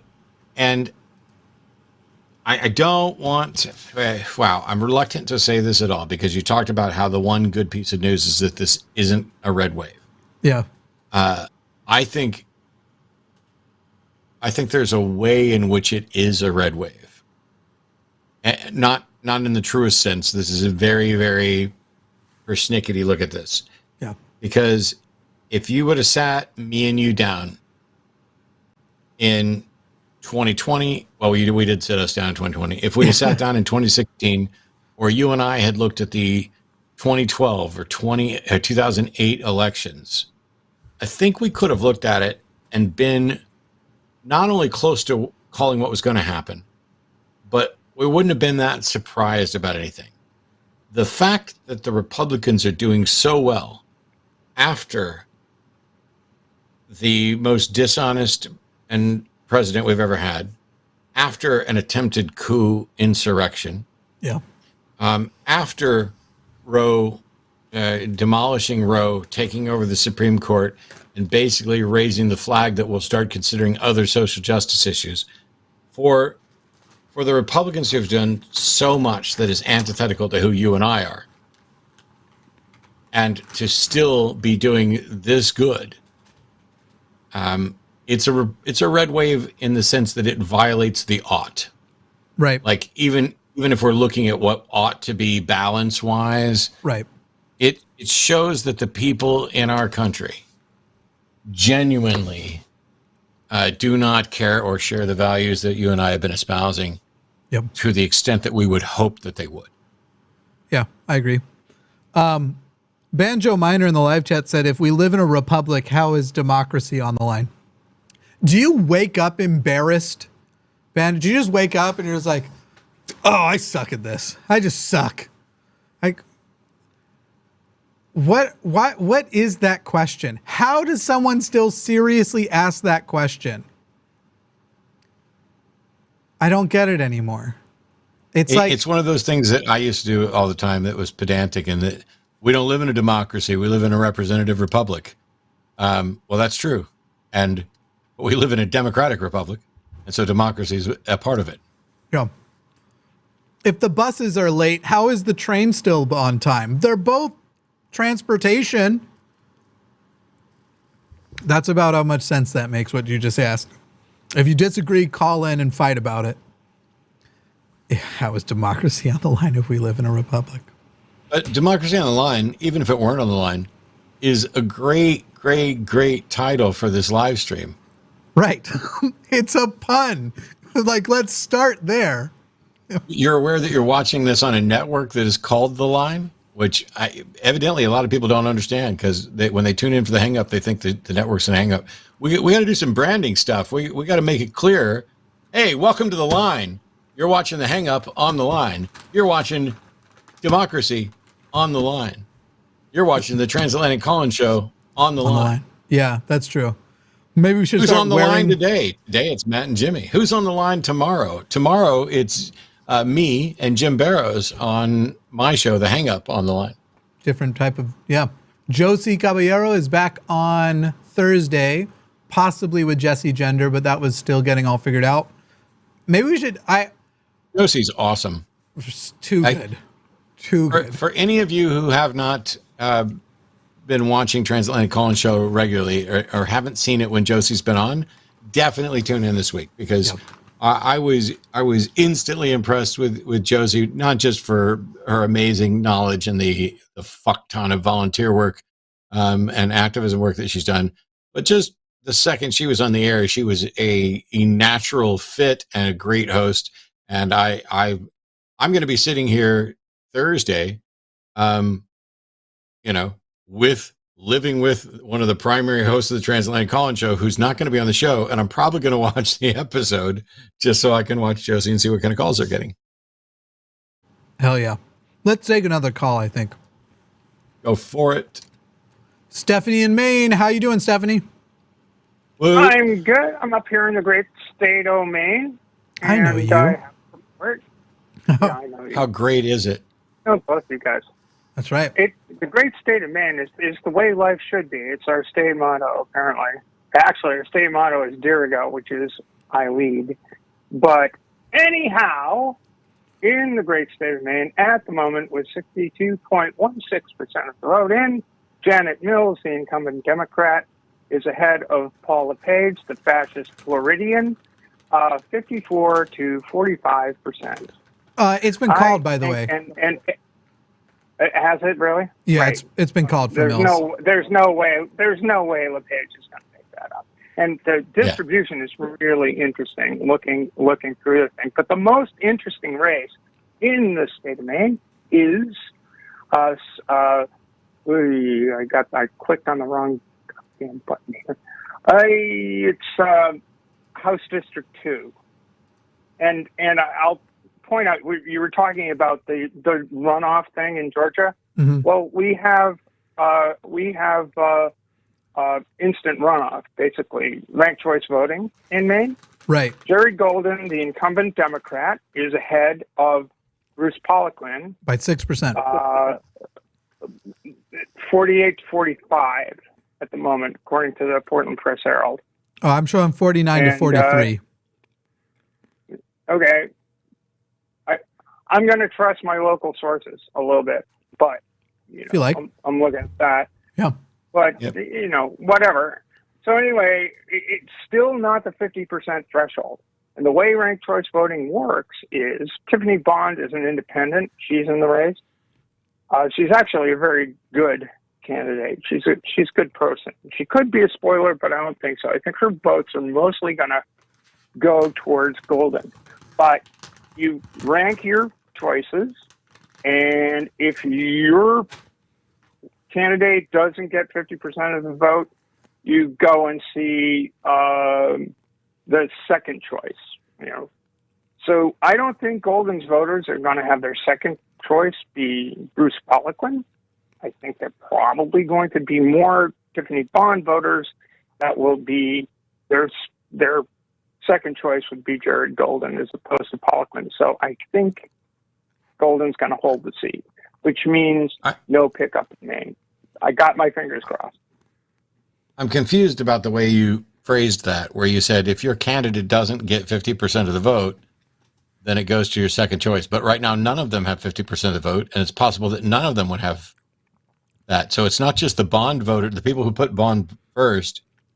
We wouldn't just go to their second choice. We'd have to go to the second choice for Golden and Poliquin as well, right? Yes, you would. I don't think either Golden's voters would have their second choice as Poliquin, or Poliquin's voters have their second choice as Golden.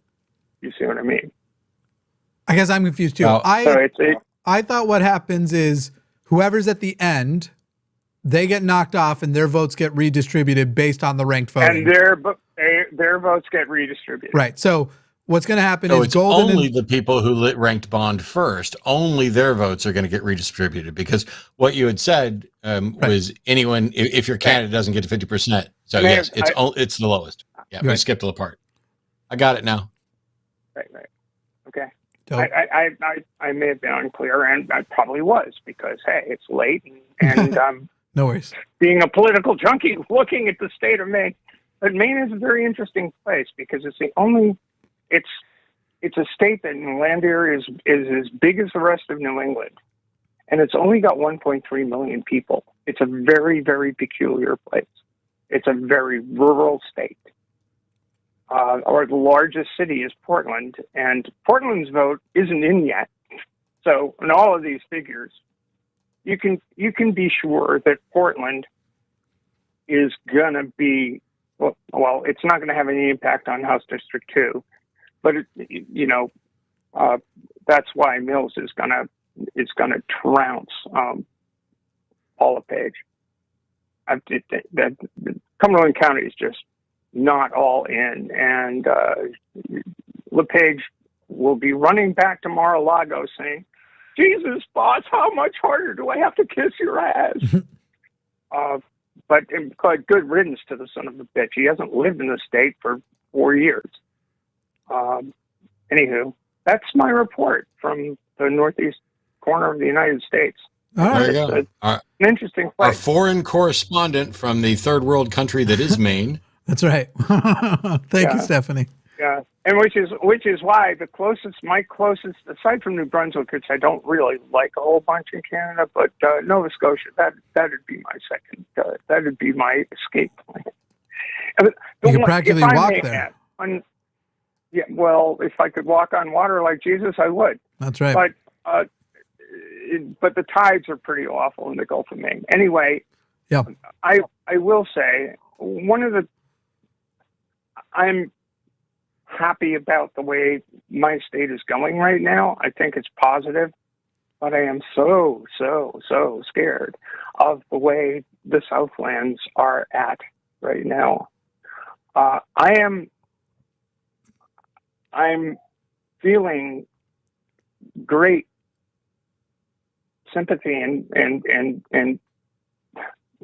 common pain for my siblings in Florida, in Texas, and Alabama, in Arkansas, all across the South. I can't believe that so many people who don't even know me hate me.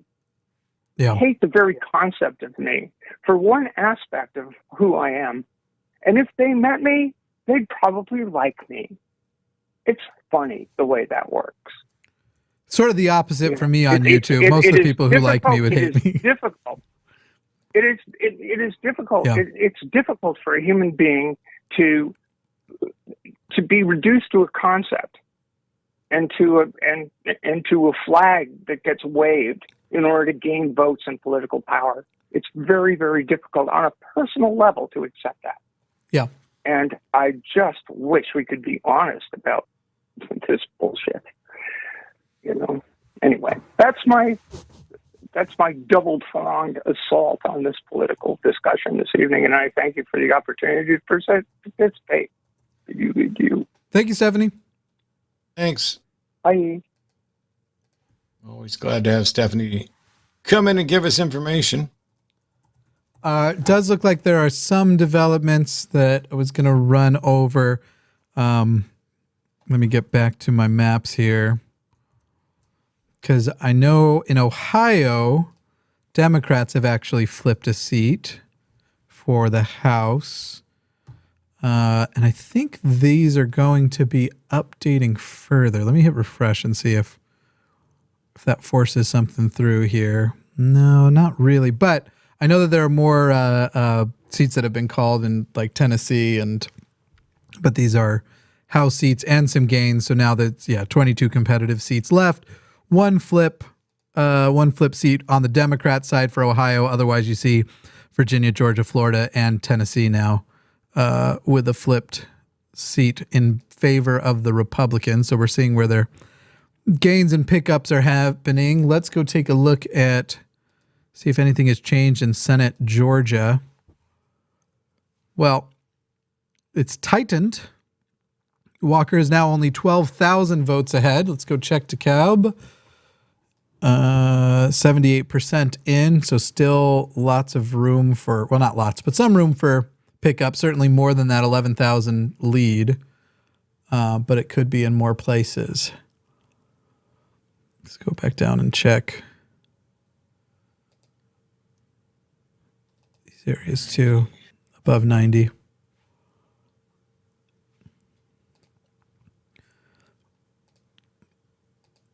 You're on Senate races right now, right? I just moved to governor. I can go back to Senate. You just moved to governor? I can go back to Senate easy. There we go. No, it's fine. I'm just double checking because I want to. We're using the same data, and I want to make sure I was lined not up. Repeating. Sure.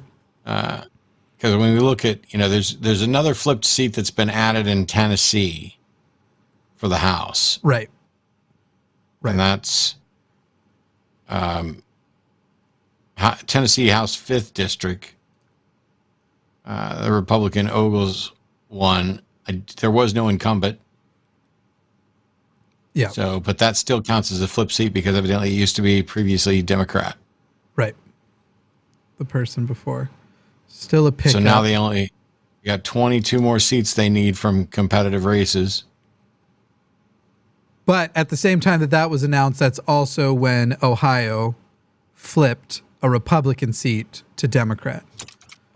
So that specific gain was sort of wiped out by the landsman Chabot. Chabot, that's the name of a Pokemon. It's a little bird.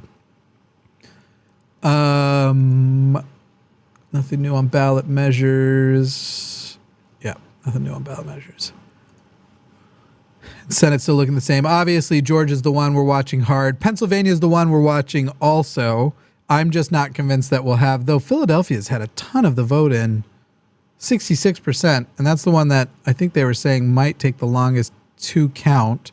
Philadelphia is also going to go more Fetterman because Phillies not only are more likely to vote Democrat, because sometimes it does flip, well, not flip, but sometimes it gets a little closer. Phillies are locally patriotic, and I don't think that whole, hey, I'm from New Jersey, can I represent you, flies so good in Philadelphia. And that is the Oz strategy. I bought a house here to run, basically. No, we want house for Colorado. Let's take out the flip seats and go take a look at how Boebert's doing. Still behind, only 2% more of the race counted. Yeah, we're at midnight on the East Coast. I am glad that McCarthy's plan has been fucked by at least 2 hours. That's pleasant to me. Let's go see. Yeah. Polls don't close in Alaska for another 45 minutes.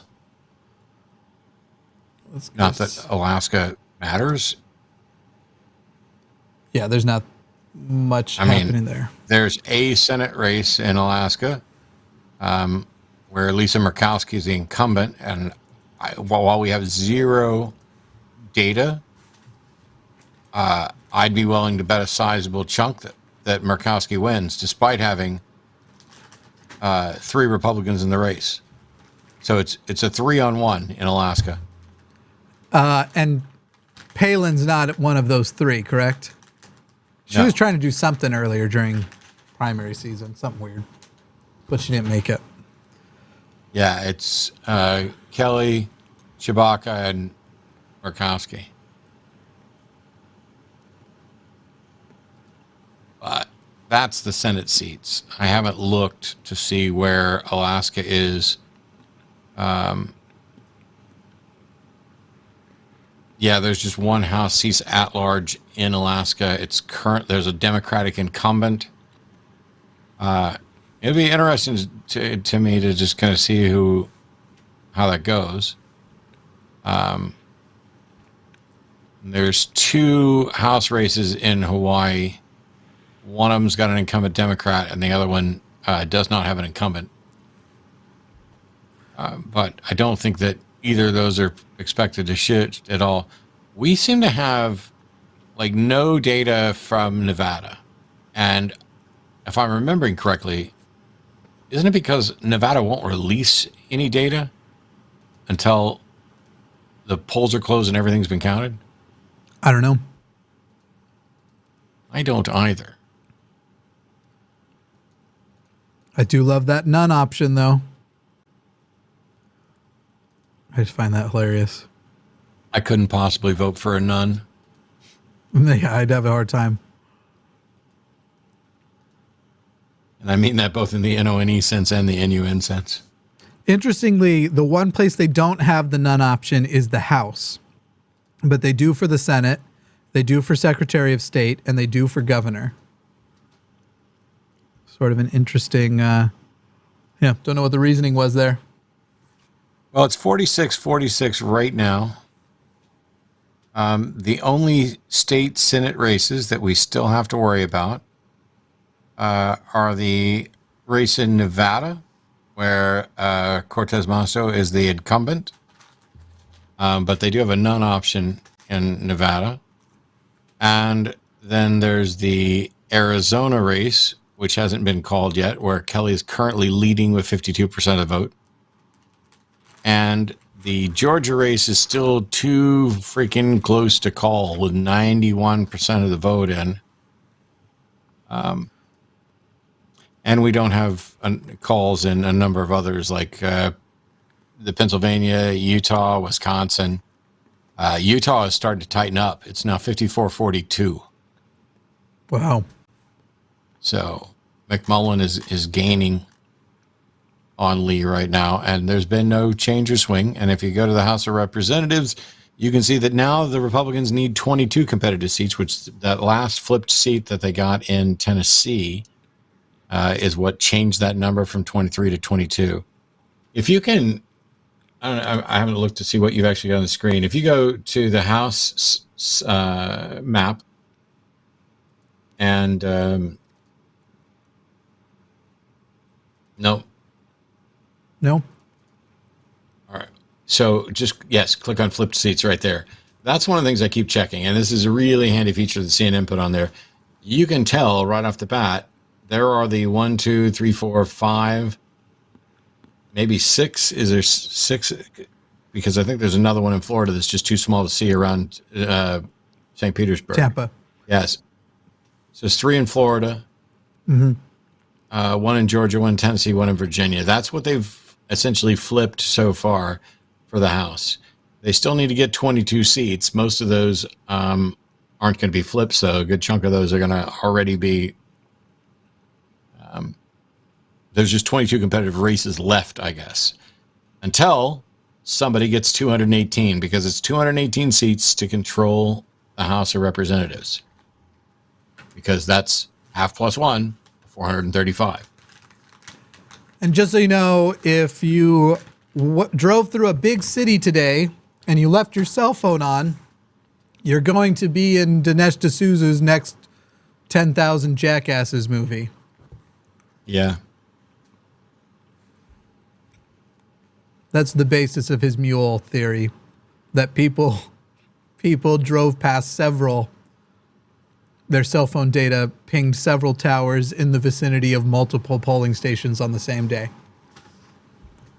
But brilliant. I don't know how interesting this is. If you pull up the governor page, they're tracking something that I've never really spent much time looking at, which is right now which party will hold power in the individual states. There are currently 24 Republican governors, 16 Democratic governors, and if there are if 2 more Republican governors there will be a majority of Republican governors in the United States. Now, that can be completely separate from, and in many cases it is separate from, the Senate seats and the representatives. Right. But that controls how the state is going to act to a certain extent. So it doesn't matter how many Democratic representatives Texas sends to the House. We've got a Republican governor, and internally within our state, that Republican governor is going to control that. And that's going to dictate a lot of things. It's not just Secretary of State races, because Secretary of State answers to the governor. This can change elections beyond that. And so it's one of those places where things are equal even when they shouldn't be. The Senate is a situation where things are equal when they shouldn't be. Every state gets 2 senators, and it doesn't matter if you're in California with a massive population, or if you're in Maine with a tiny population. You get 2 senators. The difference comes in the House of Representatives, because you're going to get more representatives, because that one is based on your population and how many representatives you're going to get. It's why the House should be more powerful than it is, but it's also why when we lose all 3, or when we lose both the Senate and the House, it's going to have a big impact based on how many Republican governors there are. Because the Republican governor of Idaho does not wield the power that the Republican governor of Texas does. And yet they're both still governor, and they have the same number of senators in the Senate, but they're going to have a different number of representatives. They're going to be representing completely different economies. The economy of Texas and Idaho are not the same. Taxes are not the same. Things aren't handled. Like, for example, Texas doesn't have any state income tax. Instead, they have property taxes that are skyrocketing and climbing. And so people will move here to say, oh, wow, I don't have to pay any state income tax. And yet then you get gouged on everything else for tax.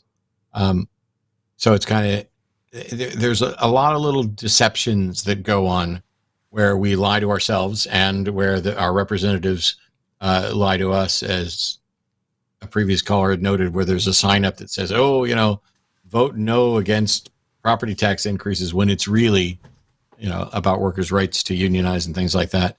It'll be interesting to me when they call these other governor seats to see if the United States of America will be majority Republican governor. And I don't know how many times that's happened. It's probably happened many times, but I just don't know. Well, I just hope after all this, we can finally get our fish and chips wrapped in newspapers.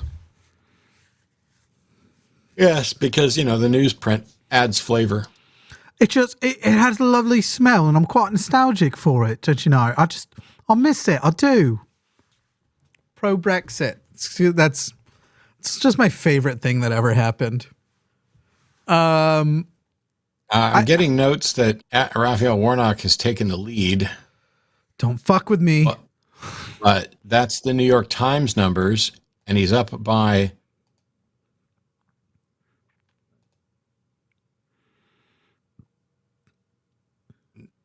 19, a little less than 1,900 votes. Which means a 15,000 roughly increase from our last check. Because so-and-so was 843.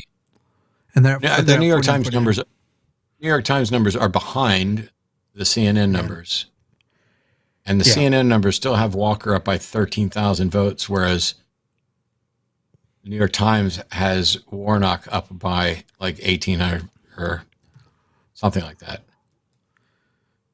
So 1,800 and some change. Yep, DeKalb's still at 78%. 92. Wait, where was 82? Cobb is only at 82. And what do we have in 92?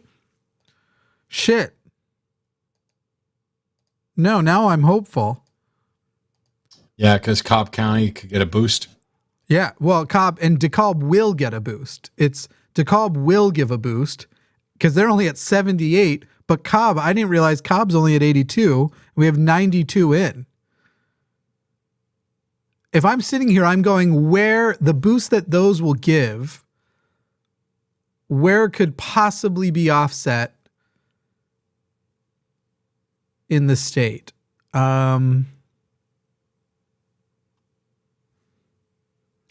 If someone wanted to give me a saucy bet right now,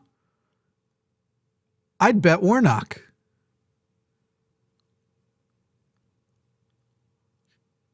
I couldn't possibly put money on that race right now. Yeah.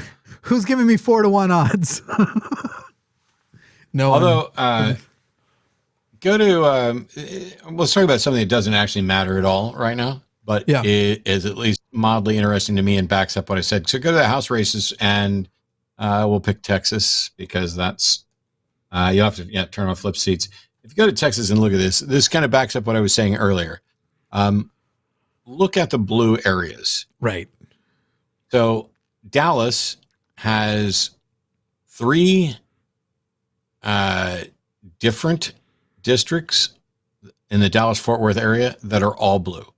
That massive major metropolitan area, because you have Texas's 33rd, 30th, and 32nd district. Those are all around Dallas, and they are all blue. Then if you go down to the Houston area, you're going to have Harris County, or you're going to have Texas's 9th district, 29th district, 18th district, and 7th district. So there's 4 there that are all blue. That's a massive population center.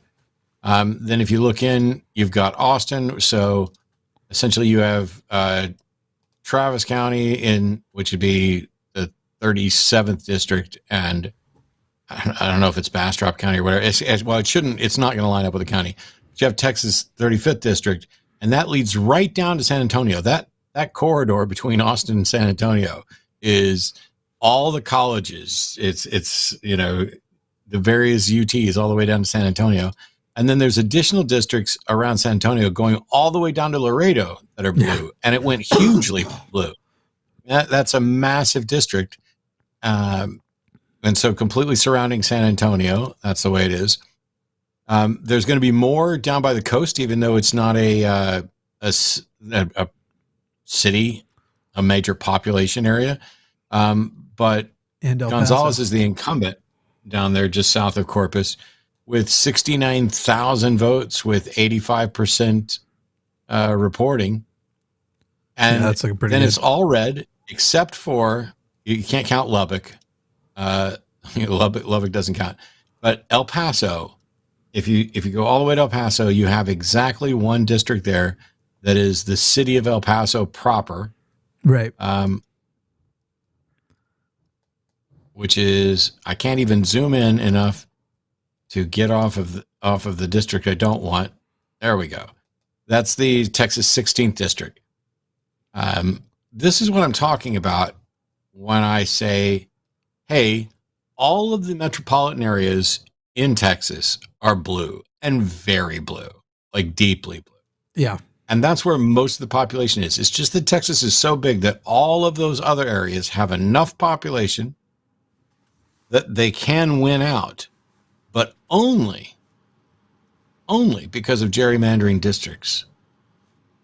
If you work the districts differently, Texas would be blue. If you work the districts differently, that's going to be the case for most places, because we're looking at population centers. This is why the gerrymandering of districts is such a huge deal. We're fighting a war on 27 fronts right now. We have all the social issues. Then we have issues like climate change and, economic issues and everything else. And all of these are individual little fights for power that are jousting, that are, you've got corporations and lobbyists involved in all of it. How do you ever fix gerrymandering? How do you fix the Electoral College? How do you fix a broken system where somebody thinks, gosh, why does California have more representatives than Idaho, without looking at the population to see how many people it is? We have not done well in educating people. And by the way, you're watching me tonight, and thank you. I'm nowhere near an expert on these political issues. I was apolitical for the most of my life. Actually, is that true? No, not for most of my life. For a good chunk of my life, I was largely apolitical. I was a Rush Limbaugh ditto head for a little while because I didn't know any better, and I became convinced of incredibly stupid things. But as I study and learn this, it shocks me how ignorant I used to be, because I realize how ignorant I am now. We are living in the Dunning-Kruger society, where people have no idea how stupid they are and how uninformed they are, and how they vote based on instinct and what they heard last or who they liked best when they said it. Did they do it with a smirk? Were they attractive? Do I know them from the TV? Do I know them from the football games? Let's give that nice Herschel Walker a chance. It's time for a reboot. It's time to reboot the United States of America. Never happens softly, never easily. Those aren't the easiest things to pull off by any means. Is this the right person? Let's do some super chats here. Carib Bradlin says, Matt, I've been a fan since 2008. If I had won the Powerball, I would have totally given you a couple mil. Thank you. If that were true for everybody who wins the Powerball, I'd be in good shape right now. I'll take some Powerballs. And the money. Wait, is Paul in chat? Yeah, I just saw Paul. Hi, Paul. We love Paul. Mika, if you're in chat and listening and feel like taking over the call screening responsibilities, we won't take a ton more calls, but there's at least one in there that needs it. We are letting our current call screener go to bed, as our current caller screener is in Nova Scotia. Marissa said, I see two outcomes. One, Republicans win House and Senate and our democracy is gone. Or two, Dems win and our Cold War becomes a hot war. Thoughts, or am I being too doomsday? Our democracy isn't gone even if they win House and Senate until 2024. It's right now, we still have the veto pen. So 2 years of nothing good getting done. That's for sure. At least one of the parties will hold a government shutdown over the other party. That'll happen at least once, if not twice. You know, it's not going to be good. Oh, and probably happening no matter what, starting, I'm going to be optimistic and say Monday will be the first announcement into an official House investigation into Hunter Biden. Prior to Congress actually reconvening, they will tell us who's going to be on it and that they're going to be starting that into investigation. Then there will be another. Go ahead. Fine, go for it. Investigate the fuck out of him. He's not the president. Whatever he did or didn't do, he deserves whatever penalty he does. But the fact that the House of Representatives is going to be investigating president's son when he's not an elected official is already absurd. I don't give a fuck if Hunter Biden goes to jail. It's not relevant. Right. What he did isn't until you show some connection. But yeah. They're going to waste time and tax money on that. They will probably announce an investigation into trying to make an impeachable offense out of the withdrawal from Afghanistan and what happened there, which they projected they were going to do back when it was going on. And Lindsey Graham, if even a single person dies during that withdrawal, I say we impeach them. We're going to have to impeach them. You listen to me, Meemaw. That's right. Oh, bring my fainting couch. That's what Jon Stewart used to say when he would do an impression of Lindsey Graham. Then what was 2? Dems win and our Cold War becomes a hot war. 2 was almost never, ever going to happen. But would there have been the possibility of violence tomorrow if there were some surprising Democratic wins? Yes, but I wouldn't say hot war violence. I would say we've already had close calls. I mean, we had the I don't remember if they were Proud Boys or who, but the cops opened the back of that U-Haul to a bunch of people. Maybe it was a Penske. I don't know which kind of truck, armed and headed toward a queer parade or something. We've already had these close calls. We've already had things looking like they're going to. So I don't know that it would be worse than those things, but I don't think that was. I think you're going to maybe be pleasantly surprised that the coming days won't be as awful as you were expecting them to be, but it doesn't mean that terrible times aren't ahead. Hot Rod 98, your thoughts on Texas Supreme Court shutting down Harris County polling places after local judge extended to 8 p.m. Harris is highly Dem. I think they wouldn't have done it if Harris wasn't highly Dem. And I don't know because I haven't seen the news story or what the justification is. Yeah. Carrie Ann Fry says, more snacks, please. Okay. I'll get another snack at some point. All right. Peyton Dooley says, it could have been worse. The Alabama governor was called 10 minutes after polls were closed with 0% of precincts reporting. That's pretty damn lopsided. Not really. So with 0% of precincts reporting, if you have an overwhelming amount of exit polling and an overwhelming amount of it's Alabama, them calling it, the media, by the way, is who's calling it, doesn't actually mean somebody wins. It means this is who's going to win. And Alabama, the governor, called for Republicans. I'd have been comfortable calling it 10 minutes prior to the polls closing, let alone 10 minutes after, except for you don't do that because that's seen as a way of trying to influence voters, whether basically to or not to show up. So I get what you're saying and that it feels wrong, but these are media calls in the first place. And if we were back to 20, whatever it was, and it was Doug Jones against pedophile McGee, can't remember his name. I remember Doug Jones, but what the other dude's name was, and they called that would be the one where it's like, well, this is just journalistic malpractice. But calling the Alabama governor race the moment the polls closed isn't strange. Joshua Bellamy says, woof, looking good, Matt. I asked questions with you during the Q&A at Sean McDowell versus Bart debate in Calgary. Glad I got to meet you. Hope I can again. Thanks so much. That's nice. Nolan says, if you move to Illinois, first Italian beef with Ghirardelleria for you and Arden is on me, Matt. Thanks for the coverage. Thanks so much. Appreciate it, Nolan. Stephen Mill. Arden won't be eating the Italian beef. Oh, that's true. And I'm eating less and less meat, but I appreciate we'll figure something out. I'll come visit and have both of theirs. Stephen Mill says, not election related, but Matt, can you recommend any books on humanism as an ethical system, trying to convince family that Christianity is not a good unifying moral framework for the country? No. Ask Forrest. Forrest will have 12 behind him. No, I bet he doesn't.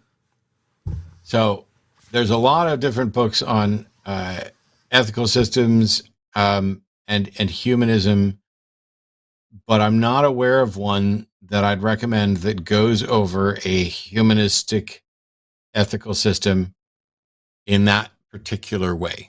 But I may well be incorrect. I just don't have one that I can recommend. You're going to call Forrest at midnight? It's 10:30 where he is. I think he's up. Maybe he's not. Yeah, Warnock's taking the lead again with 93% in, so. Hi there, this is Forrest. Okay, never mind that. Yeah. He'll text me back. I was texting him at like 2 a.m. the other day. He's probably live somewhere. That could be. Well, Forrest is going to have a lot of good books to reach and everything else. I don't know that the library behind him within reach is going to have a book on humanistic ethical systems and their superiority. I mean, basically, somebody's asking for the book version of My Superiority of Secular Morality, which the closest I would get is Sam Harris's The Moral Landscape. That's as close as I can get because it's pretty much on par with my take on morality there. But it doesn't specifically identify it as humanism that I can recall. But Sam's book is probably the closest to it. And once you finish reading it, stop there with Sam. Don't go further. Well, I think there's a lot of good stuff with Sam. You just got to exercise a little caution when you start going beyond it. Yeah, the neuroscience. Yeah, he's got some neuroscience stuff out there. That's pretty good. Pretty good. Just maybe avoid the podcast and his guest appearances. Jody L says, I'm not going to be able to sleep tonight. My anxiety level is really high right now. As a person who suffers from anxiety as well, I would just say, do whatever. If you have any exercises that help you accept your situation, vie for dissociation. Try and dissociate your way out of it. You'll sleep much better. I don't really suffer. I mean, I don't have what is properly diagnosed as insomnia, and I probably don't have what is properly diagnosed as anxiety, although I do get anxious on occasion. And today was one of those days. And there are many nights where, and Arden can tell you, we'll both be exhausted. I'm really tired right now. We can both be exhausted.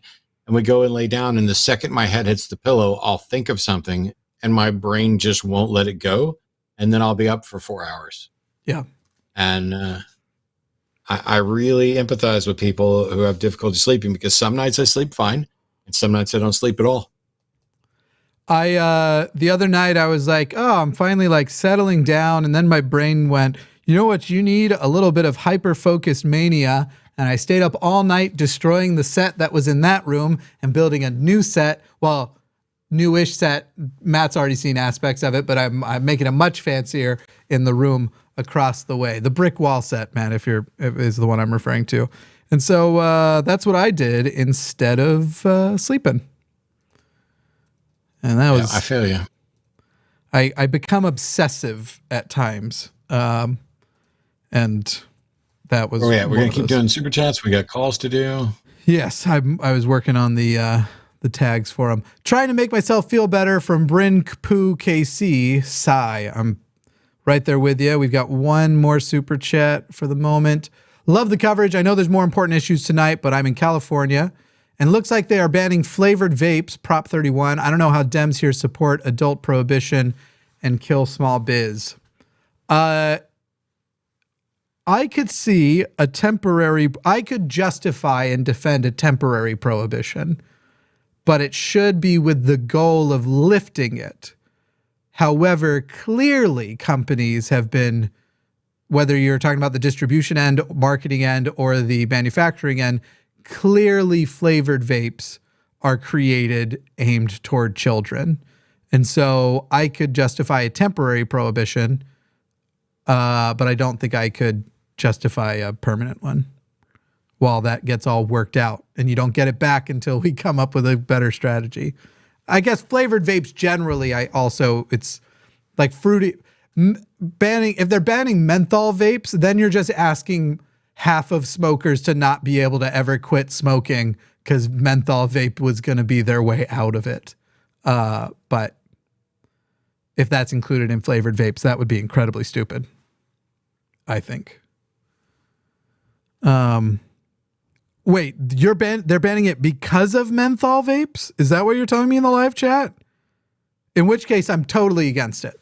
Fucking stupid as hell.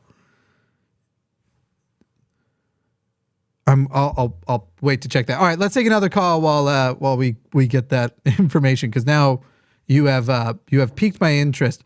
Now I don't know that I know how to say this name. Andralexia. And I also don't have are any of these correct? No. All right, I got to fix everything.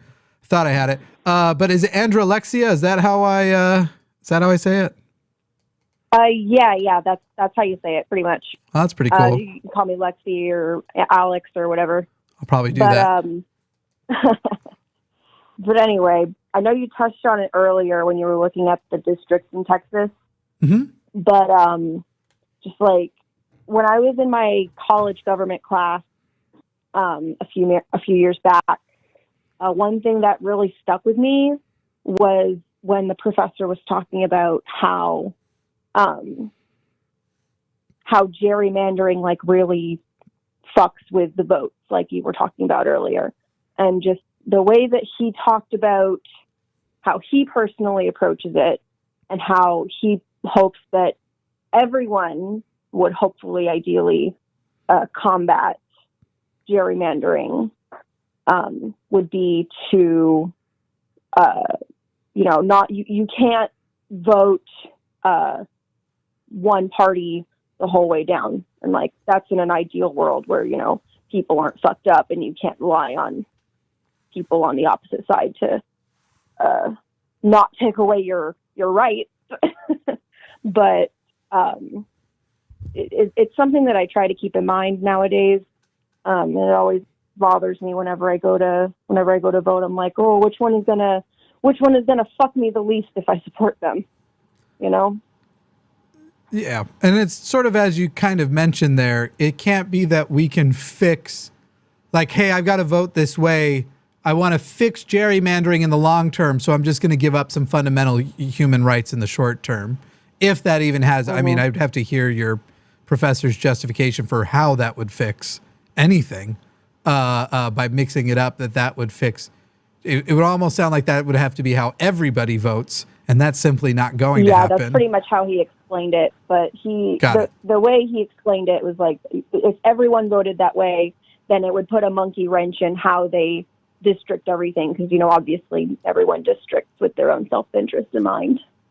But yeah, if we can go with fantasy worlds, I can come up with way more interesting scenarios than that also will never realistically happen. Some of them have hobbits in them. That level of fantasy, like that's just not going to do us any good. Obviously. Yeah.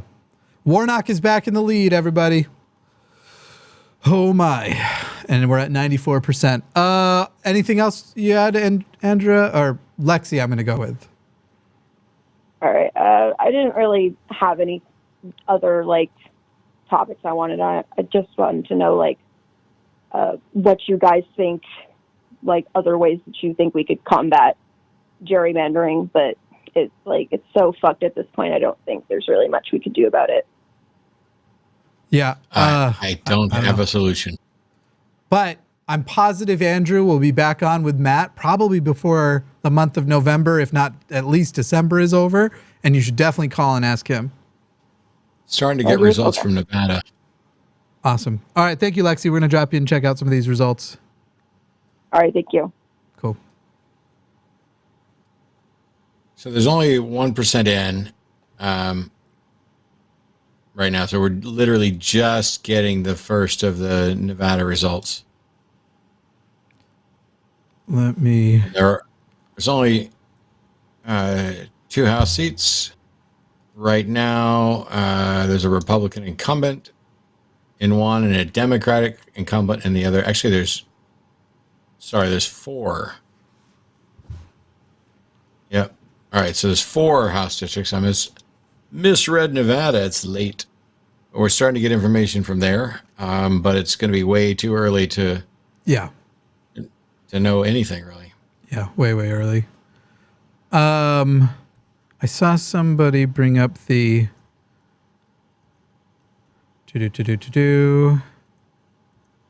shit. 1 second.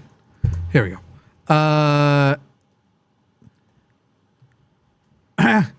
From Mr. QTube, first name Fa. If flavored vapes target kids, spoiler alert, they don't. What about flavored liqueur?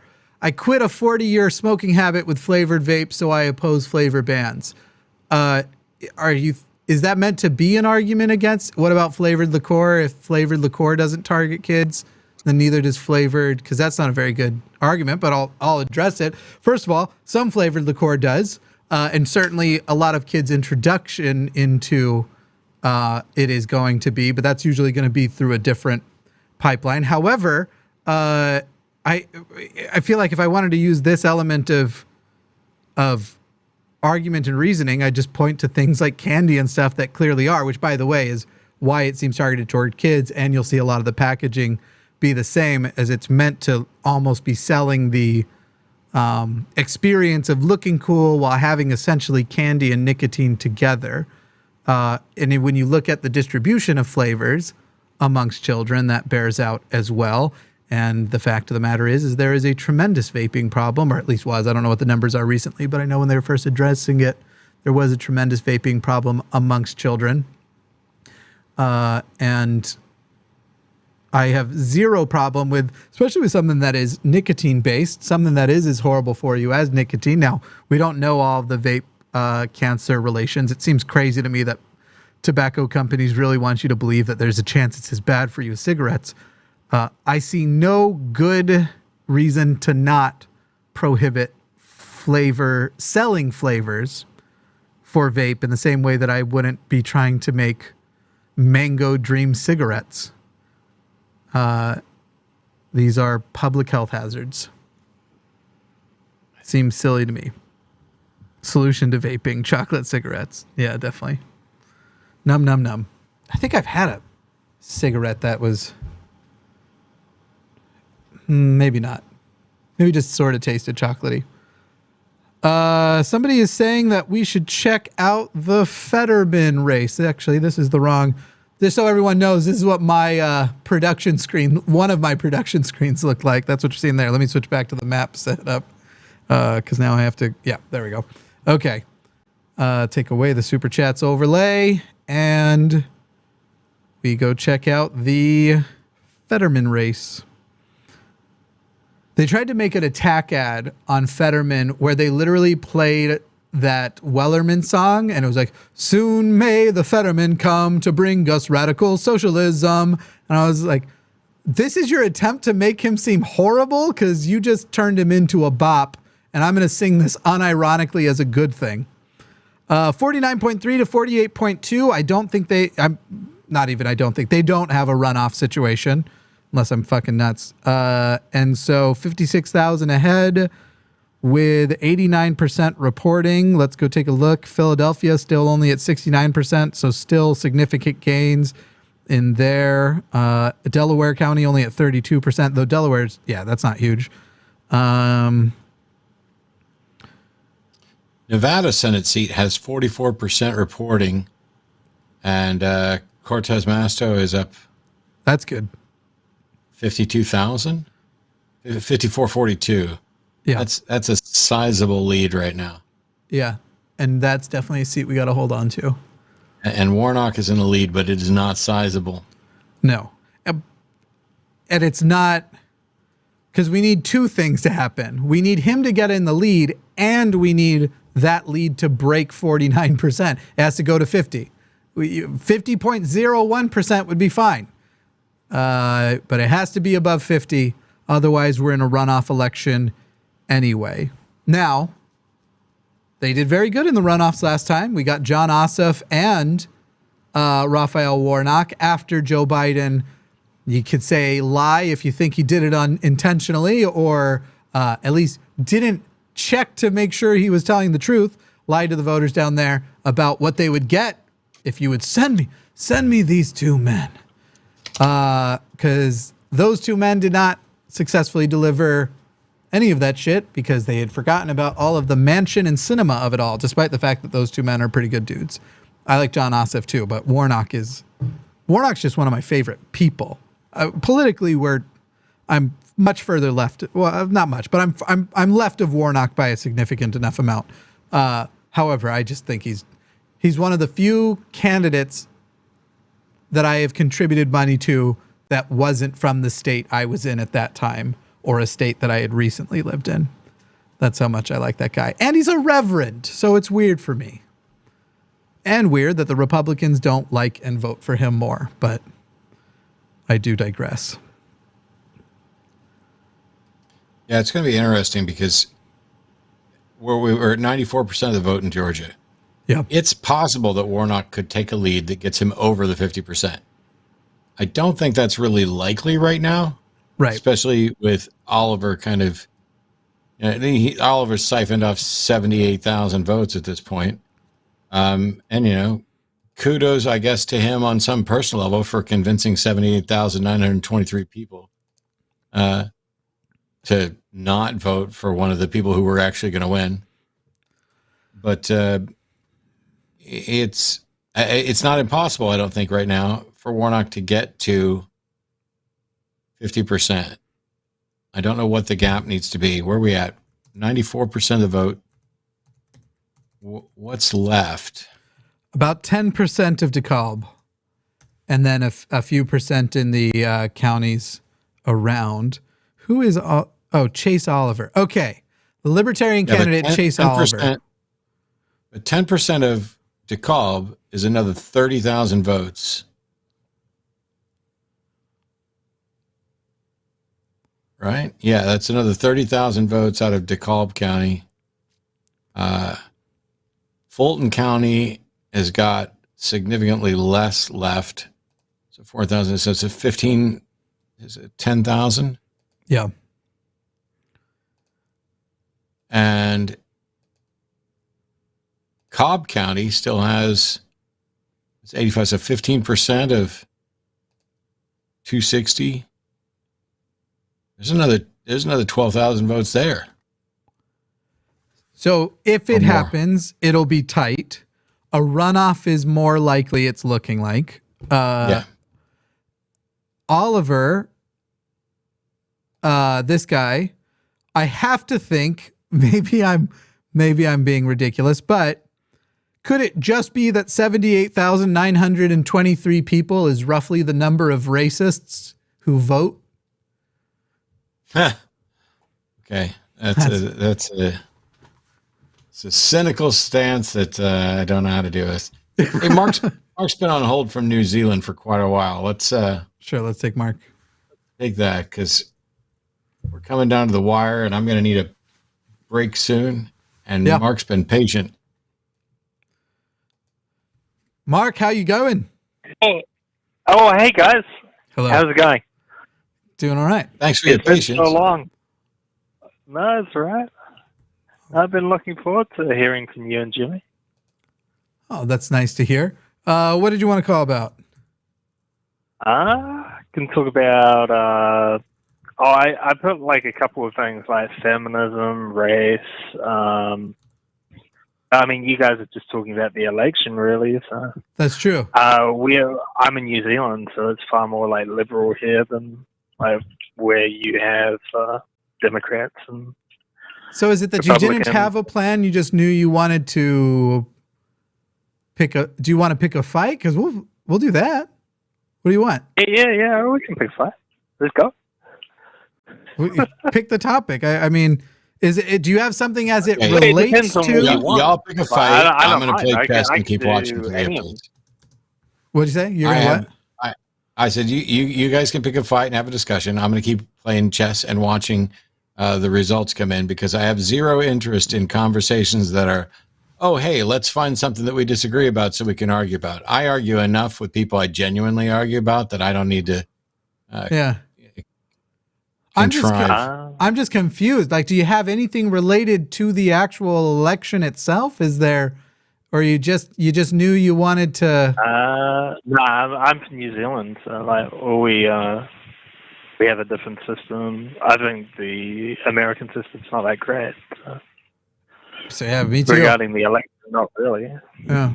Well, we do a Wednesday and Sunday show. If you want to prepare a topic to call in about, that's probably your. I mean, I feel bad. You were on hold for an hour, but you were on hold for an hour that, if I'm being honest, keeping the line from somebody who had a plan to call in and wanted to ask about something specific, you just sort of held the spot for an hour. Now, it being an hour wasn't your fault. I can talk about. I was just gave like a range of topics. But. Right. What do you want to do with your range of topics? Okay. All right. Herein you have. Here are the topics I have written down: cis white male. Okay. Democrat. Query about either race. What's your query about race? Well, I was listening to you guys. I think it was about a week ago, and it was more about like you don't want just white males like in the atheist movement. You want like pretty much like 5 people with different like nationalities, sort of thing. You want to like have it as like a what's the word, like a diverse color palette, sort of thing. From my understanding. Okay. I'm listening to you guys. I agree. It would be great to have diverse representation within the atheist community, especially when it comes to certain communities which have even higher amounts of stigma against being atheist, which is why I so appreciate people like Mandisa Thomas, who runs the group Black Non-Believers, as the stigma around atheism in the Black community is actually higher. And so to actually have Black representatives which can speak out to Black people and basically say like, no, we're here and it's not what you think it is. I think that is a positive thing. And do you disagree, Mark? What is the... No, I don't disagree. It's mainly that, you're just an individual. You don't speak for me and I don't speak for you. I'm just another guy. Sure. Like all people, it doesn't matter what melanin you have in your skin or where you come from. Right. That's the existential truth of it all. However, obviously, both of those things matter to a lot of people. And the reason why it has to matter to us is because of how much it matters to, for example, melanin racists. And it's simply not enough to not be racist anymore. Anti-racism is what makes a person decent now. So I don't really know the point you're trying to make at all, but I got to tell you, Mark, I don't think you know the point you're trying to make at all. Well, I mean, I have my values, and I was hearing different values come from you, and I was wondering if those were the similar, or if they were the values I was hearing, or if I was wrong. And, I wanted to evaluate, have a conversation, because, I mean, what value of mine do you think is different than yours? Maybe we'll get something interesting. Value of mine. Oh, well, there was that. There was, you were wanting to artificially push more of a diverse cast in the movement, as well as like minorities. Boy, that word artificially doing a lot of work for you there, isn't it? Mark, this is remarkably uninteresting. You've got two other things. I'll give you a chance. Give me something about private gun ownership, and if you've got anything remotely more interesting as a foundation, we'll actually do it, because I've already addressed your other one. Well, I mean, I think private gun ownership is a really bad thing.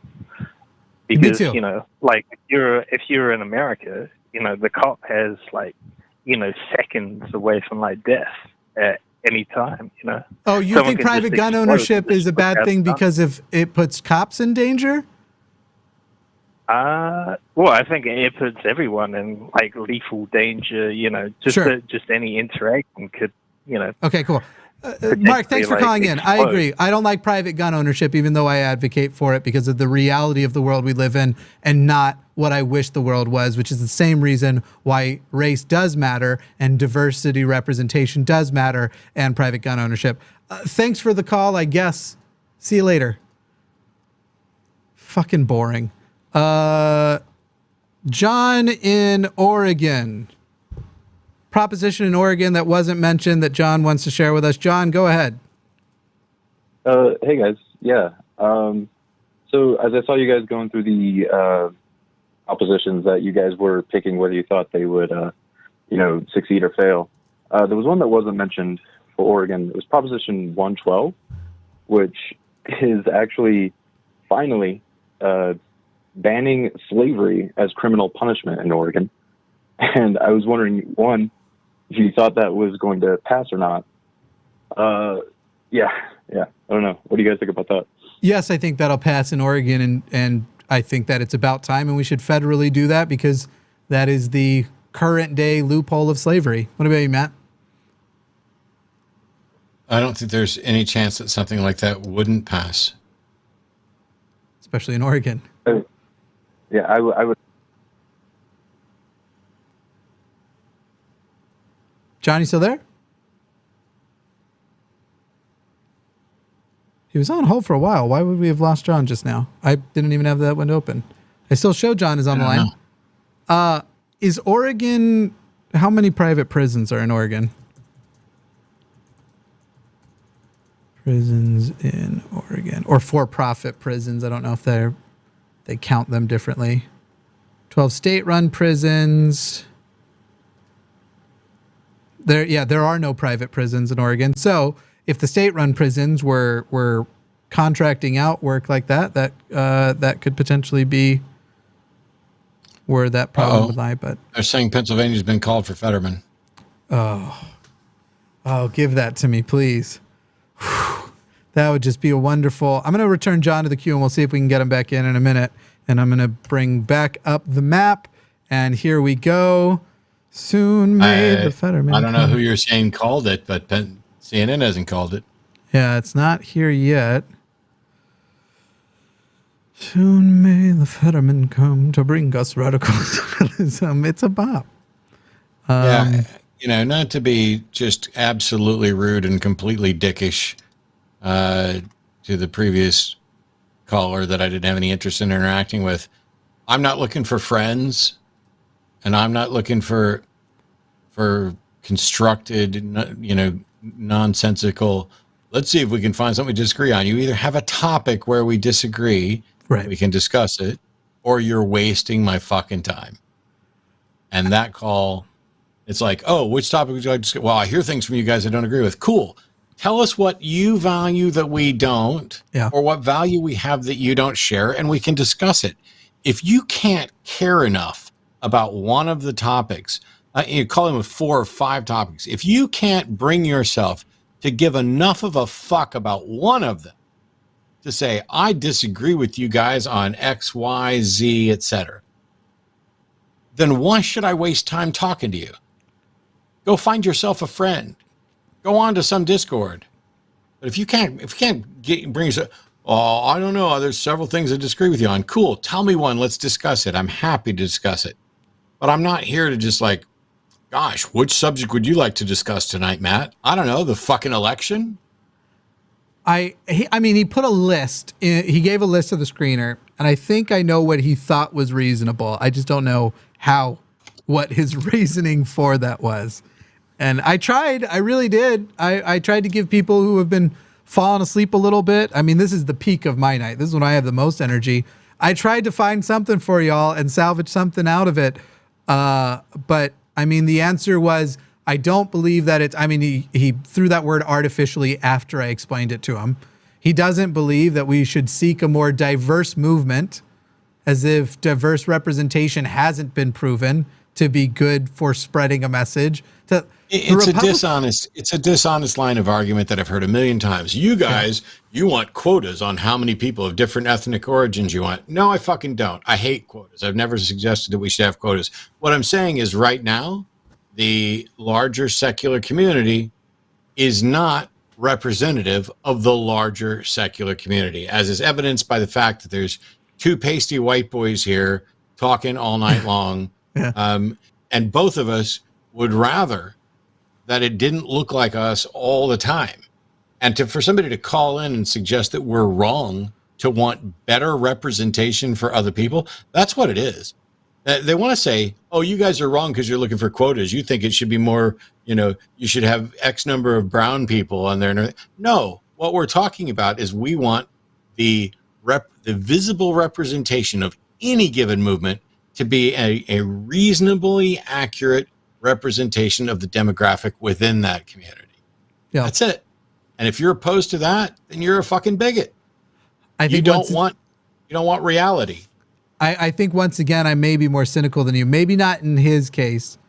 I don't know because I don't know him. But I think there are also a number of them who, much like you see Republicans when we were doing the Supreme Court finding someone for the Supreme Court, who have a reluctance to believe that a black person would make a good representative of the atheist community. That to have a black person in the community means you must have just picked them for the quota because you wouldn't naturally find them that way. I could be wrong. Maybe that person isn't just a dick racist, but seems to eat at the same same table in the cafeteria as they do. All right, the sheets that I've got, I haven't seen anything new called. AP is supposedly declaring Fetterman, and MSNBC's reported it, but I don't see it on CNN. Definitely AP did. I saw that, but they wanted me to unblock ads, and so Warnock I said, went up. Warnock just went up to 49.4% on New York Times. 0.7 away. He's getting closer to the 50% mark. AP I don't show AP as. Last thing was 9 minutes ago was when Mill defeats LePage, which granted was behind when some of the other people did. Let's go to election live updates. NBC and Fox called Pennsylvania for Fetterman. Wow, Fox called it. Fox, we're just done. Fox did that last time with Arizona, and then they uncalled it, but then they ended up being right. But Fox and I think MSNBC actually were both jumped the gun on Arizona in 2020, and technically ended up being correct, but jumped early. Oh man, JD Vance's beard bothers me every time I look at it. Yeah, everything looks.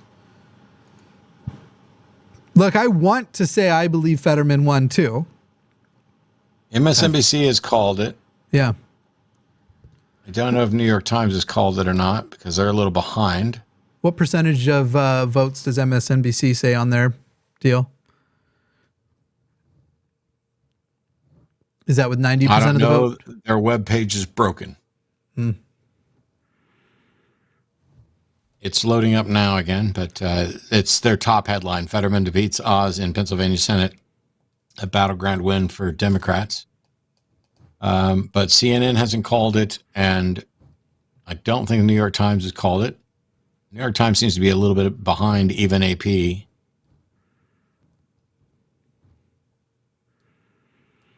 York Times is saying very likely Democrat.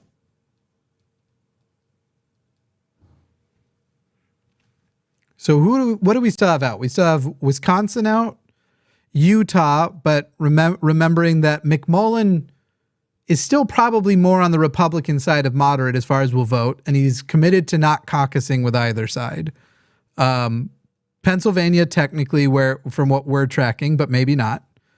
Nevada's still out. We want Cortez Masto to stay in, but that's one of the ones that they're looking to flip. Looks like there's not a big showing of none of these candidates for that. Yeah, I don't have anything new outside of what MSNBC reported, and I'm sticking with kind of the CNN thing. I've been disappointed by some of the calls at different times. I am going to, despite the fact that we may be at the verge of getting big news any moment now, I'm going to take a break for a couple of minutes and go use the restroom, and then I'll be back. Why don't we just throw a 5-minute be right back up with that same awesome music as before? Why don't we all take a 5-minute break? Good. That music was killer. We'll be back in 5 minutes where we'll declare that we're probably still going to lose the House and the Senate despite these changes. I think we might tie the Senate. All right, sorry. Go ahead. Yeah, see you in 5.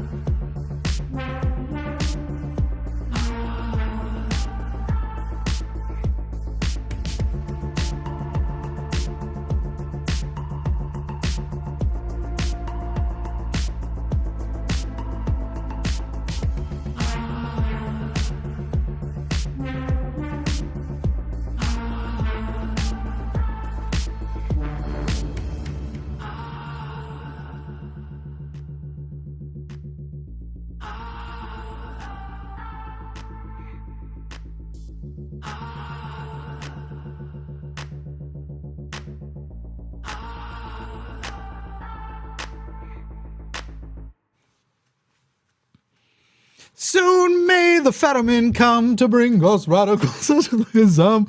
Ah, ha ha ha! It has happened. It's over. Pennsylvania.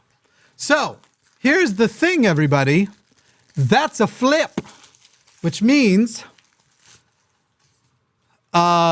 Democrats can now afford to lose one Senate seat, and they'll still keep the 50-50 majority with the vice president's vote. Now, that said, more would be better. Get rid of, like, let's get all 51. Well, it doesn't matter. The House is going to be, it pretty much doesn't matter except for how good it feels. So I've gotten myself a little Magnum cookie bar ice cream deal. I'm going to take a little lactate tablet. Keep my lactose. That is the first Senate flip of the night, right? Isn't that correct? Let's go have a look. Let's go have a look-see. Woo-hoo.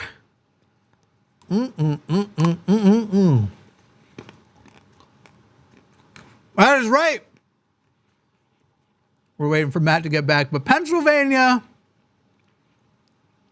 Oh, this isn't that good. I guess it's fine. I dropped it on the desk.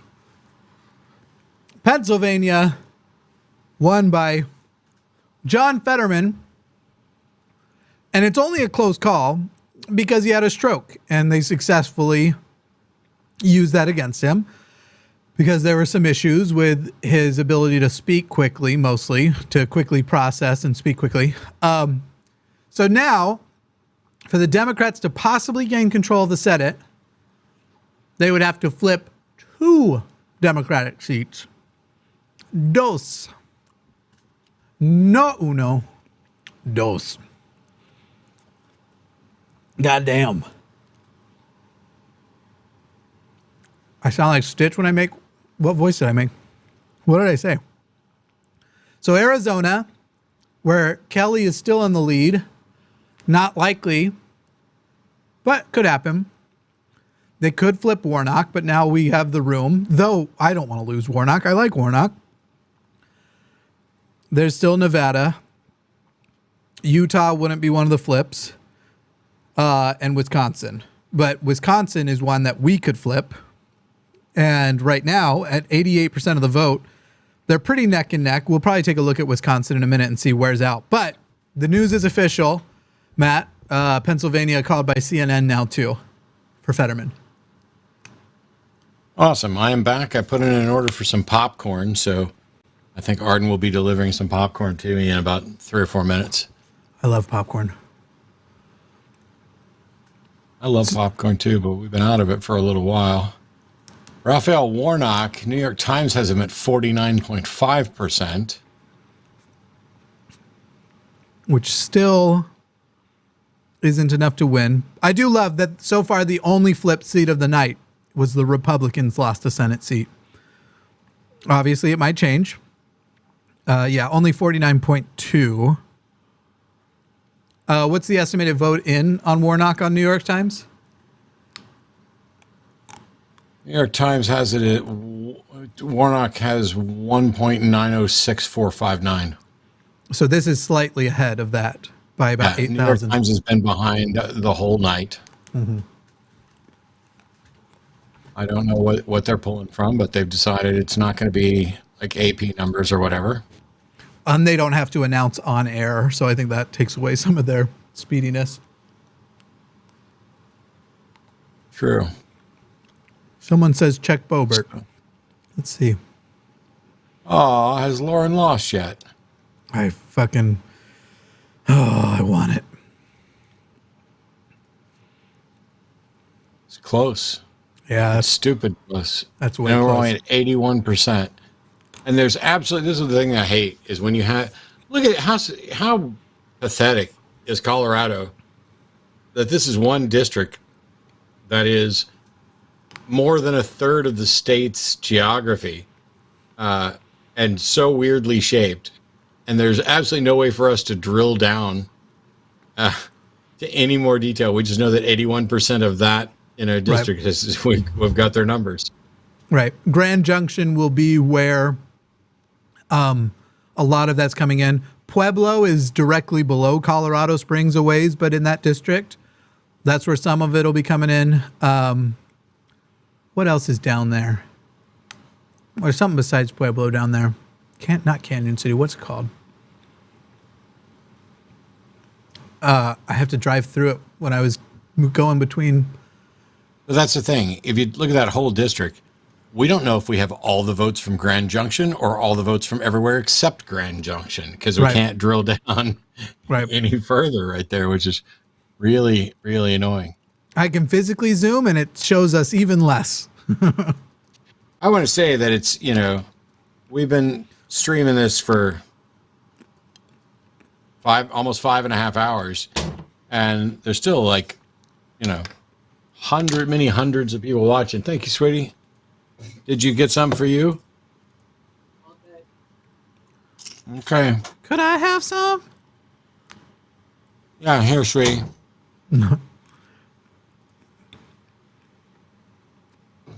Raffensperger has been called for Georgia.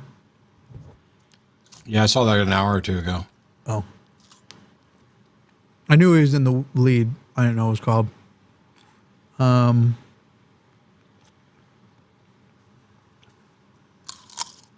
Oh, Paul's given me new lyrics. So Paul, the lyrics I was using was from a Republican attack ad on Fetterman where they tried to make him sound bad by using the Wellerman song, and it just made him. I liked it more. But let's see. Apology has given us, soon may the Fetterman come to bring us representation. One day when the voting is done, he'll take your seat and go. I also just privately dislike Dr. Oz. A lot of that from a lot of the atheist work we do, because there is so much crossover between certain types of gullible people and certain religions which make you gullible in certain ways, and all of these miracle cures, this fraud of I'm a better doctor than Dr. Oz, this fucking fraud. Because while I won't get much right, he'll get a ton wrong on purpose. Oprah owes the world a lot, and coming out in support of Fetterman against Oz didn't even come close to making up for it, but it was at least a start. Yeah. Yeah. Yeah, she did give us Dr. Phil, too.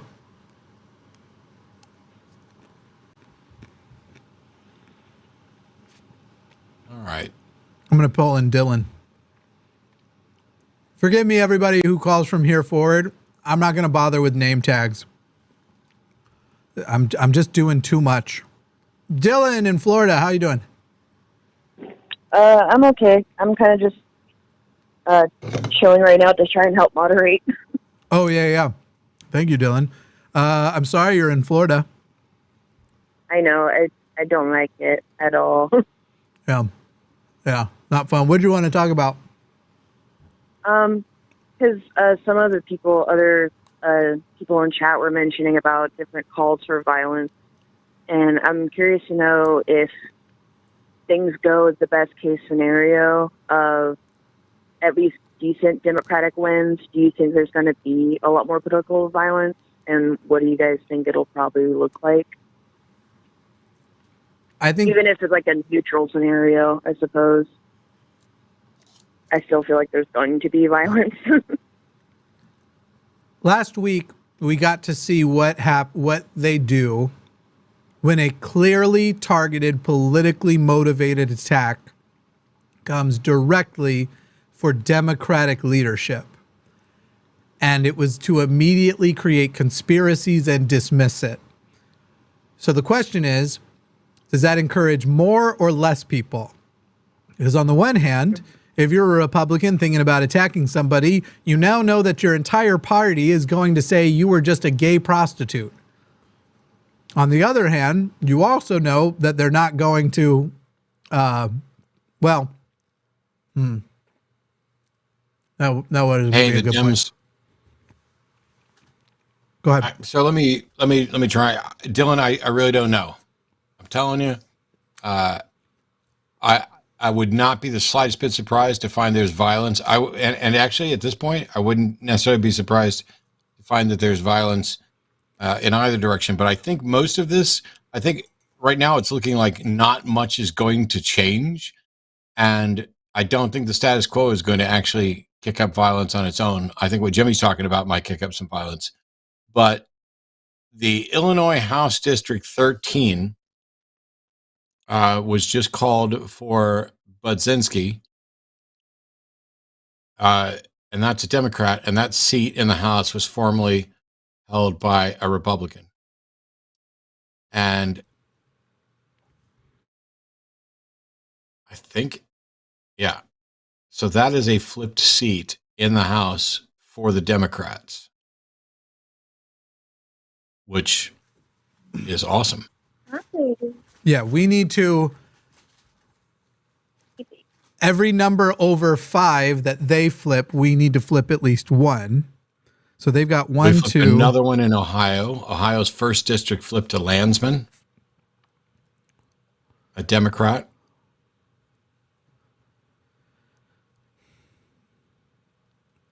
So I think 1, 2, 3, 4, 5, 6 is what they've done. And we've done 2. So if this, if that spread held all night, we'd actually keep the House by 1 vote, but nobody's expecting that spread to hold all night. So before people get their hopes up, just know that that's not probably going to happen, but maybe. No, not really, but maybe. Yeah, sorry, go ahead, Dylan. We'll see. I suppose I have another question simply because of the Nancy Pelosi incident where the man that was looking for her ended up attacking her husband. Do you think that there might be a proper assassination attempt, like within the next election cycle against Democrats? I hope not, but it's already happening in other countries right now in similarly charged elections. And so, could, yeah, I mean, I, in a weird way, I'm surprised it hasn't happened yet. Recently, I think the last one was, the Republican who got shot at the baseball game. Is that our last one where someone was, no, except he didn't die. I was gonna say successfully killed. They're not great at successfully killing them, actually. As far as at the federal level, House, Senate, there hasn't been a successful assassination. But I would say I'm surprised there hasn't been a successful one by now. And I worry about the empowerment people feel when they hear that someone was able to break into the Speaker of the House's house simply because she was away from her house. That's kind of insane to me in its own right. And I'm not very good at predicting. Yeah, I think the best case scenario for it is just a lot of the time the people that are brainwashed tend to not plan ahead in a scenario of that sort. They just go, let's see if I can do it, and they just go for it instead of thoroughly planning it out, I suppose, which is better than, I guess, planning it out, but at the same time, excuse me, that's great. Just best case scenario, they just aren't the brightest, but I don't want to be rude in saying that, but at the same time, they're fucking crazy. So I don't know the best way to say that, I suppose. Yeah. I mean, if you're just speaking generally, I think about my own physical safety as somebody who doesn't have 1/1000th of the platform that AOC does. And so I guess that's the best I can give you as an answer of like, I'm very surprised no one's made an attempt that has gotten closer to someone like AOC. I'm not at all surprised to find out that the Paul Pelosi story wasn't remotely surprising.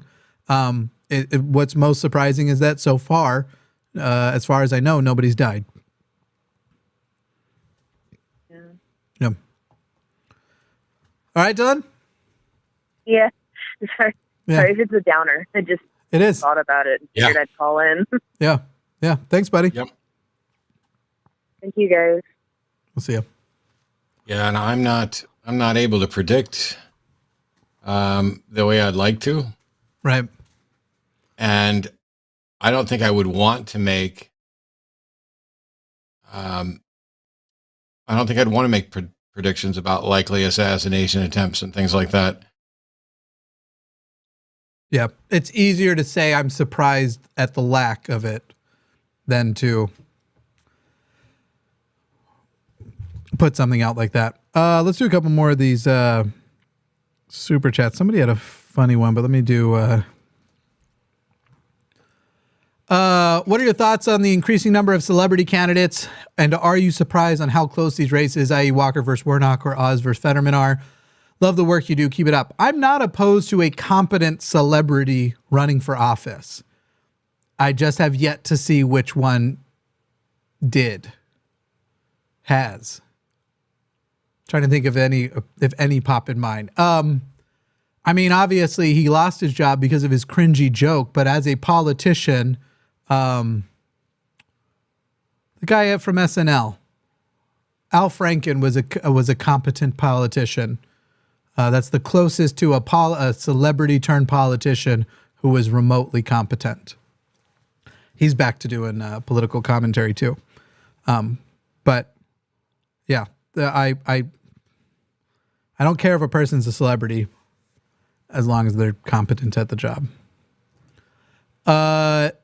Did you have a thought on that one? No, I mean, I'm the same thing. It's going to be about the qualifications. It's just at this point, I think we've been. I know the right likes to complain about participation trophies, and it's one of the areas where I often, at least to some extent, agree. I'm not a big fan of. Yeah, me too. Also ran participation trophies and stuff like that. But I think if you raise your kids telling them constantly, hey, you can be anything you want to be, I think some of them believed it. And enough of them believed it that they voted for somebody else. It's like, we're tired of the politicians, so let's get the people in who aren't politicians. And, you know, as much as I've had really bad interactions with a lot of different lawyers in the last few years between lawsuits and other things. And yet lawyers understand the law and are going to be much more adept at making laws, correcting laws, editing laws than, you know, some celebrity that's not also a lawyer. There is some expertise involved in governing and in being an elected representative and lawmaker. The fact that people generally think Lauren Boebert has any business making laws,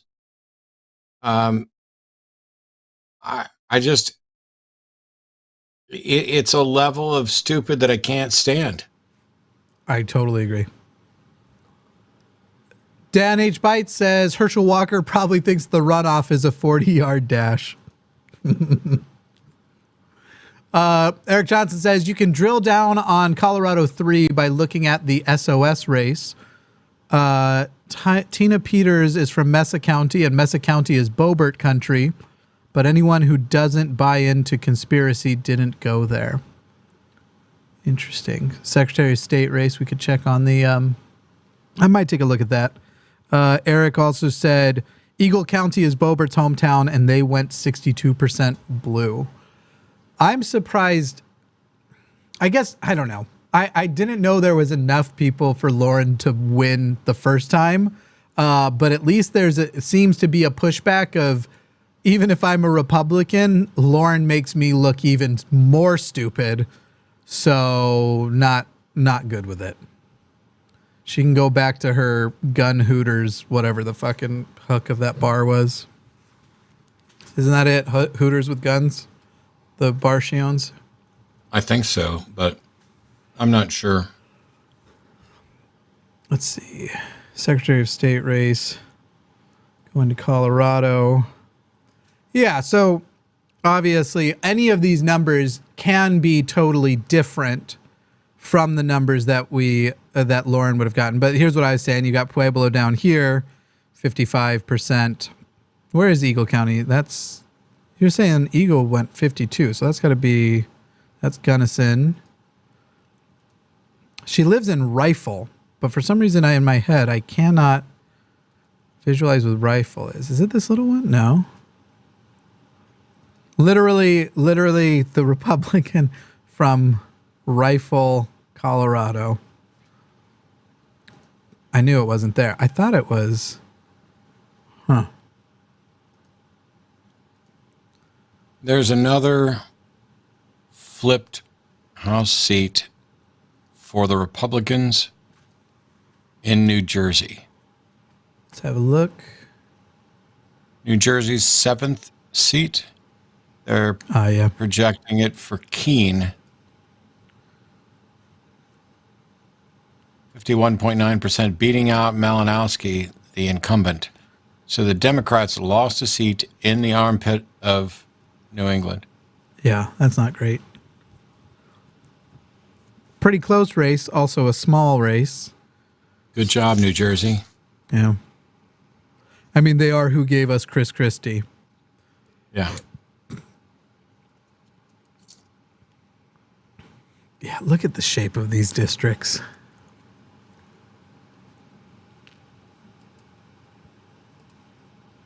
So we still got the... I'm with you, though. I'm still amused that the only listed flipped seat on the Senate side is Fetterman's. Yeah. There will be others, but... I'm going to ride that high while I can. Well, maybe. It could lock in at Fetterman flips and then everything else goes back to the way it was. Georgia could stick with Warnock. That's the big one. We've got that at 49.1, 96% in. So Warnock, I think, is going to win the day, but I don't think is going to break 50%. We're a full 1% away from that being possible, which means he would need 40,000 roughly votes to come in. Now, if we go to DeKalb, they're at 91%. So let's see, that's roughly 300. So you could say maybe there's another 20,000 votes for him out there, but it needs to be 20,000 votes ahead of Walker, and Walker not pick up any. Let's go check out Cobb. Cobb's at 88% of 200, roughly 288,000. So yeah, I mean, it's not impossible, but it doesn't look good. Well, I do have some good news to report, and that's that we have projected results for a couple of ballot measures. And Michigan oh, fuck yes. Michigan has gone to Whitmer. Fuck you, Dixon.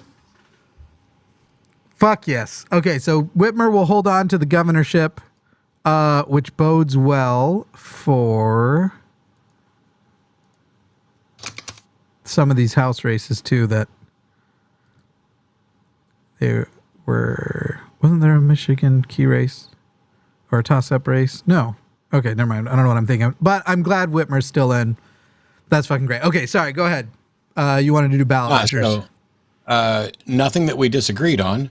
Oh. Vermont 5, guaranteed constitutional right to abortion, is protected to pass. It's got 76% of the vote right now. There's a lot to scroll. Michigan 3, which is the guaranteed constitutional right to abortion, is expected to pass. It's got 54.5% of the votes right now. It's winning by like 267,000 votes.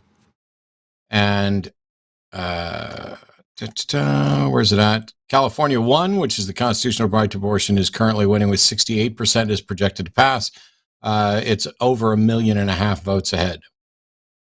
Yeah, that'll get it. That's, and none of those are, I mean, we were, that's 5 that we've got results on, or projected results on, and you and I agreed on all of them, and you and I got all of them right. So we picked the easy ones. That's right. The ones that would come in early. I thought I just saw something, but I was wrong. So never mind. That was for not. The Republicans, we are at 47-47. So what did they call for Republicans that we didn't have before? Iowa went for Grassley. That is unfortunate. Wait, was which Franken is in Iowa?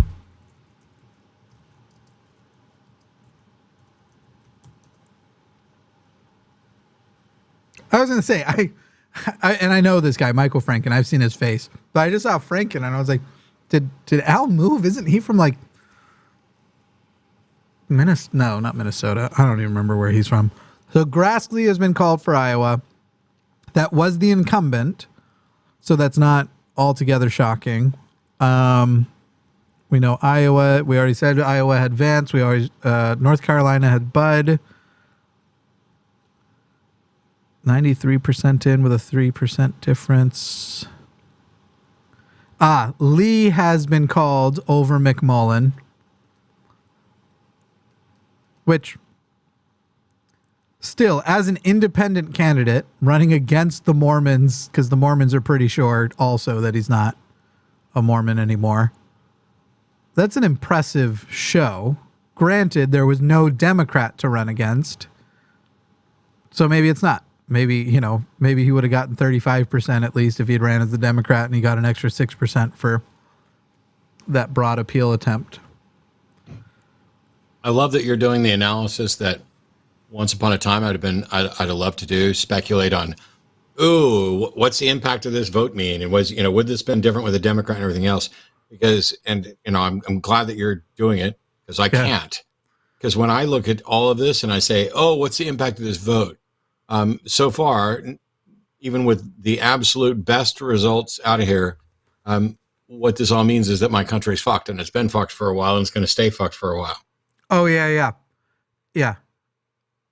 No, you're right. Okay, that means we just got another Democratic seat called because we're up to 40.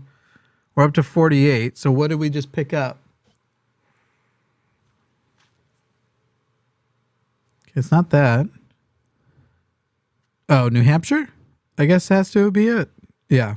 And Washington State. That wasn't a real toss-up, though. New Hampshire actually looks a lot closer than I would have guessed New Hampshire would add. Okay, so we've added New Hampshire and Washington to the board. So right now, there are 5 seats out. If Dems keep 2 of those 5 seats out, they at least hold the vice presidential breaking majority. They are favored right now in Nevada, or it's looking good in Nevada. Arizona, I would say, even though the numbers are almost like really close to each other, Arizona, I think, looks like the one that they're almost destined to win, but I can be wrong.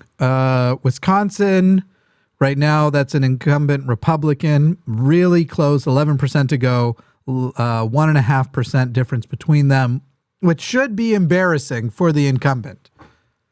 Granted, if we lose it, we lose it, but if it's roughly with these percentages, you should be embarrassed, Wisconsin Republicans in Wisconsin. By the way, I think the 48th Democrat we got was Hawaii. They called Hawaii for Schatz, the incumbent. Yeah, they don't have that on the... Nothing was going to change. It just gave us one more number. Right. They haven't called Alaska yet, but I will say there's no way a Democrat's going to win it. Right. It is Republican Alaska because these are the numbers breaking down. Murkowski not in the lead. Granted, only 28% in, but Chesbro, which I also think is a Pokemon's name, does not have a chance. Hey, you want to play some chess, bro? You want to play? Yeah, exactly. I've been playing chess off and on all night. So what's the next one that might come in? Because Arizona's still at 54%. Has Arizona gone to bed already? Like, did they take a break from voting? Arizona vote count.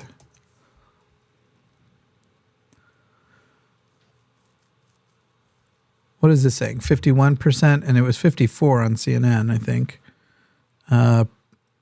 Printing malfunction, right. They had that issue earlier, and then Republicans kept lying about it. Yeah, and remember, one of the big losses tonight that happened early on, so we've already kind of forgotten it. Again, I predicted this a while back, but it's still a big loss. Florida is definitely not a swing state anymore. DeSantis handily won Florida, and we have multiple House flips in Florida. 1, 2, 3 in Florida. So, as far as like right now, we're only finding joy in the things we can salvage of a still really shitty night. And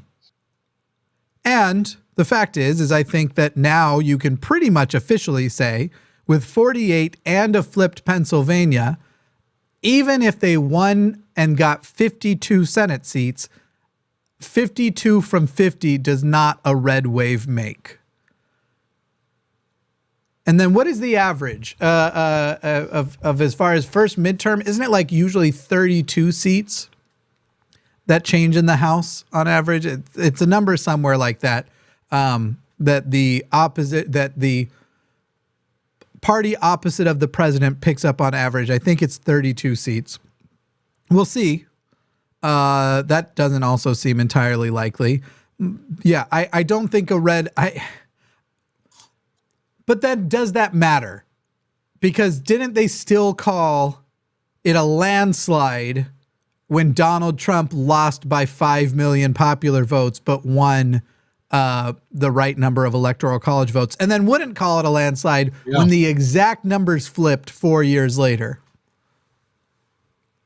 Yep. Yeah. Literally the exact numbers. Oh, wrong one.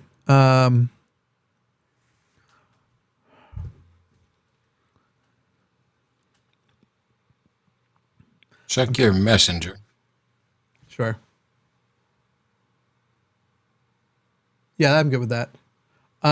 Yeah, so we'll probably... all right, here's the deal. We don't have any super chats queuing. Right now is your opportunity. Basically, the show is going to end at either 1 a.m. or when all super chats have been read. Right now we have none. So if at 1 a.m. we have none to read, it will end at 1 a.m. If we have more to read, I, at the very least, will go beyond 1 a.m. I won't commit Matt to that, but I'll stay awake as long as there are super chats of at least, we'll say $5 coming in. Otherwise, we are going to wrap this up. But I'm hoping in that period of time, we can find out what the fuck is going on in Georgia. That's what I want to see. Be really nice. My money's on a recall or a yes, runoff. mine too. Yeah. I'm going to give Warnock ends at 49.6%. I think it's going to be that close. Under 0.5% up to 50. I'm going to give him 49.6%. You want to beat the spread? Oh, I'm going to say it's 49.8. You're going to get even closer. All right. That's what I like to hear. Let me go to... I'm going to put the live chat in one of these windows so I can quickly switch between them more quickly now that we're ending some things. Also, Matt, how do you feel about Elon Musk telling people yesterday to vote Republican? I think I already talked about this, but... Did you? Yeah. Elon Musk is an idiot of epic proportions, and he is basically arguing that what we need is gridlock. Right. Because if we have people from two different parties in office, that makes sure that they can't screw anything up too much. It keeps them locked from doing it, which means no progress, which we already knew he's not progressive and doesn't care about progress. It's ridiculous to suggest that grinding everything to a halt is the best course of action. And so, yeah, I don't have any, I've never had any real, I didn't even know who Elon was until maybe 2 years ago. And then after studying up, it's like, why I don't put him in a bucket with Jordan Peterson and, add him to the category of people who I have zero understanding of why this person is valued by others as if they're, I don't know. It's late. I don't have anything to add. I can't possibly.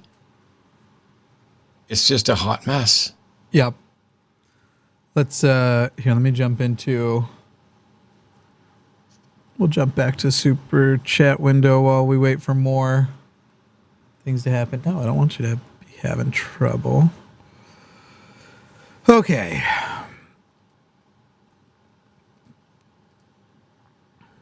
And boom and boom. Send that one. I think this one is for you. $5 from Smart Aleck Atheist. I know this isn't a hang-up, but can I hear a Fergal Burgle Manurgle Burgle? Sure, you just did. Always. Fergal Burgle Manurgle Burgle. Always I Fergal Burgle Merg. Thank you, Smart Aleck.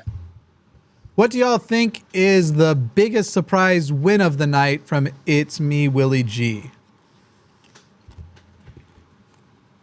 Well, go ahead. No, I'm. That was my. Let me add something in that's delay worthy because because I didn't know enough to even consider this. I think the keen win for the House seat in New Jersey, basically flipping that one. I mean, that's an area that's close enough to a lot of liberal-leaning, liberal-minded individuals. And if you told me that part of New Jersey was going to flip, I would have been surprised. It's clearly just my own ignorance as it flipped. But that's the one that caught me off guard. I was like, wait, what happened in New Jersey? I wasn't surprised about any of the other House seat flips. One in Tennessee, one in Georgia, one in Virginia, 3 in Florida, 1 in Illinois. I wasn't necessarily expecting any of them in particular, but none of them caught me by surprise. It was only the Jersey one that kind of surprised me. But when I watched the Fetterman debate, they asked him about fracking, and he took a solid, seemingly unaware 15-second pause before he then say, I've said this many times, I support fracking. And it was 15 seconds of just looking, just not looking like he was thinking through it or anything, just physically paused. And I thought that was the end, because while they obviously were going after, they were trying to make him look as though the stroke had destroyed his brain. It was bad enough looking that I could see it either discouraging enough people from voting for him now or even changing some votes over. And so that started to go away. And then yesterday or the day before at a rally, he said the phrase, I celebrate the end of Roe v. Wade, or something along those lines. He accidentally basically said, I'm glad abortion laws are overturned, meaning to say the opposite in the sentence before that. But it looks bad, and obviously the stroke has affected his ability to speak and that there's delay. However, he's rapidly improving. I wouldn't personally have been worried, and I would have still voted for him. But if I'm just thinking from the position of optics and what I think would succeed when it comes to what is going to encourage or discourage people from voting, I thought the Fetterman ticket was probably done and that Oz would pull it out of his ass. And he didn't. And so I'd say my biggest surprise win of the night, where it's on our side, is the Fetterman win that if you had taken this before the debates would have been easy, I thought was lost. And so to keep that Fetterman win, I would call something of a surprise. That's the one I would have said. Not would have said. That's the one I did say. Delightful Hamburger says, who would win a fight, a snake or a koala? A snake. Why would a koala win that fight? A fight for my affection? A koala. I also like snakes, but everyone knows koalas are my favorite animal. Matt, I don't know if snakes are your favorite animal. Do you have a photograph of yourself holding on to a koala that's hugging you? Oh, I wish. I do. I envy you tremendously. It's wonderful, and I'd still pick the snake. See, here's the problem, though, with the question. Who would win in a fight, a snake or a koala? Well, it depends on the snake. If it's a black mamba, that's going to win. If it's a king cobra, that's probably going to win, although the cobra is going to ignore the koala because it eats snakes. But if it's a fight between a koala and a garter snake, I'm pretty sure the koala could win. So snakes are a really broad category. Koala's kind of narrow. Yeah. The second biggest predator of all wild koalas are carpet pythons. Yes. Yeah. So, particularly the larger carpet pythons, but not a Darwin's, which is only about 6 feet long and couldn't eat a koala if it tried. did you say koalas eat snakes? No. Okay, I thought I heard you say that when you were saying. I was gonna say, but I think they. No, it's about who would win in a fight, and a koala would definitely win in a fight against a garter snake. Sure. Yeah. And both of them would beat Aquaman. Speaking of really, really annoying Australian wildlife or animal life regulations, you cannot open a koala wildlife reserve outside of Australia. If you want to save koalas, including during that time where they lost it was like 70% or something crazy of their population to bushfires, where they were literally burning up. You're not allowed, unless you're in Australia. The most you can do is if you have a zoo of some kind, you can basically rent them from Australia, and you are not allowed to then breed them outside of Australia. They are very protective over them. I think wallabies might have the same situation. So it's pretty much everything. So I love Australian snakes and pythons and reptiles, and I've kept a few over the years. And you can no longer get them. There's no longer any export allowed. So the only, like, I can still get a Darwin's carpet python, that's on my list for the next year or so to round that out. I love Darwin's. But you can't get any from Australia, which means any new morphs that are discovered in Australia, you can't get out here. And so when it comes to carpet pythons, you're either getting the existing Queensland carpet pythons, or you're getting like an Irian carpet python, or somewhere from the islands north of Australia. But they're incredibly guarded of their wildlife, and some of it perhaps for good reason, but also some of it I think is not good reason. And you're also, if you're in Australia, you can only keep your natives pets. You're not going to have, I don't think you can have ball pythons anymore in Australia. And a lot of others, other than maybe what has already been captively bred there.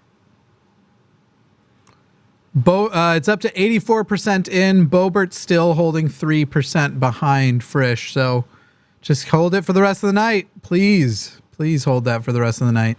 Just seeing if there's anything else to report on before we get back to Super Chats here. We're still at 48-47 in the Senate races. So we will jump on back. We've got from... Did we already read this one? Yes. It's very weird how many people don't... Whenever I say my favorite animal is koala, it's strange how many people are like, oh, but koalas blank. They have chlamydia, or they're very unintelligent, or whatever else. Just let me like koalas. Sergio Cedrin says, crappy night, let's forget it by talking about sweet, sweet magic slights. Let me see if I can do my... Shall I do this is not a good, comfortable angle for this. No, I almost feel like it would be, if I don't feel confident that I'll do it right, it'd probably be wrong to do a color change. Let me see if I can. Boy, these angles are tough. Yeah. I did it. I'm going to do a different one. I did a nice Erdnase. I'm going to do a completely different one because this is the one that Sergio was essentially kind of asking for. So mine actually starts a bit different. So where we're just going to cut the deck just like that. Oh, you can't see it at all when I do that. Shit. Do you you want me to? Yeah, this is like the worst angle ever.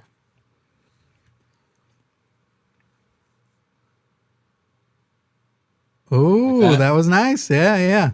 Clearly, it was the green screen effect. I can see right behind you. CGI confirmed. That's right. Arden's actually behind me wearing a green outfit, and she handed me that pen.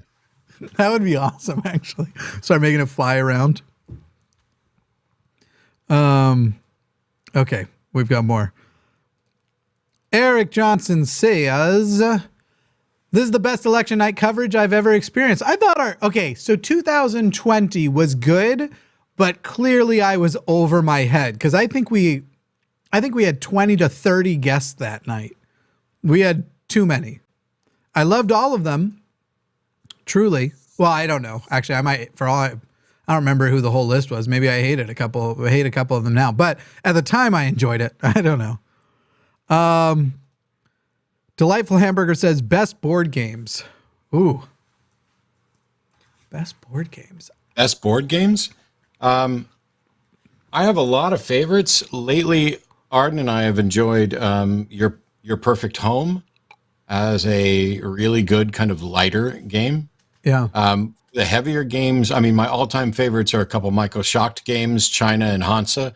But I also love Terraforming Mars. That's really pretty high on my list. I'm trying to get a group together for Gloomhaven, but we just haven't done it yet with COVID and everything. I'm in. I've recently enjoyed Cartography, but I don't know that it's considered a board game because you play it on. Nobody would, if you showed up to a board game night with Cartography, no one would think you were weird, but there's not a literal board. Everybody has their own little page that they're filling in. So a literal board game, I really like Dominion a lot. And then in virtual reality, Matt and I have been playing Demio, which I like a lot more than Matt likes, but I think he's coming round on it. We'll have to play it some more. I haven't won a single one yet. Yeah. And I think it was because I was playing a little too aggressive. It's definitely a hard game. And so backing off, but it's like when you run out of healing stuff, it becomes pretty clear pretty often that you're just not going to win. Yeah. And there were a number of times where it was like, and now the monsters move. And all of a sudden, even after you cleared something out, monsters from the other side of the map are coming to get you. Yeah. And everything is, it's a difficult game. We need to play. So I literally tired before bed. I quick dungeon ran the Black Sarcophagus, and I finished it with leaving 2 chests in the final place still closed and half of my hand unused. So we need to start with, because you and the group one we tried to do the other night was the Rat King, and that's the hardest one by a lot. So I feel like we need to do Black Sarcophagus so you can just experience victory and realize it's like, oh, you can win this game, and then work our way up and see if that helps. But yeah, I really like Demio on VR. You can get it for people who don't have VR. You can get it off of VR as well on Steam, but it's definitely built for VR. It's almost like a little Dungeons and Dragons style dungeon crawler board game where it's animated because you're in VR, and it's cool. And it works. It's one of the few VR games that works well, even if you're laid completely on your back looking up at the ceiling. Let's see. Derby says, blue voter in Arkansas swimming in a sea of conservatives. That sucks. There was something on Arkansas earlier that did we disagree on Arkansas on weed? Was that what it was? Yes, you said it was not going to pass. I thought it was going to pass. It is currently not passing. Okay. Oh, wow. I have, pull up the ballot measures because we can go through a number of them right now. Let's wrap it up by going through these because we got a bunch of them. And we'll have a couple more super chats after, but yeah. Arkansas, it is confirmed no. Okay, give me just a second to update the spreadsheet. So Jimmy gets a point. Ooh. California Prop 1 is confirmed yes. Did we already? I think we got that one. California Prop 26, confirmed no. Sports betting on tribal land. Wow, we both got that wrong, I think. We both got it wrong? As well as online sports betting, confirmed no. But wow, we missed this issue completely because neither of these were close. These were not even close. Blowouts. Connecticut, question 1, allow early voting. Yes, confirmed. We split on that. I went no, so there's a second point for Jimmy. My goodness. Iowa, Amendment 1, confirmed yes. We already had that. Yeah. Maryland 4, legalize rec marijuana. That was a yes, confirmed. We both said yes. Yep. And Michigan, so we both got it right. Michigan 3, that's a confirmed yes. Guaranteed right to abortion. We both said yes on that. Dakota 2, marijuana legalization, confirmed no. You got that one right as well. I'm feeling very victorious tonight. Nebraska Initiative 432, that is a yes. We both got it right. Initiative 433, a yes. I think I said no on that one. Is that the minimum wage? $15, yeah. Yeah, you said no, so there's a point for me. That's my first miss. No, that's not my first miss. My first miss that you didn't. Ohio 2, confirmed yes. Got it. That's Did we both? Okay. And Vermont 5. We both got it. Yes. Okay. That is what we've got. So how many are left? So you're currently, it's 3-1 on the ones that we have results for that we disagreed with. But however, on Arizona, let's see, 1, 2, 3, 4, 5, 6, 7. Yeah, they're 10 out. There's only 2 more where we disagree. That's Oregon 111. Right. Established right to health care is perfectly 50-50 right now. Wow. And the South Dakota 27 is the only other one we disagreed on. Yeah. Which is weed. So it looks like you're probably going to get, it's going to be like 5-1 or 5-2. But if those 2 come through, we will have disagreed on 6 things and have taken it 3-3. So it'll be interesting to see tomorrow if we get results on those. I got to tell you, South Dakota's 94% in with a 6% lead on no. I don't worry that I'm going to lose that one. I'm surprised they haven't called it. I don't think you're going to lose it either. Yeah, I think we're going for, but I have no idea. 111 is the one that's so interesting to me that with that much of the vote in, Oregon 111, 63% of the vote in, 300 votes apart. They're literally showing 50.0. They round to 50 exactly. Which means neither of our reasoning was wrong. Whatever our reasonings were both right because it's apparently a very close issue, almost identical. Or we were both wrong. That could be true. Yeah. Yeah. But whatever caused us to inkle one way or another. All right, let's stick a fork in it. I think we had 2 more super chats. Let me Okay. My back is at the point of killing me. For sure. And we have 4 more. I'm happy to read them alone if you need to get out of here. We can read them. Okay. Let's get these 4 done. Thanks for the coverage, guys. Much appreciated from John. Thank you, John. Thank you with a very small penis emoji right after, or maybe that's a smiley face. But I know that to be the penis emoji. And Smart Alec Atheist says, I used to have a koala teddy bear when I was a kid. There's one up here somewhere. I have one now. Somebody sent it to me. A fan sent it. It was really nice. It's one that you can put in the microwave and heat up, and you can use it as a heat compress. And Eric Johnson says, I'll be back in 2024 as long as America is still a thing. It will be in 2024. I'm more worried about end of 24, but beginning of 25 as far as the next time that might be threatened. Yeah. Just going to double check each of our pages here and make sure nothing crazy has happened. Yeah, we're fine on governors. Secretary of State, still only Georgia called. Senate is still 48-47.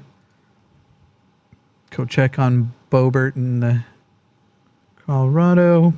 84%. Yeah, that's still the same. Yep. All right. That's it for us tonight then. That's a lot of hours of coverage. And tomorrow night I'll have Jim Barrows on the Hang Up, and we will probably pull these numbers up to go through what we know new between 1 o'clock this morning and 7 o'clock tonight. So luckily, I'll easily be all rested. I'll easily be able to hop in on voiceover so we can also find out the final score of our ballot measures. That'll be. Oh, I guess I have no doubt that you're winning. Yeah, it's still gonna. All right. Good night, everybody. Thank you for watching. Really appreciate it. And sorry today wasn't better, but it could have been worse. We'll see you next time. Bye. Apparently, we were fading to blue.